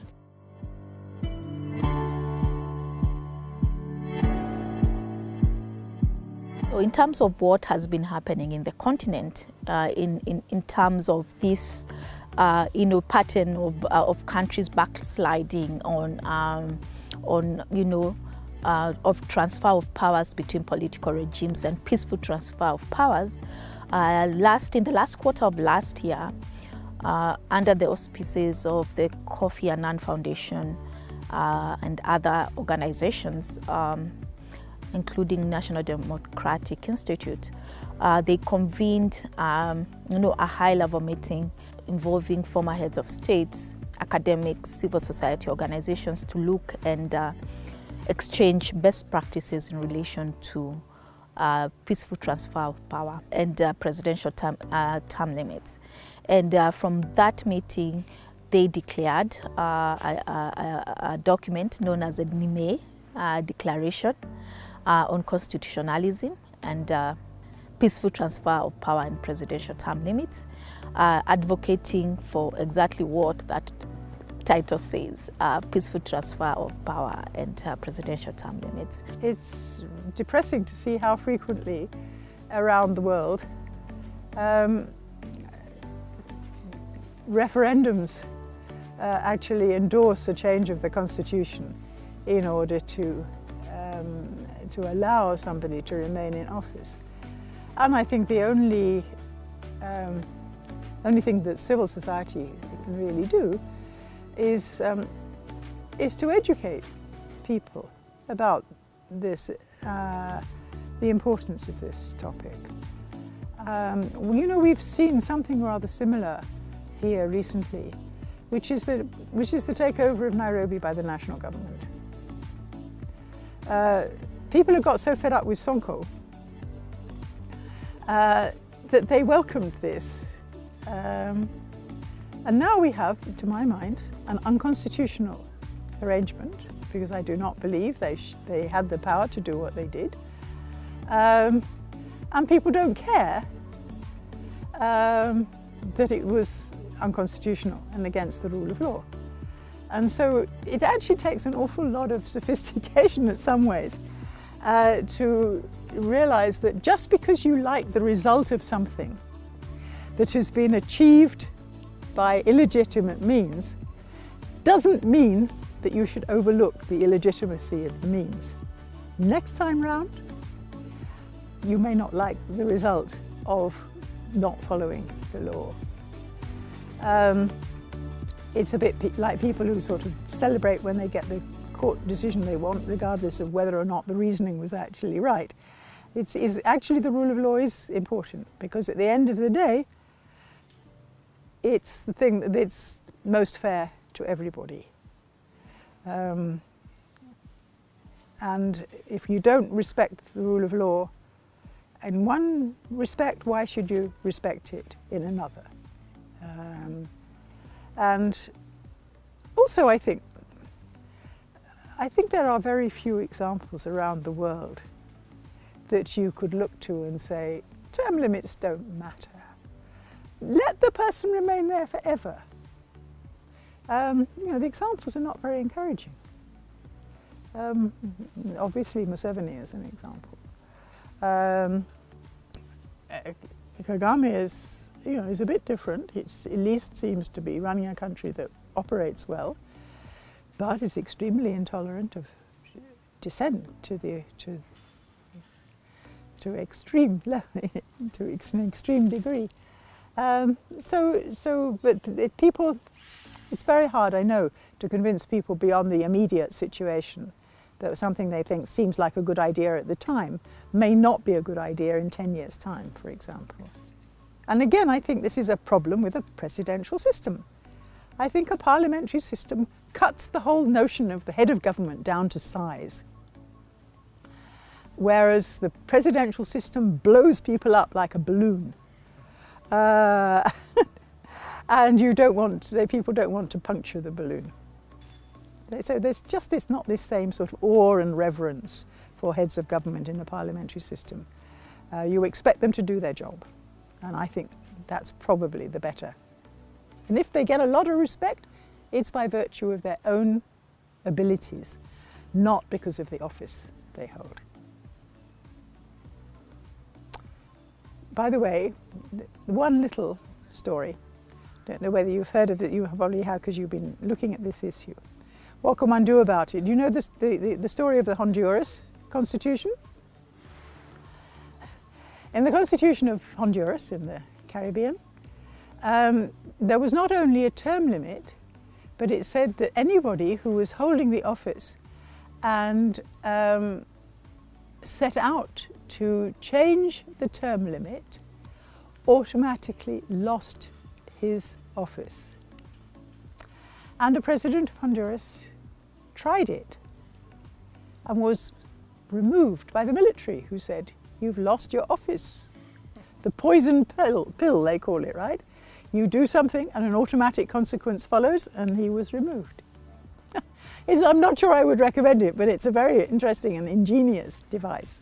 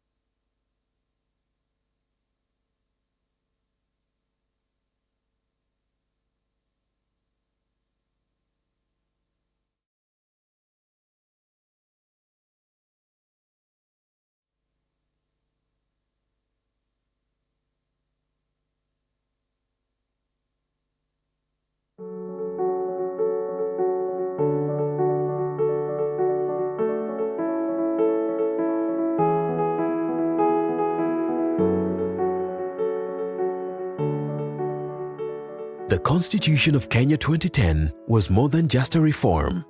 It was a promise of a united democratic and just society rooted in the rule of law, human rights, equity, and good governance. Since 2011, one organization has stood firm in turning that promise into reality. Katiba Institute is a non-profit, non-partisan, and non-governmental organization founded to champion the full implementation of the Constitution and to foster a culture of constitutionalism both in Kenya and beyond. Katiba Institute was formed in 2011 following the introduction of the new Constitution in 2010, and it was really founded with the vision that the Constitution should be a living, breathing document of and for the people, and that people engage with it directly and use it directly. The preamble of the Constitution references that it is the people's constitution, and so Katiba Institute really wanted, through public interest litigation, through research and through civic education, to ensure that people can use the document directly and engage with it directly, and that it doesn't just remain a piece of paper in the abstract.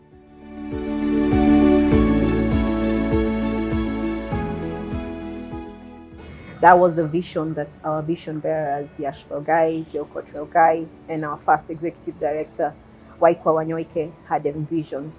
And over time, based on the work that we have done in Kenya, we began working mainly on public interest litigation. But over time, we have seen that the work that we are doing under public interest litigation is not an end to itself.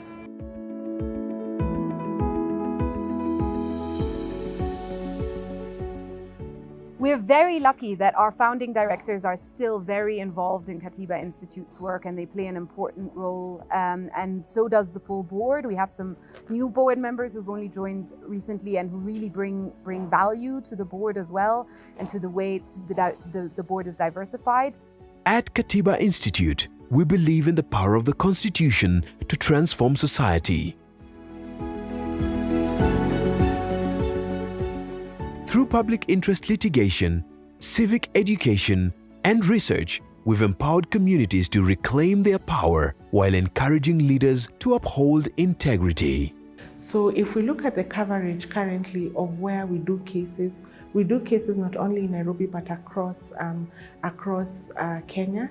We have cases in Garissa, we have cases in Nyeri, we have cases in Kisumu, we have cases in Bungoma, we have cases in Machakos. So quite a number of counties we've been able to represent a whole range of people and vulnerable groups. So in some instances in Bungoma or Eldoret, we have indigenous people. In instances where in Machakos, we represent farmers. In areas like Narok, we're representing, for example, women. And in Mombasa or elsewhere, we're still joining cases that seek to uphold the Constitution, because the Constitution is not stagnant in Nairobi. It should be felt across the board, and likewise, the violations that need to be corrected or the threats to these violations are beyond Nairobi.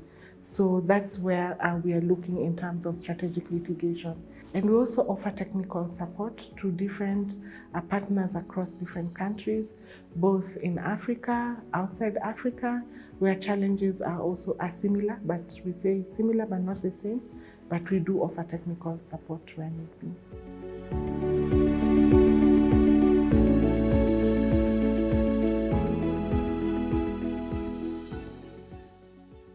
Today, Kenya faces urgent challenges: threats to freedoms, climate injustice, electoral mistrust, and increasing digital surveillance. And in response to these, Katiba Institute's 2025 to 2029 strategic plan presents a bold new vision to address these challenges. The four strategic pillars: transformative governance, rights and fundamental freedoms, environmental justice and climate action, human rights in a digital world. to that end, we came up with these 4 pillars that guide us in our new strategic plan. And I think looking at the pillars, we really see a nice mix of the work continuing that we have always been doing, and that is sort of the grounding of the work that we do around rule of law, around fundamental rights and freedoms, but also accounting for the changing world that we live in. Of course, there are also newer issues that are impacting us more strongly, including climate, including technology.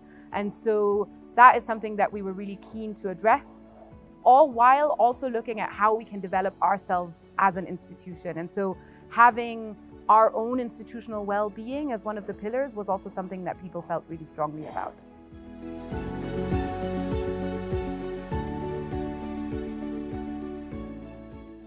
While based in Kenya, Katiba Institute is expanding its footprint across the region and beyond. We are partnering with like-minded institutions and responding to global threats that impact our rights. Coming from our constitutional background and guidance, the communities we serve also reflect what the Constitution says in terms of identifying the human rights of communities that do not are underserved, communities that we can say are marginalized, or what we call also the minorities, as well as now also interlinking that with the broader public without the specific identities. The research work we've done has really been across board. I don't think we can say there's any county that we have not somehow interacted with in terms of the research areas where we are collecting information or collecting data. Maybe speaking about the regional work, we have done advocacy initiatives on governance, on promoting respect for term limits, and this has brought us together with our close partners in Uganda, Tanzania, and West Africa, and also the Southern Africa. At the heart of our work are the values that guide everything we do: social justice, integrity, inclusion, human dignity, and professionalism. We believe that the full implementation of the Constitution and a culture of constitutionalism can tackle Kenya's deepest challenges: corruption, tribalism, inequality, and the abuse of power. We want to see more Kenyans understand what the Constitution is. We want to see more engagement and conversations about the Constitution, and also people understand their rights based on the Constitution. The Constitution is not just a document. It's a mirror of our values and a roadmap to our future. Our strongest commitment yet to a just, equitable, and democratic society. The Constitution belongs to all of us. Let's make sure it works. A unique culture. Open door policy. I like how welcoming everybody is. Has been fulfilling. Really friendly. Integrity. Very good colleagues. Freelance, home away from home. A sense of commitment. Willingness to help. Friendly and easygoing. Very welcoming. Equal opportunity. Sustainable. Commitment. Quite interesting. Responsible. Family. No pressure. Commitment. Passion. Good board staff relations. I felt really supported. Become one of the most contested features of constitutional design, sitting at the heart of our fundamental democratic question, which is, how do we acquire power, how do we exercise it, and how is it relinquished? Now, what underlies that principle, constitutional principle, is a very simple rule, that we should not burden future generations with our present-day consumption needs. So if I'm paying for electricity, I'm paying for food, I'm paying for fuel, I don't want my kids to pay for that.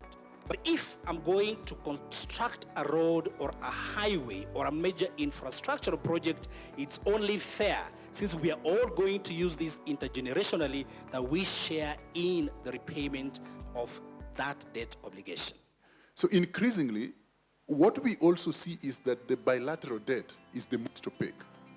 Because how is bilateral debt procured?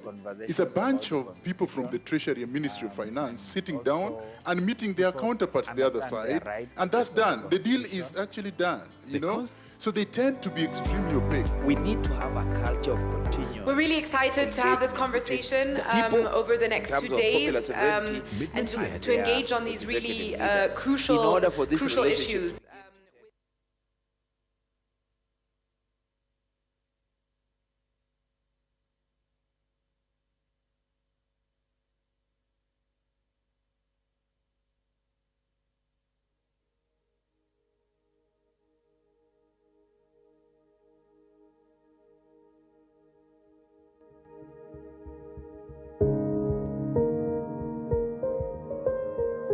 Welcome back, dear delegates. It's 19 minutes past 2 p.m. Okay.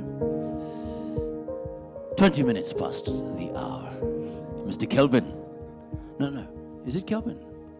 Collins. Yeah, Collins. Asha, you good? Thank you so much. Welcome. Renwick. Aha. Is that Hilda? Hilda. Thank you. Lynette. Good. Welcome back. Welcome back.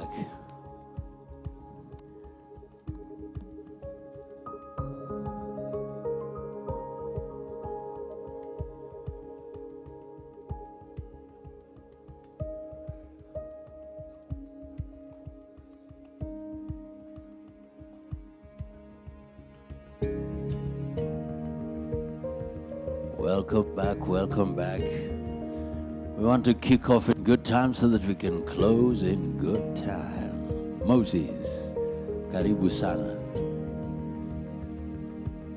Welcome, bro. It's Kelvin, right? Kelvin.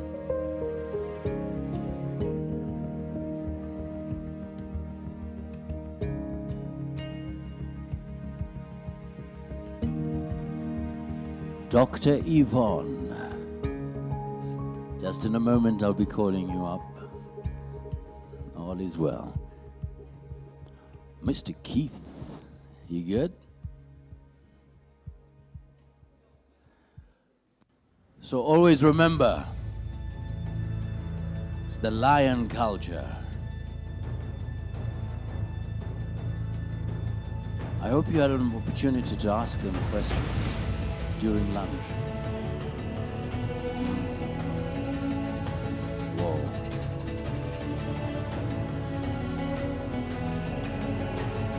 Dr. Henry Paul is around, huh? I'll link you up with him.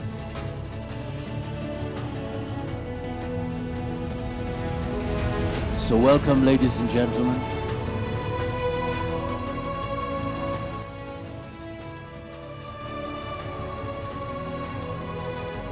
Bwana Musila. Thank you, my brother.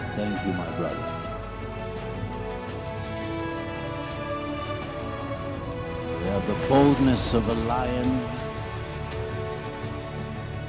that belief, that sense of purpose. But it's not just for show, but you're looking beyond today and you have an eagle's focus, where you see yourself mover and shaker of generations. So welcome, ladies and gentlemen, ready to kick off. Welcome.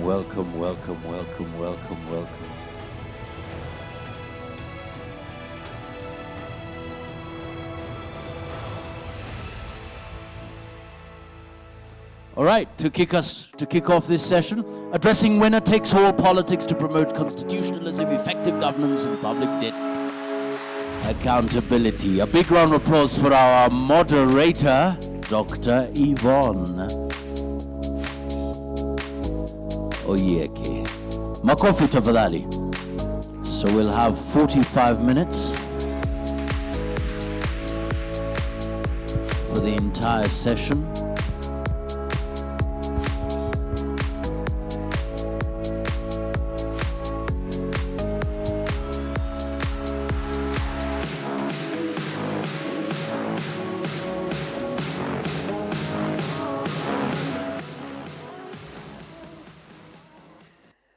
Good afternoon, ladies and gentlemen. Good afternoon. We just had lunch, or what's happening? Okay, so we don't have much time. Let me quickly get into it.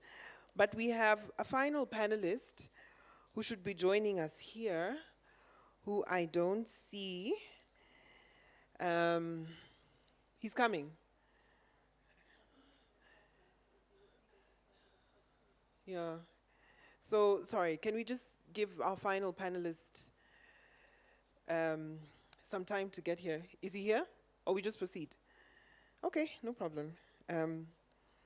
Maybe he'll catch us along the way. That was supposed to be Java's Bigambo. But in any case, I think we can proceed with the panelists who are here. So, welcome once again. This panel is convened through or by the African Network of Constitutional Lawyers. We mentioned yesterday that we are a regional organization that brings together academics, practitioners, members of civil society who are working around areas of constitutional law and constitutionalism. I think we would like to also put up a QR code to our website so that if you're interested, you can look at who we are and what we've done. And on our website, you'll also be able to find information on how to join the network and also be a part of these very interesting conversations that we have in collaboration with partners like Katiba. So this afternoon, we'll be addressing the question of winner takes all politics to promote constitutionalism, effective governance, and public debt accountability.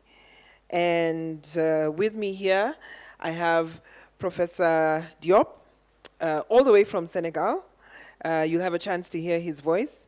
And Dr. Matthews from South Africa, you'll also have a chance to hear her voice when I switch on over to them. But just to set the context, I think we're all familiar with the fact that across many of our African democracies, including Kenya, elections are very high stakes. It's a question of leadership, of course, taking over running the country, but it's also a fight to control the state and to especially control the resources that the state has. Senator Umtata highlighted to us just the numbers that we're dealing with in a country like Kenya. So you can understand why it's really high stakes who takes over leadership in this country. So then, in these contexts, in what we are framing as this winner-takes-all system, when you lose power, it means you're excluded from decision-making and access to all of these resources. So then, the consequences are real when everything is concentrated around political power. And in that context, public borrowing, public debt, can become a tool for maintaining power instead of being a decision that should be grounded in what is in the best interest of the public. Our final panelist. Good job, Yvonne, for buying us a little bit of time. So then the question that this panel seeks to address, now that we are fully constituted, is how does winner-takes all politics shape public debt? And what would it take to make both governance and borrowing more accountable? So building on what we discussed this morning. So I will start with Professor Diop, and there's a microphone near you, to just share with us from the Francophone experience, where we seem to have seen more peaceful transitions. So then, I'd really like to know what accounts for this? Why is it that Francophone countries seem to have more peaceful transfer of power. And perhaps you can also speak to the Senegal debt scandal and tell us how this links to politics and also the question around hidden borrowing. Thank you so much, Yvonne. And I'm grateful that the INCL, the African Network of Constitutional Lawyers, is associated in this well-organized and interesting symposium.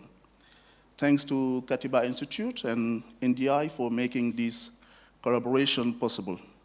So to respond to your question, it is true that even if coup d'etat is becoming more and more the new normal in Francophone African countries, there are some countries, unfortunately, there are some countries that regularly organize election and peaceful alternation of power. And Senegal and Benin are maybe the two clearest examples in the West African region. And even in Benin, there was in December 2025, as you have seen, an attempted and failed coup d'etat. But I see just two factors explaining this relative success in Senegal and in Benin. The first one is constitutional design and term limit provision included in the so-called eternity clauses. It is not maybe the decisive factor, but it is one of the factors maybe we can highlight here. In Benin, the 1919 Constitution, born from the National Conference, was celebrated across Francophone Africa as a constitutional model, as a constitutional template. For 2 decades, it was the reference in Francophone Africa and in the region of West Africa.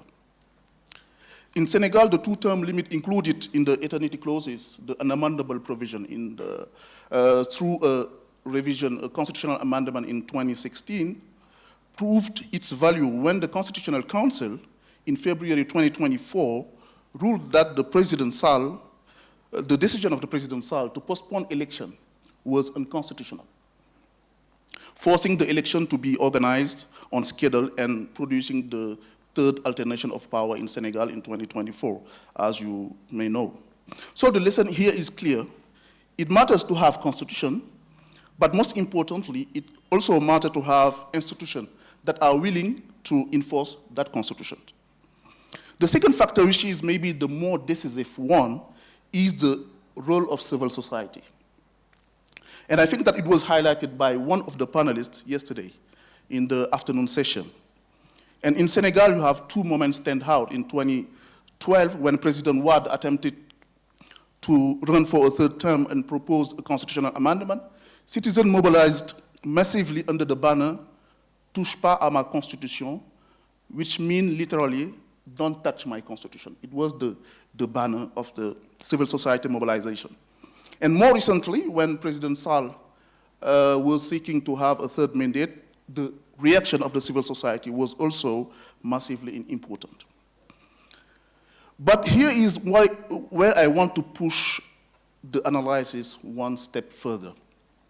Peaceful alternation of power does not necessarily mean economic and social transformation. Peaceful alternation of power does not necessarily mean that popular frustration is over. In Senegal, each new winner inherits the exact same constitutional architecture and reproduce the same behavior than his predecessor. The same hyper-presidentialism, the same weak parliamentary oversight. In the last cycle, a hidden debt of $7 billion that the new government did not create, but now cannot escape. So why? Because the Constitution gives every new winner every tool to capture the state entirely. The president appoints all judges, including constitutional judges. For instance, in Benin, President Talon appointed his personal lawyer as the president of the Constitutional Court. His personal lawyer became the president of the Constitutional Court. So as a result, all the reform initiated by President Talon was validated by the Constitutional Court. The president in Francophone Africa can dissolve the parliament. In Senegal, the first thing a new winner does when he takes office is to dissolve the parliament.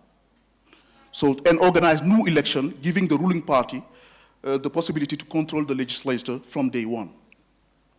So the real question is not only why some countries have peaceful transfer of power. It is why those transfers do not produce economic and social transformation. The palace can change, the palace change its occupant, but the architecture of the palace stays exactly the same. And it is the problem. Can I jump with the issue of hidden debt, if I have some time to? Yeah, you can get into it. Okay. And thank you for the timekeeper for the negotiation. So, coming to the question of hidden debt, it tells us one thing very clearly. When you control everything, you can hide everything. When you control everything, you can hide everything. So let me just come back in the facts. The outgoing government in Senegal declared a public debt of 74% of GDP. An independent audit ordered by the new government revealed that this is 118.8%. And the IMF estimate that the real total is 132%. So we have different data. For 5 years, the real budget deficit was running at approximately double what was officially declared or reported. So the Senegal debt scandal, to explain it, is not a story of one corrupt government. It is a logical product of cycle, a structural cycle that the constitutional architecture itself produced. It starts with hyper-presidential constitution. That design encouraged the winner to capture the entire state, the judiciary, the civil service, the parliament, the oversight institution. And until you control everything, there is no meaningful oversight. And when there is no oversight, you can borrow without transparency. Nobody can stop you. And nobody can even see what you are doing. That borrowing creates a debt trap, and the next government inherits that trap. And because it cannot govern freely, because the fiscal space is already committed, popular frustration grows. And the pressure to concentrate the power even more increases. And the cycle starts again with another government. So this is the cycle. And around this domestic cycle, there is an external amplifier that makes everything worse. When the scandal was revealed in Senegal, the scandal of hidden debt, the IMF suspended a $1.8 billion credit facility. The rating agencies downgraded Senegal, and $4.6 billion in debt service is due in 2026 alone. And what the deepest irony is that the same international institution, the IMF, that failed to detect 5 years systematic falsification, are now dictating the term of recovery. The citizens of Senegal voted for change in 2024. They got a government that cannot govern freely because the previous winner committed the country's resources for 4 years in advance, and all has been done secretly. Let me conclude here. Hidden borrowing is not just a financial problem. It is a democratic problem. It allows one government to make decisions to bind all future government and all future generation, as you pointed out, Yvonne, yesterday in your opening remark. And all this is done without the knowledge and without the consent of the population. This is a democratic problem. Thank you. Thank you so much. I think that's a really good and powerful way to start. I think what has stood out for me is when you control everything, you can hide everything. And I think this was also reflected in the remarks that were given this morning. Hopefully we can continue to have this conversation even with the plenary as we continue with our panel session. But then I'd like to build on what it is that you've already said, and in the spirit of comparing, also shift us a little bit to Southern Africa and speak to you, Dr. Matthews, using South Africa as a counterpoint, a context with arguably amongst the strongest institutional designs on the continent. I'd be curious to hear from you reflecting on what Abdu has already shared, how does this politics of the winner takes all influence borrowing and public debt from your experience? And further, in your experience, what has worked in holding power accountable?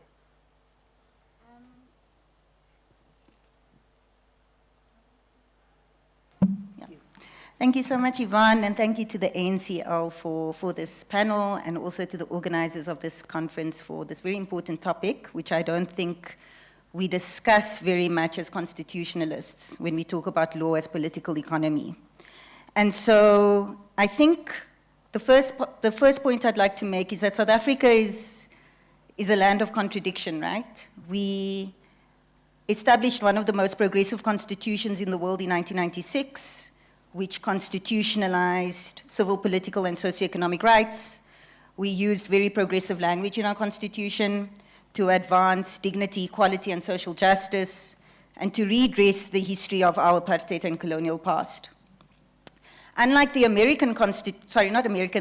the Namibian constitution, however, the South African constitution does not make explicit reference to apartheid. So yesterday we were speaking about intergenerational the inherited consequences of intergenerational debt.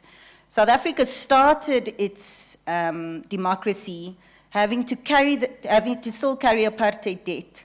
Despite the fact that apartheid was declared a crime against humanity, that debt was not written off, right? The debt was used in order to sustain the value of the rand in a superficial way, and so that you could build superficial wealth through borrowing. We continue with that trajectory today, and so despite having one of the most progressive constitutions in the world, we are also one of the most unequal countries in the world. We now, and at the same time, we are also considered a middle-income country, so that would mean that you have enough resources internally in order to address your constitutional obligations with regard to socioeconomic rights in particular.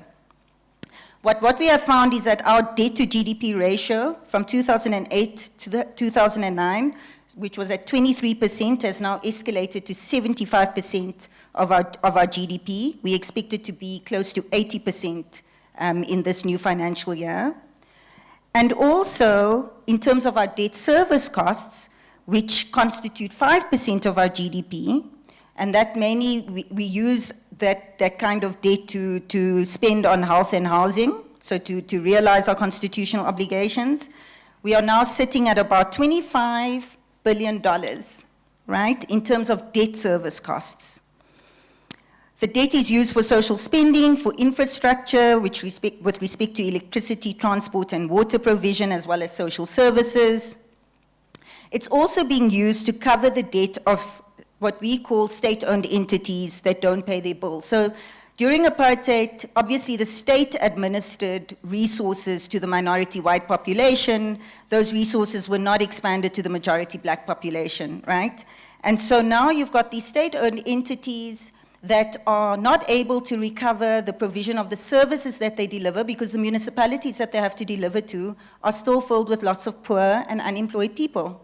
And so what ends up happening is that we are utilizing debt to cover those costs, to sustain the state-owned entities, because we don't want to privatize public provisions, right? You don't want to privatize water and electricity. You don't even want to privatize transport, because as soon as you start privatizing, it means the poorest of the poor end up paying more for these services. At the same time, we haven't really fixed our unemployment. Youth unemployment in South Africa is sitting at about 2/3 of a population, sitting at about 60%. 2/3 of our population is under the age of 30. Now, when you're not having a tax revenue base, and you're also not fixing unemployment, at the same time, we're not redistributing inherited wealth and income inequality, right? Black people still own the least amount of land in South Africa. Land is still owned predominantly by a white population at about 80% of our land.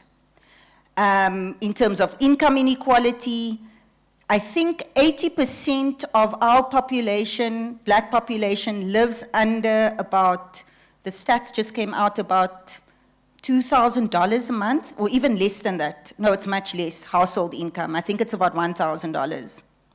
80% of your population. That is not a middle income ratio or for a middle income country in terms of distribution, right? If you look at our top 10%, which owns 65% of our national income, that's an outlier for the rest of the world. The rest of the world is dealing with heightened inequality and wealth owned by the top 1% of the population.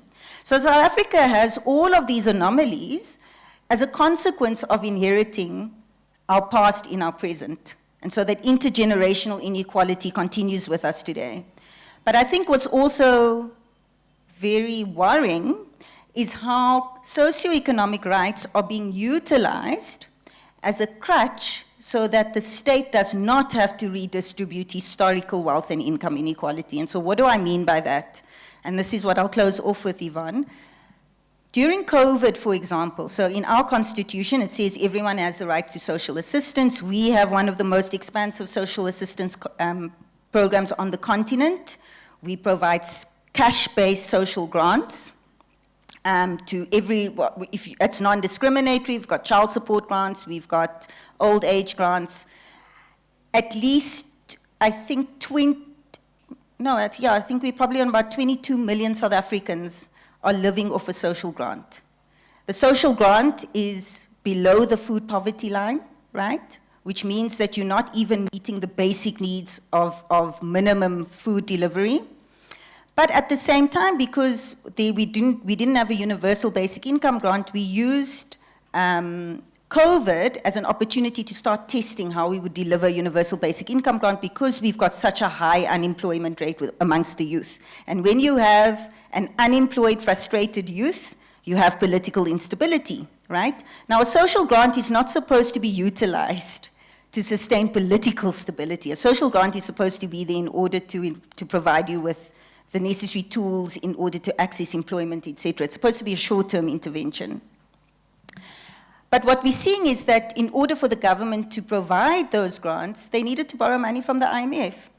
And so when we talk about accountability, I think what I find very inspiring being in Kenya, and the Kenyan constitution is quite similar to the South African one when I look at it, we don't seem to have organizations like the TISA, right, that educate young people and that educate citizens about how the budget works, about issues to do with debt. We have high transparency in South Africa. You can get all the data you need out of government organizations.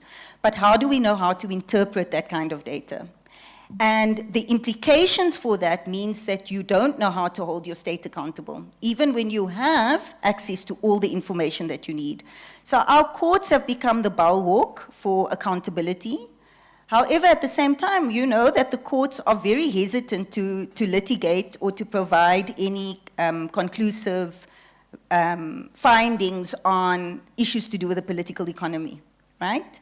And so what the Constitutional Court in South Africa often does is to say, okay, if government comes with a plan about how they're going to address these gaps, it needs to be reasonable, and if it's reasonable, it passes muster. We focus a lot on corruption, but you can have very good administration and still administer unequal policies. Apartheid was very well administered, right?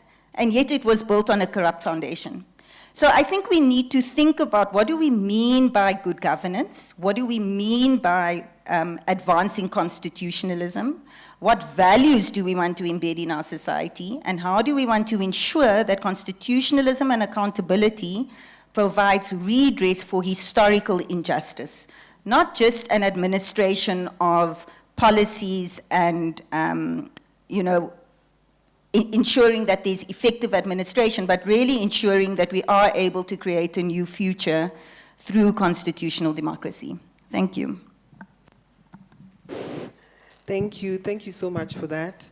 And I can see some themes are emerging already, whereas Abdu was able to highlight the insidious ways in which these different governments, including some that come into power peacefully, are able to get into these debt cycles.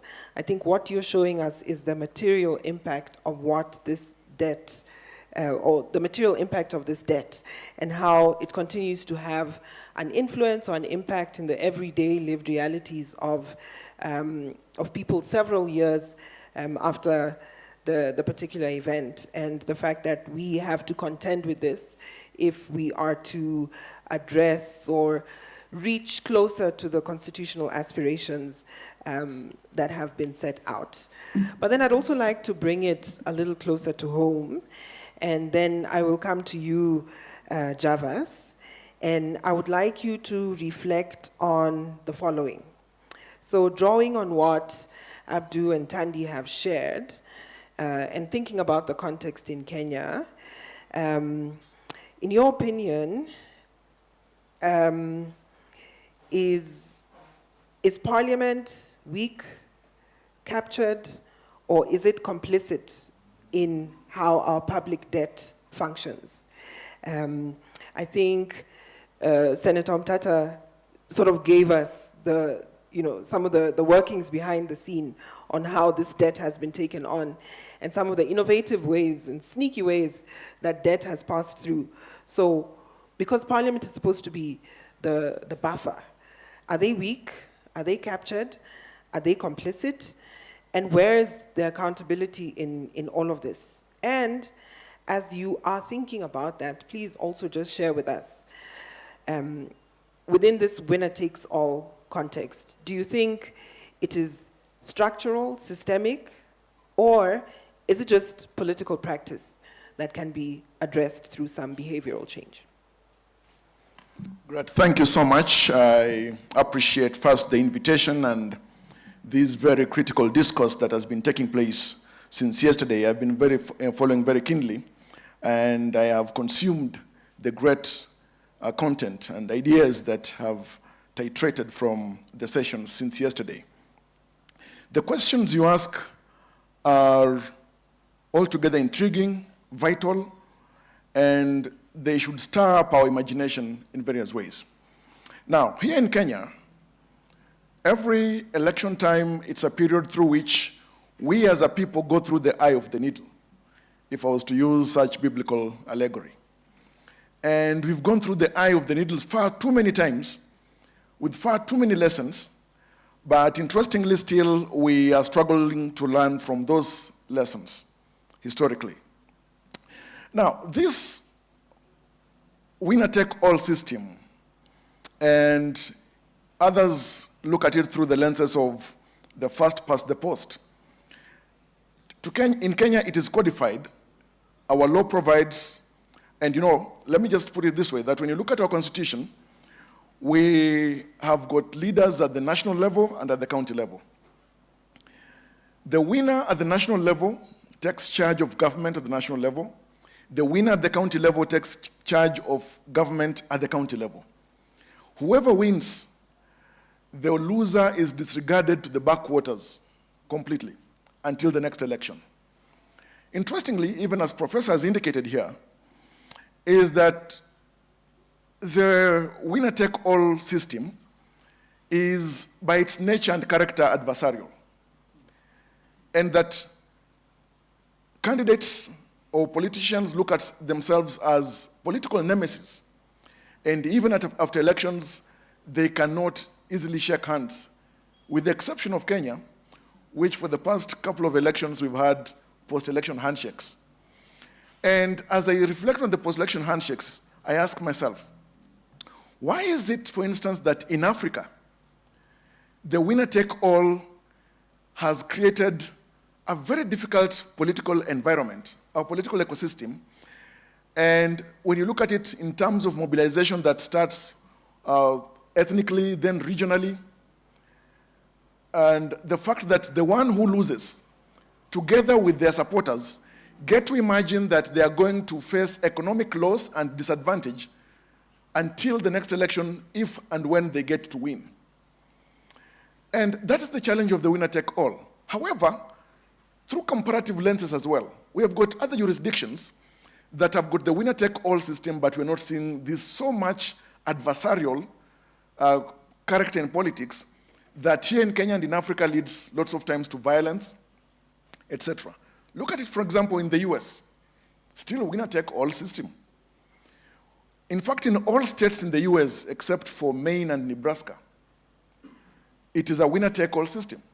The candidate who garners the highest votes popular votes in a state gets awarded all the electoral college votes. It's a winner-take-all system, except for Maine and Nebraska.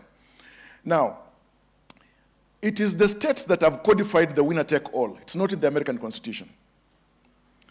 Here in Kenya, for you to be declared president, you got to win 50+1. With your lineup that you had before election, you win it, the one who lost gets completely disregarded. The challenge is that because of the fierce competition in the winner-take-all system, I call it system because it is codified, it is in the law, not just a political practice, it is codified, which means actually it is constitutional. So in most African countries, including Kenya, the winner-take-all is a constitutional edict.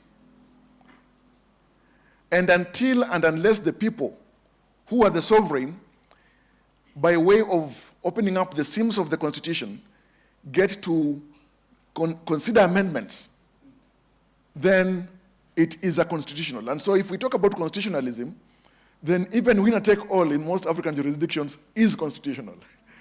Secondly, of course, looking at it from that corner, constitutionalism mainly presupposes or posits that government is or derives its mandate from the people and is limited by the provisions of the Constitution.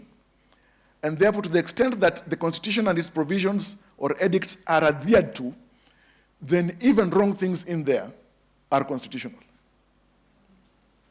And that's why, even through the lenses of history, it is said of Hitler that what he did was not illegal. It was legal because it was codified. And so I think every democracy, especially emerging democracies, and particularly African countries, need not just copy-paste provisions in other progressive democracies. They need to look at what works for them. Now, except recently in Tanzania's election, we've had winner-take-all, but we've not had the kind of violence that has been witnessed in Tanzania recently. Uganda has got the winner-take-all. We all know how it happens there. South Africa, still the same. And I think we need to fashion democracy in a manner that works for us. I say this because of one fact historically. The oldest democracy, at least presupposedly so, America, presupposedly, when you look at their constitution, from the 85 Federalist Papers of 1787, there was no consideration of the winner-take-all, except, I think, up to 1826-24. That's when now the mechanism of the winner-take-all from the initial efforts of John Adams. Now, today, the winner-take-all system is deeply entrenched in America. Are emerging democracies just copying entrenched democracies for acceptability? And so I think African countries need to choose what works for them. So that, for instance, in Kenya here, in 2007, we had one of the darkest moments after an election, the post-election violence. After that, we got to have, through the Grand Coalition Government, the National Accord Reconciliation Act that entrenched the government in place, the Grand Government in place. But then again, after that period, until we had the new constitution, our elections have always remained adversarial and very costly. In fact, the costly nature, adversarial nature of our politics is what makes our politics not only competitive, but very expensive. If the winner-take-all system was to be turned around, maybe possibly elections may not be as expensive in Kenya and maybe in African countries. But moving through it, and because of the winner-take-all character in our politics and our democracy, the common man, the ordinary citizen, has continued to become the dependable infrastructure for the progression and political survival of the political elites. Because even as we sit here, Kenyans here will tell you that we have got one of the recommendations in the National Dialogue Committee's report, the establishment and entrenchment of such offices as the leader of official opposition and office of the Prime Cabinet Secretary and their assistants entrenched in the Constitution to try and bring political inclusion in the Constitution. And so I think that is an effort to try and see how the winner-take-all system can be navigated. So Kenya is still struggling with it, even though we are in a new constitutional dispensation. It is something that remains a thorn in the flesh of our democracy. And so I would say that it's not just a political proxy, it is systemic and therefore systematic because it is codified in the mother law of the land that the Constitution is. Going into the issue of debt. Now, and I've heard Madam speak about debt in South Africa. Today, the cost of servicing debt as well in Kenya is about 80% of the revenue collected. Yes. And Kenyans here will also tell you that Kenyans are disturbed by the fact that we pay or we service our debts, but the debt remains high. It's because of the cost of servicing the debt. And secondly, today our debt, national debt, is in the neighborhood of 12 trillion shillings. You look at it and you realize that Parliament plays a crucial role in the issue of management of national debt. You ask, is Parliament captured? Senator Mtata, one of the revered adherents and activists and voices on matters national debt, spoke here, and he spoke quite eloquently. I may not need to regurgitate parts of his remarks. But as a matter of fact, it is not so much about Parliament being captured. Because if you can say it's captured, is it this one or other parliaments? Because our national debt is transgovernmental and transgenerational. The thing is this, we need to have Parliament that, and remember that our Constitution provides that the legislature derives its power from the people. So Parliament, as I move to the conclusion, Parliament needs to serve the people, not to serve the executive or executive interests, to serve the people. If Parliament were to adhere to the fact of serving the people, then the issue of, for example, the Public Accounts Committee, the Parliamentary Debt Committee that deals with debt, when it comes to raising the ceiling of national debt, Parliament will be conscious to the needs of the current generation, the challenges, economic challenges of the people, and the future that our country is walking into. And so I would say that Parliament needs to centralize public interest for public good on the issue of managing debt, because for any loan to be taken, the approval of Parliament is necessary. And so I think the place of Parliament in managing national debt cannot be gainsaid, but I think parliamentarians need to be conscious. In fact, it's when I reflect on some critical thinkers, important thinkers on the African continent and even yonder, people like Professor Achille Mbembe. When then you listen to people like Professor Noam Chomsky, they have ventilated on these issues, and even Fukuyama himself on navigating the contours of democracy, national debt, and the economy. You realize that I think it is important for Parliament, especially the Parliament of Kenya and parliaments across Africa, to have not just what Mbembe calls planetary consciousness, but I would want to call it planetary nationalism. Thank you. Thank you. Thank you so much. I'm not sure how much time we have remaining. I'd like to just close on a positive note. I think I take this from the panel with Dr. Mbori, and also from the activity that we did earlier, which is if you had the power to be able to address this issue once and for all, because that's what the panel sort of seeks to do, address this challenge. If you had the power, what is the one thing that you would do that, in your opinion, would be able to move the dial in terms of responding to some of the issues that you've highlighted? So, because the mic is with you, I don't know if you'd like to start there in 2 minutes before we hand over to the plenary to also share. A few things. Moving the center is very important and urgent. But how can the center be moved? One, having laws that fight corruption and fight it closing eyes to status and office.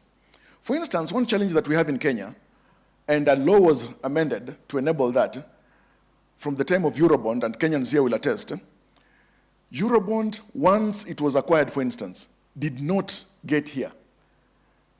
When you look at the Auditor General's report of 2014, close to 215 billion shillings cannot be accounted for up to now, spending at source.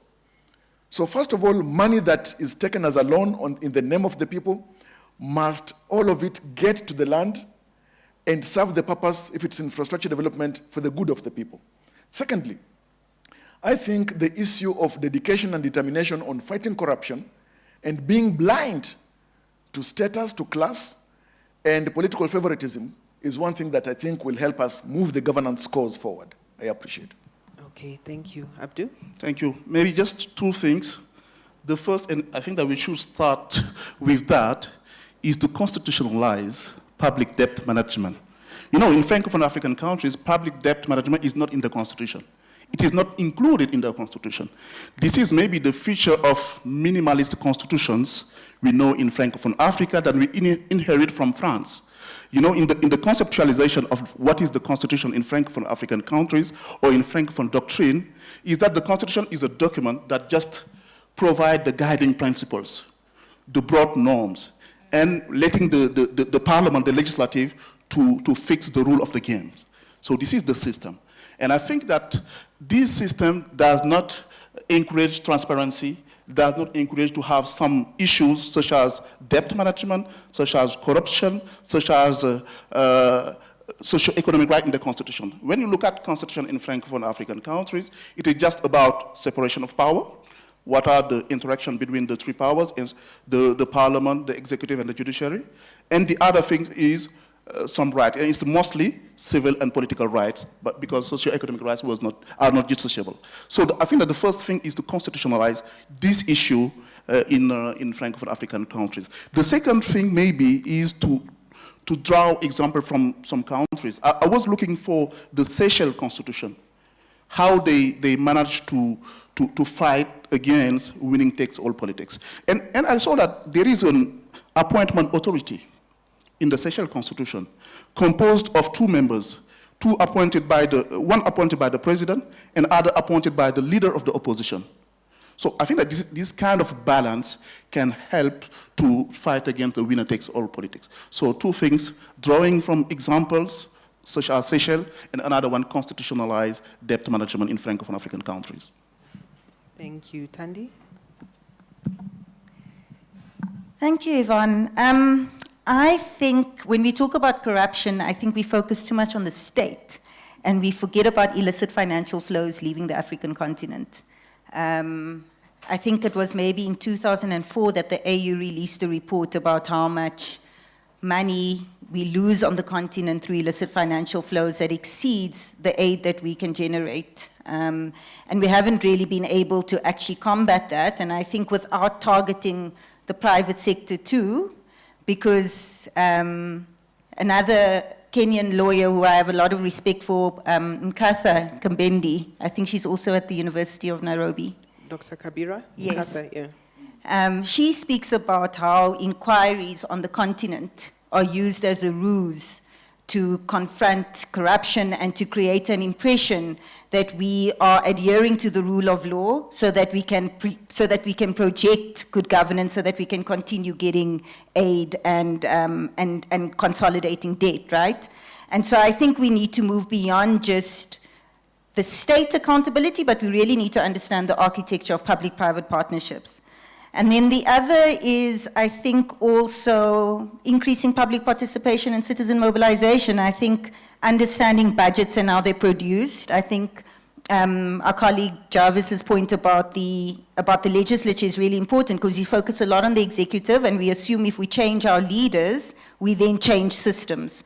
But if we don't understand systems, we can't reform them, right? And if we don't understand how parliament makes laws, how they budget for laws, etc., then as citizens, we actually don't have much power within our democracy. So I think citizen education and mobilization would be the second point that I'd like to make. Thank you, Yvonne. Thank you for that. How can you reform a system that you don't understand? So I think I'd like to now switch to plenary. I'm sure you've got a lot of questions that I'm sure our panelists are happy to engage with you on. So if we can just get some assistance with, I can see, if we can start on this side of the room. I'm seeing all of your hands. Yeah, there's a lot. There's a lot that needs to be unpacked. So I think we can start here.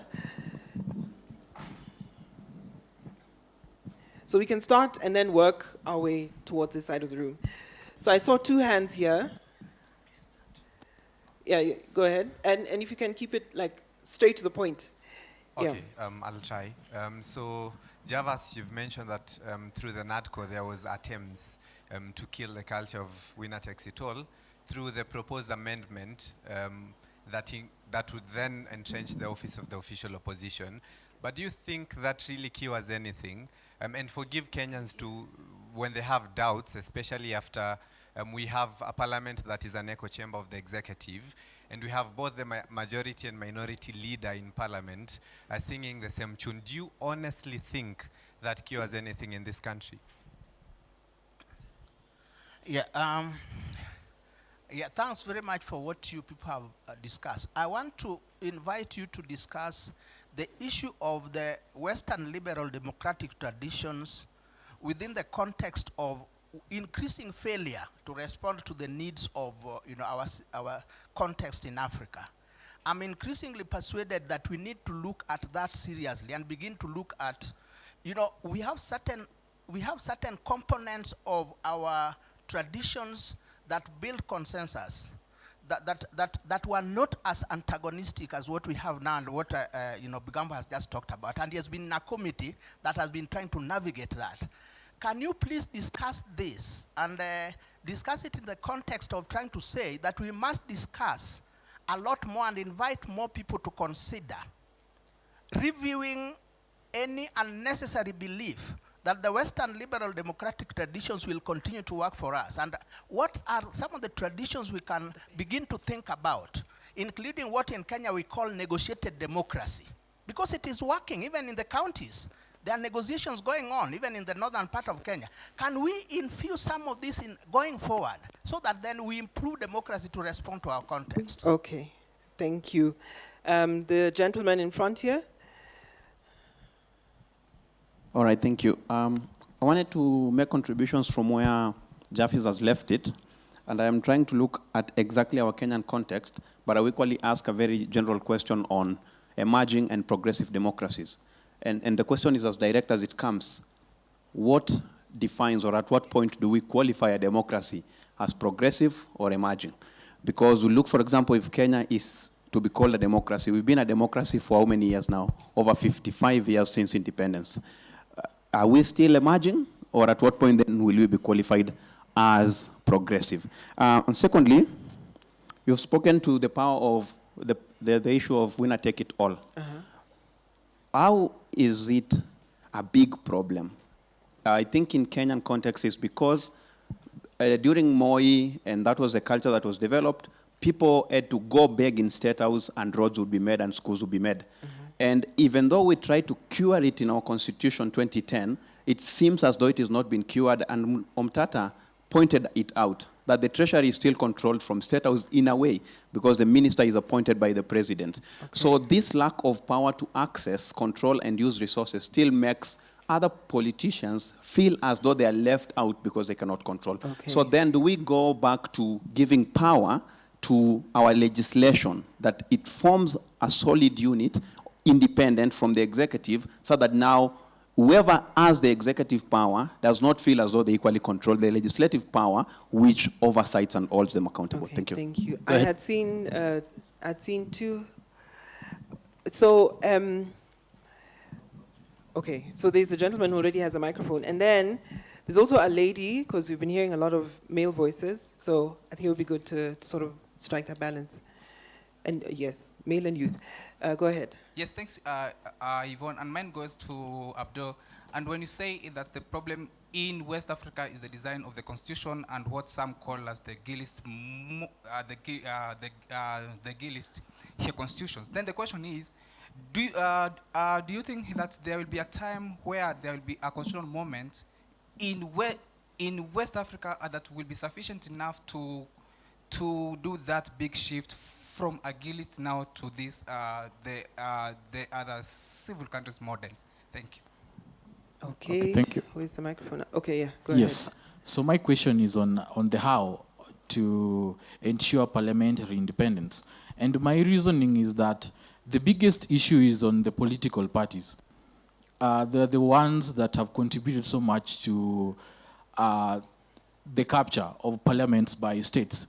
And briefly to take you in history, remember in the 90s, one of the strongest disciplinarian, one David Okikiamayo of Kano.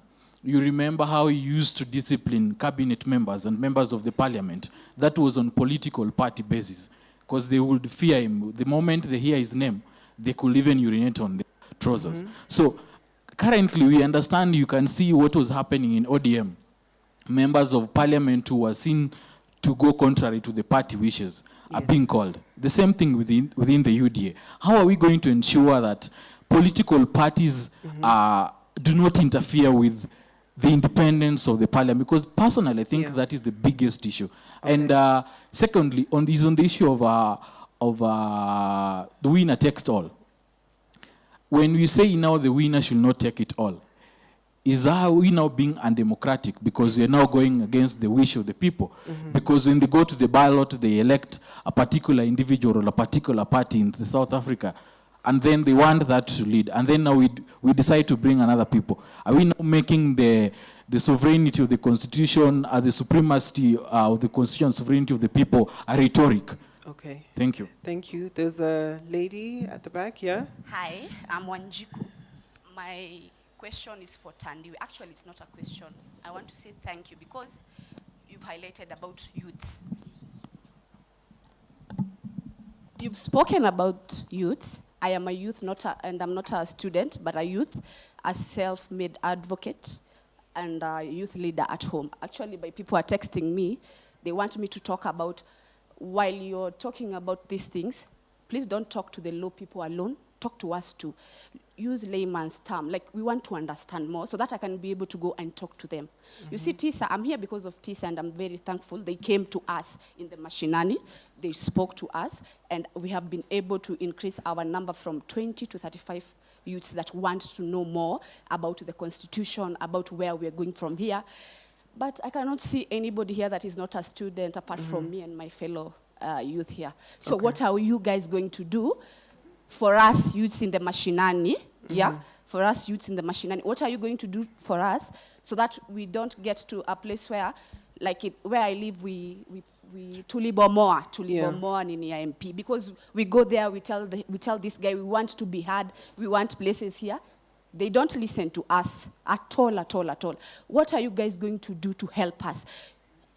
Hapa nimewacha mpaka simu hapa haijaibiwa. Yani, it is a very nice place. You see, but where we are from, we don't get those privileges. We have a CDF there, but they ask us to pay so that we can do things there. We want to hold meetings. We want to talk to people there, but we are supposed to pay. TISA taught me that in article, I don't know, 55 somewhere, it speaks about the youth. We are supposed to access education, relevant education, and have opportunities to associate and be represented and to participate. Hakuna mali imesema, there is no place where it has said a learned youth, even us, So I'm not stupid, but I'm not in school now. Thank you. Thank you very much. Katiba, TISA, the challenge has been extended to do a little bit more. I'm not sure how we're doing on time. I really would like to give us an opportunity to respond. Yeah? Sorry, I didn't see. In the front here? Okay. So now, so these are the absolute last two, because there's already someone holding a mic. And okay. Go. I'll just take 30 seconds. My question is straight to the point, please. My name is Cliff Matundura, and my question will go to Javas Bigambo. You've talked about winner takes it all being constitutional, and I agree with you. And I'll like to take you to the BBI. It proposed the office of the Prime Minister, and it also proposed the office of the official opposition leader. And my question is, how is this going to work? Because right now we have devolution, we have national government and the county government. Will this office of the opposition leader work at will we have an office of the opposition leader at the national government and at the county level. And then Okay, thank you, will it, thank you, thank will it you. solve the problem Please. of Nusumkate, handshake, and broad-based? Sawa, Thank you. Thank you. Many Last thanks. one. Last two? Last. And Okay, he's 1 minute, promised 1 minute me each. by the look in his eye that he'll be brief. Okay, thank you. So my question is, we've talked extensively about public participation. Now, in the recent past, there have been reports and commissions instituted to target those who have been corrupt, like the Kroll report and the Bosere Commission. Now, in the event that we have been educated and we have been told the institutions that we're meant to go to, that they show hesitancy to act on corruption, what do we as Kenyans and Africans at large, do we have any other institutions we can go to get justice for stolen funds and corruption? Yeah. Thank you. Thank you so much. I think we're going to have to close it here. Just a last one. A quick one. Yes, very quick. To all the panelists, as you conclude, do you think if we had very elaborate campaign financing regulations, the winner takes it all would be as combative as it is currently? Thanks. Perfect. If we had more elaborate campaign, around campaign funds, if we regulated it much better, then would that address that issue? We can discuss this the whole day, but clearly there's not enough time. So I'll start from my left, and then so we can start briefly. We don't have much time, but as far as you can. Javas, Great. you can start. Thank you. We'll Very finish. quickly. It is the 16th president of the US, Abraham Lincoln, who said that election and governance is about the people. If they sit on fire, they'll have to endure the blisters. And so it is even with matters governance. An individual asked whether negotiated democracy will work for us, and at what point, for example, can our democracy be considered or deemed as progressive? America's constitution and democracy is considered as progressive because it is working for them. So it progresses them in matters governance. Our democracy may still be nascent because still our democracy is not working for us. We are still struggling with it. To the point that our democracy will start working for us, then we'll be progressing on the merits of our democracy and therefore will be progressive. Not a question of being compared or being at par with America, which is over 200 years of democratic praxis. Now, there's been the question about the proposal. The issue is not about the proposal in the BBI, because BBI was thwarted by the courts, a wet blanket was thrown upon it. But still, the proposition of having a prime minister, official opposition, is mirrored in the NADCO recommendations. You ask whether this will cure the winner take all. The issue is that it may not, as long as there is still fierce competition, and the proposition to have the official opposition leader and prime cabinet secretary or minister in the constitution is for political inclusion. But remember, political inclusion works for political elites. And that's why he said that the people become and remain infrastructure or crutches for the political elites. And so that inclusion is limited to the elites. It's not inclusion for the people. And if you look at it that way, then you realize that through Raila Odinga now led, the times he has run contested the presidency, he had half the country with him.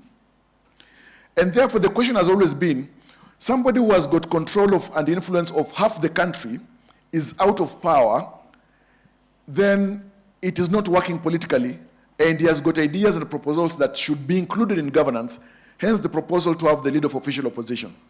You ask whether, if we have leader of official opposition and prime CS, it will have to be in the county government as well. Yes. For this reason, the structure of governance or the executive at the national level will have to be mirrored at the county level. The naming may not be the same. We may not have a prime CS at the county level, but we may have an equivalent at the county level. And that will affect the wage bill. So the people have got to decide, what do they want? Do they want to have this inclusion and with the attendant wage bill and retirement benefits or not? Because even individuals who are holding, and even if Kalonzo Musyoka and others run for political office and become president, they are still earning their retirement benefits. So the people in Kenya need to choose. In America, for example, Hillary Clinton faced off with Trump. She won the popular vote but lost the Electoral College vote. She went out. That democracy works for them. As I conclude on the issue of campaign financing, even the US and other countries, what my relative there referred to as the Western democracy, and comparatively whether it's working for us or whether it can work for us and what can we choose, they are still struggling with the issue of campaign financing. And Kenya or African countries may not have the answer to that just yet. As long as fierce competition exists, as long as the stakes are still high, campaign financing will remain a challenge. And the more money you have, the more you have chances on your way around the electorate and the election process, and possibly to win. So it's still a slippery issue. But in conclusion, finally, on the issue of the Western democracy and whether African countries and even Kenya must choose its own path, I would agree. Because when you look at the northern part of Kenya, there is negotiated democracy. Elders and the traditional system works and determines who is it then that should occupy a particular office. So I think Kenya and African countries must choose a democratic framework or system that works for them, not dictated, pointed, and directed by the Western practices.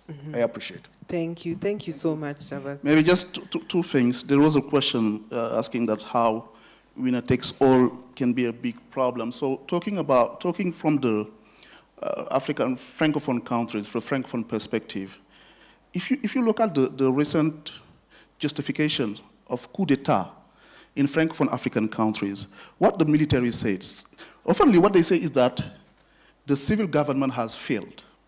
The president, who controls the entire state, has failed to deliver security.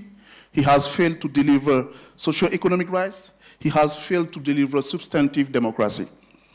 So, and he is willing to manipulate election to stay or to remain in power. So it's like winning election in Francophone Africa is a matter of death or life. And in this way, so the winner takes all politics is one of the reasons why the military took power, and they try to justify it through the winner takes all political logic. But at the same time, it's not a solution. Military coup is not a solution to the winner takes all logic. And it is, and paradoxically, it is an extension of the winner takes all logic, because the military, when they took the power, they perpetuated the winner takes all logic. So this is one maybe argument we can say that winner takes all logic can be dangerous in some democracy. The second thing is, it was a question on Western liberal democracy. I've just one point here that was highlighted in different regional court is to build our democracy through the notion of national consensus. National consensus.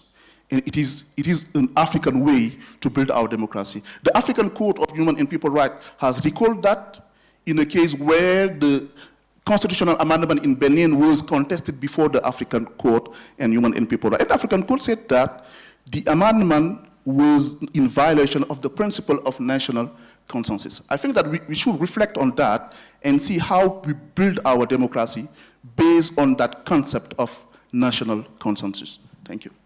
Thank you so much, Abdul. Thandi? Thank you. The question on how we think about democracy as emerging or progressive, I think we need to rethink the indicators that we use to evaluate democracy, right? We think about free and fair elections, we think about independent judiciaries and separation of powers, we think about peaceful transitions, but I don't think we're addressing socioeconomic inequality enough when we think about how we evaluate democracy. And so I think that's something that we need to start focusing on a bit more. I also think for young people, youth mobilization is important. Unfortunately, we continue to live on an ageist and patriarchal continent. And so the mobilization is going to have to be consistent. It's going to have to be, I think very intentional. But I think it's really necessary, because if we don't start addressing the challenges that young people are facing on this continent, and as one of the most youthful continents in the world, we will lose out on our, what we call it, population, the benefits of having a youthful population and building our economy. So I think it's really important that we start mobilizing young people more. And then lastly, I just also think that transparency remains very crucial. If we don't understand how systems work, we're living in a world at the moment that is completely fractured, where I think chaos and spectacle is being used all the time in order to keep us distracted so that we aren't able to monitor what happens in our democracy. And so I think we need to continue to be vigilant about how our systems work and protect our constitutions. Thank you. Thank you so much. I can see we still have a minute and 30 seconds. I don't know if in this minute and 30 seconds, we'd like to have a quick fire of your absolute last parting shots in just, any last thoughts anyone would like to share?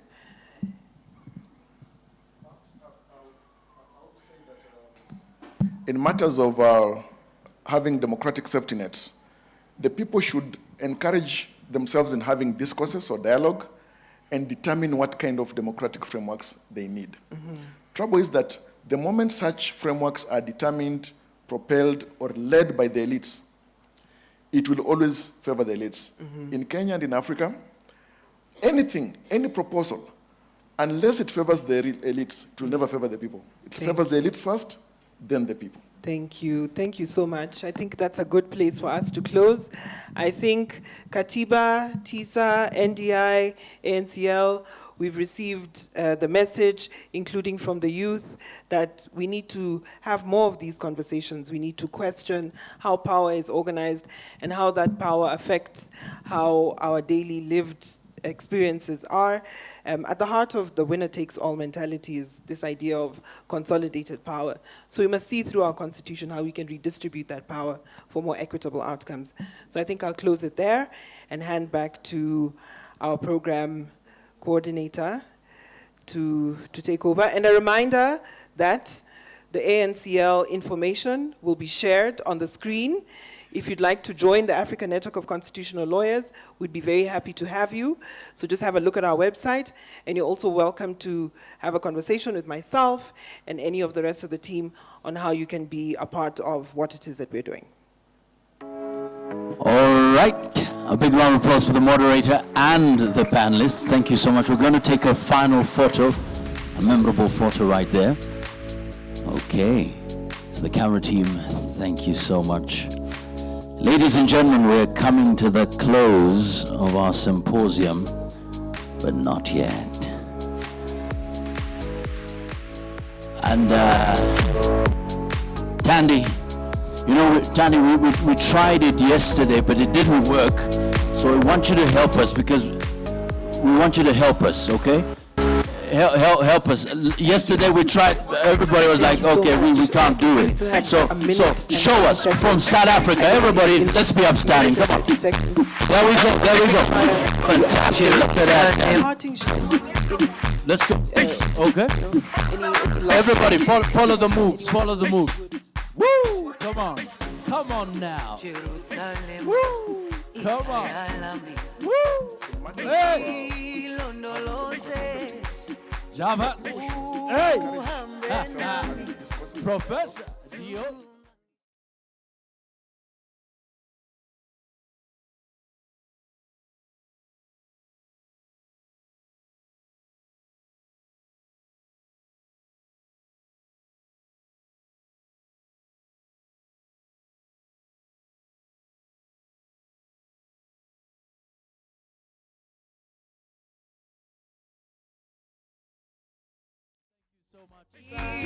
Thank you so much. You may kindly take your seats. Thank you so much. Good to see you. Thank you so much, bro. Appreciate it very well. Thank you. Well done. Well done. Well done.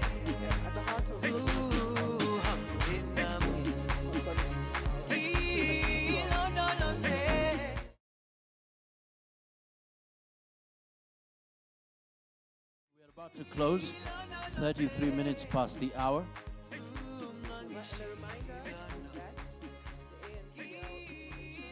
All right. So final time you're going to use the Menti platform as far as the symposium is concerned today. Just get your phones, get your phones, get your phones, get your phones, get your phones. Simple question, simple question. I see Faith is ready. Keith, always ready. Anne, ready. Eric, ready. And I hope you got to know 20 people. Jandy, got 20 people. Musila, Catherine. All right.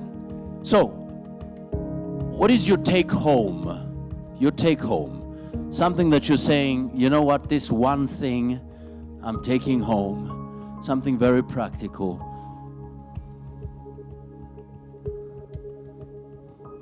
Okay, and even those joining us online, by the way, what is your take home? Something that stood out for you from yesterday till today. Something that you're saying, you know what, this one caught my attention in a big way. All right, Asha? Yeah.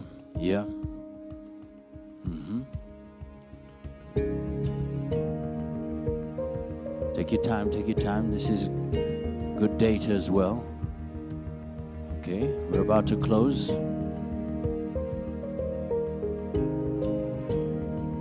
Okay, public participation is the most important part of democracy. Intergenerational debt, new friends. It's my responsibility to hold the leaders accountable. This message needs to get to the grassroots level. How can it be packaged in a language for the mwananchi, nikokadi? Where? That it's our duty as citizens being the last check to keep our leaders accountable. Keep them coming, keep them coming. Keep them coming, keep them coming, keep them coming, keep them coming, keep them coming. Keep them coming, keep them coming.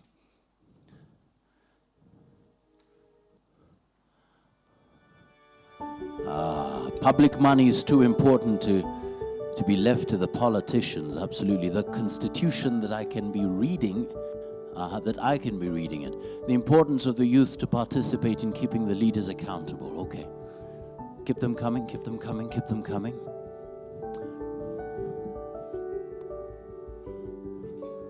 And as we come to a close, yesterday when I saw those numbers, the debt, oh my goodness, I said, what? What faith? Oh my goodness. Then I want you to imagine,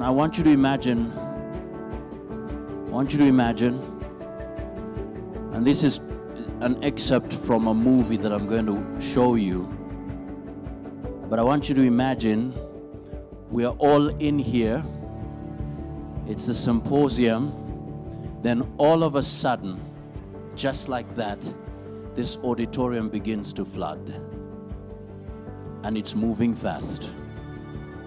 All the doors are locked.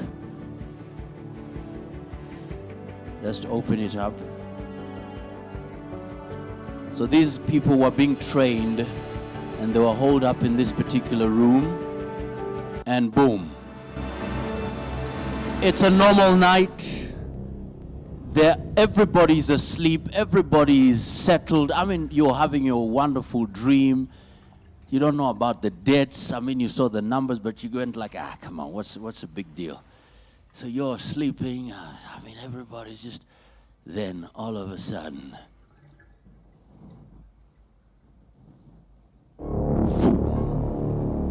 the flood. The debts have been piling. You didn't know it. Okay. So they wake you up when, okay, so what do you do? What do you do? Okay. Okay, guys, what do we do? What do we do? Okay, there's no time to say you are the one. No, we are all. Listen to me. Stay calm. Okay, what do we do? Come on, guys. Think. It's moving. You're still coming up with a strategy? Oh my goodness. It's... Hey!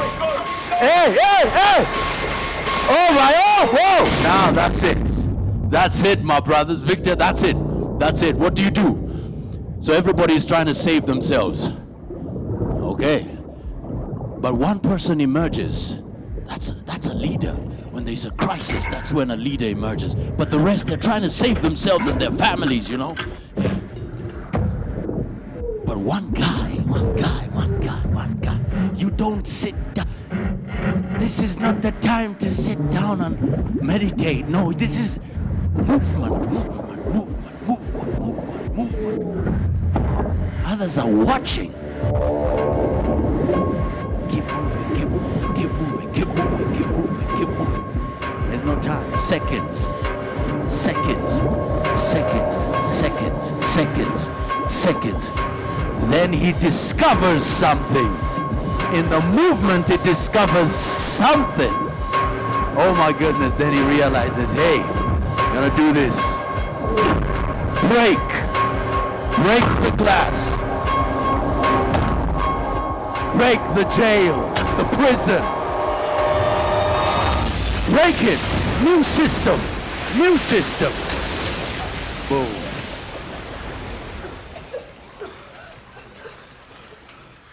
Congratulations on completing your first task. Charlie, Roxy, well done.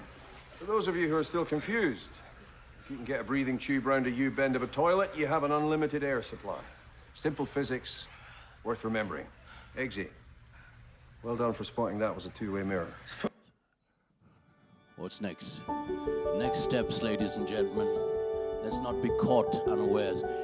Ladies and gentlemen, a big round of applause for Mr. Kevin Mabonga, Katiba Institute, Communications and Knowledge Management Manager.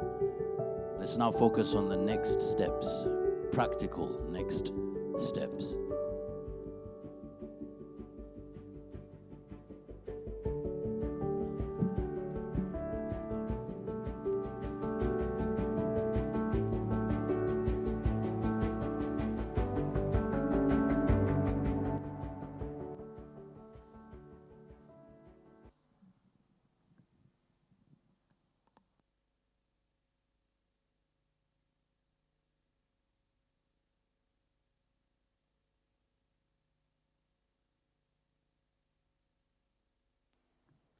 Good afternoon, or is it evening? Good afternoon.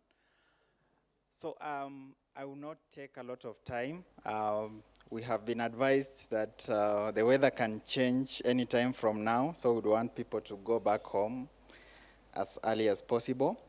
So what I'm going to do is to just highlight the next steps. I'll not go through the summary of the report. My intention initially was to highlight the key points that we've discussed since yesterday. But then our moderators have been excellent in just reminding us what has been discussed and summarizing the key issues in discussion in our panel discussion. So I'll not go into those.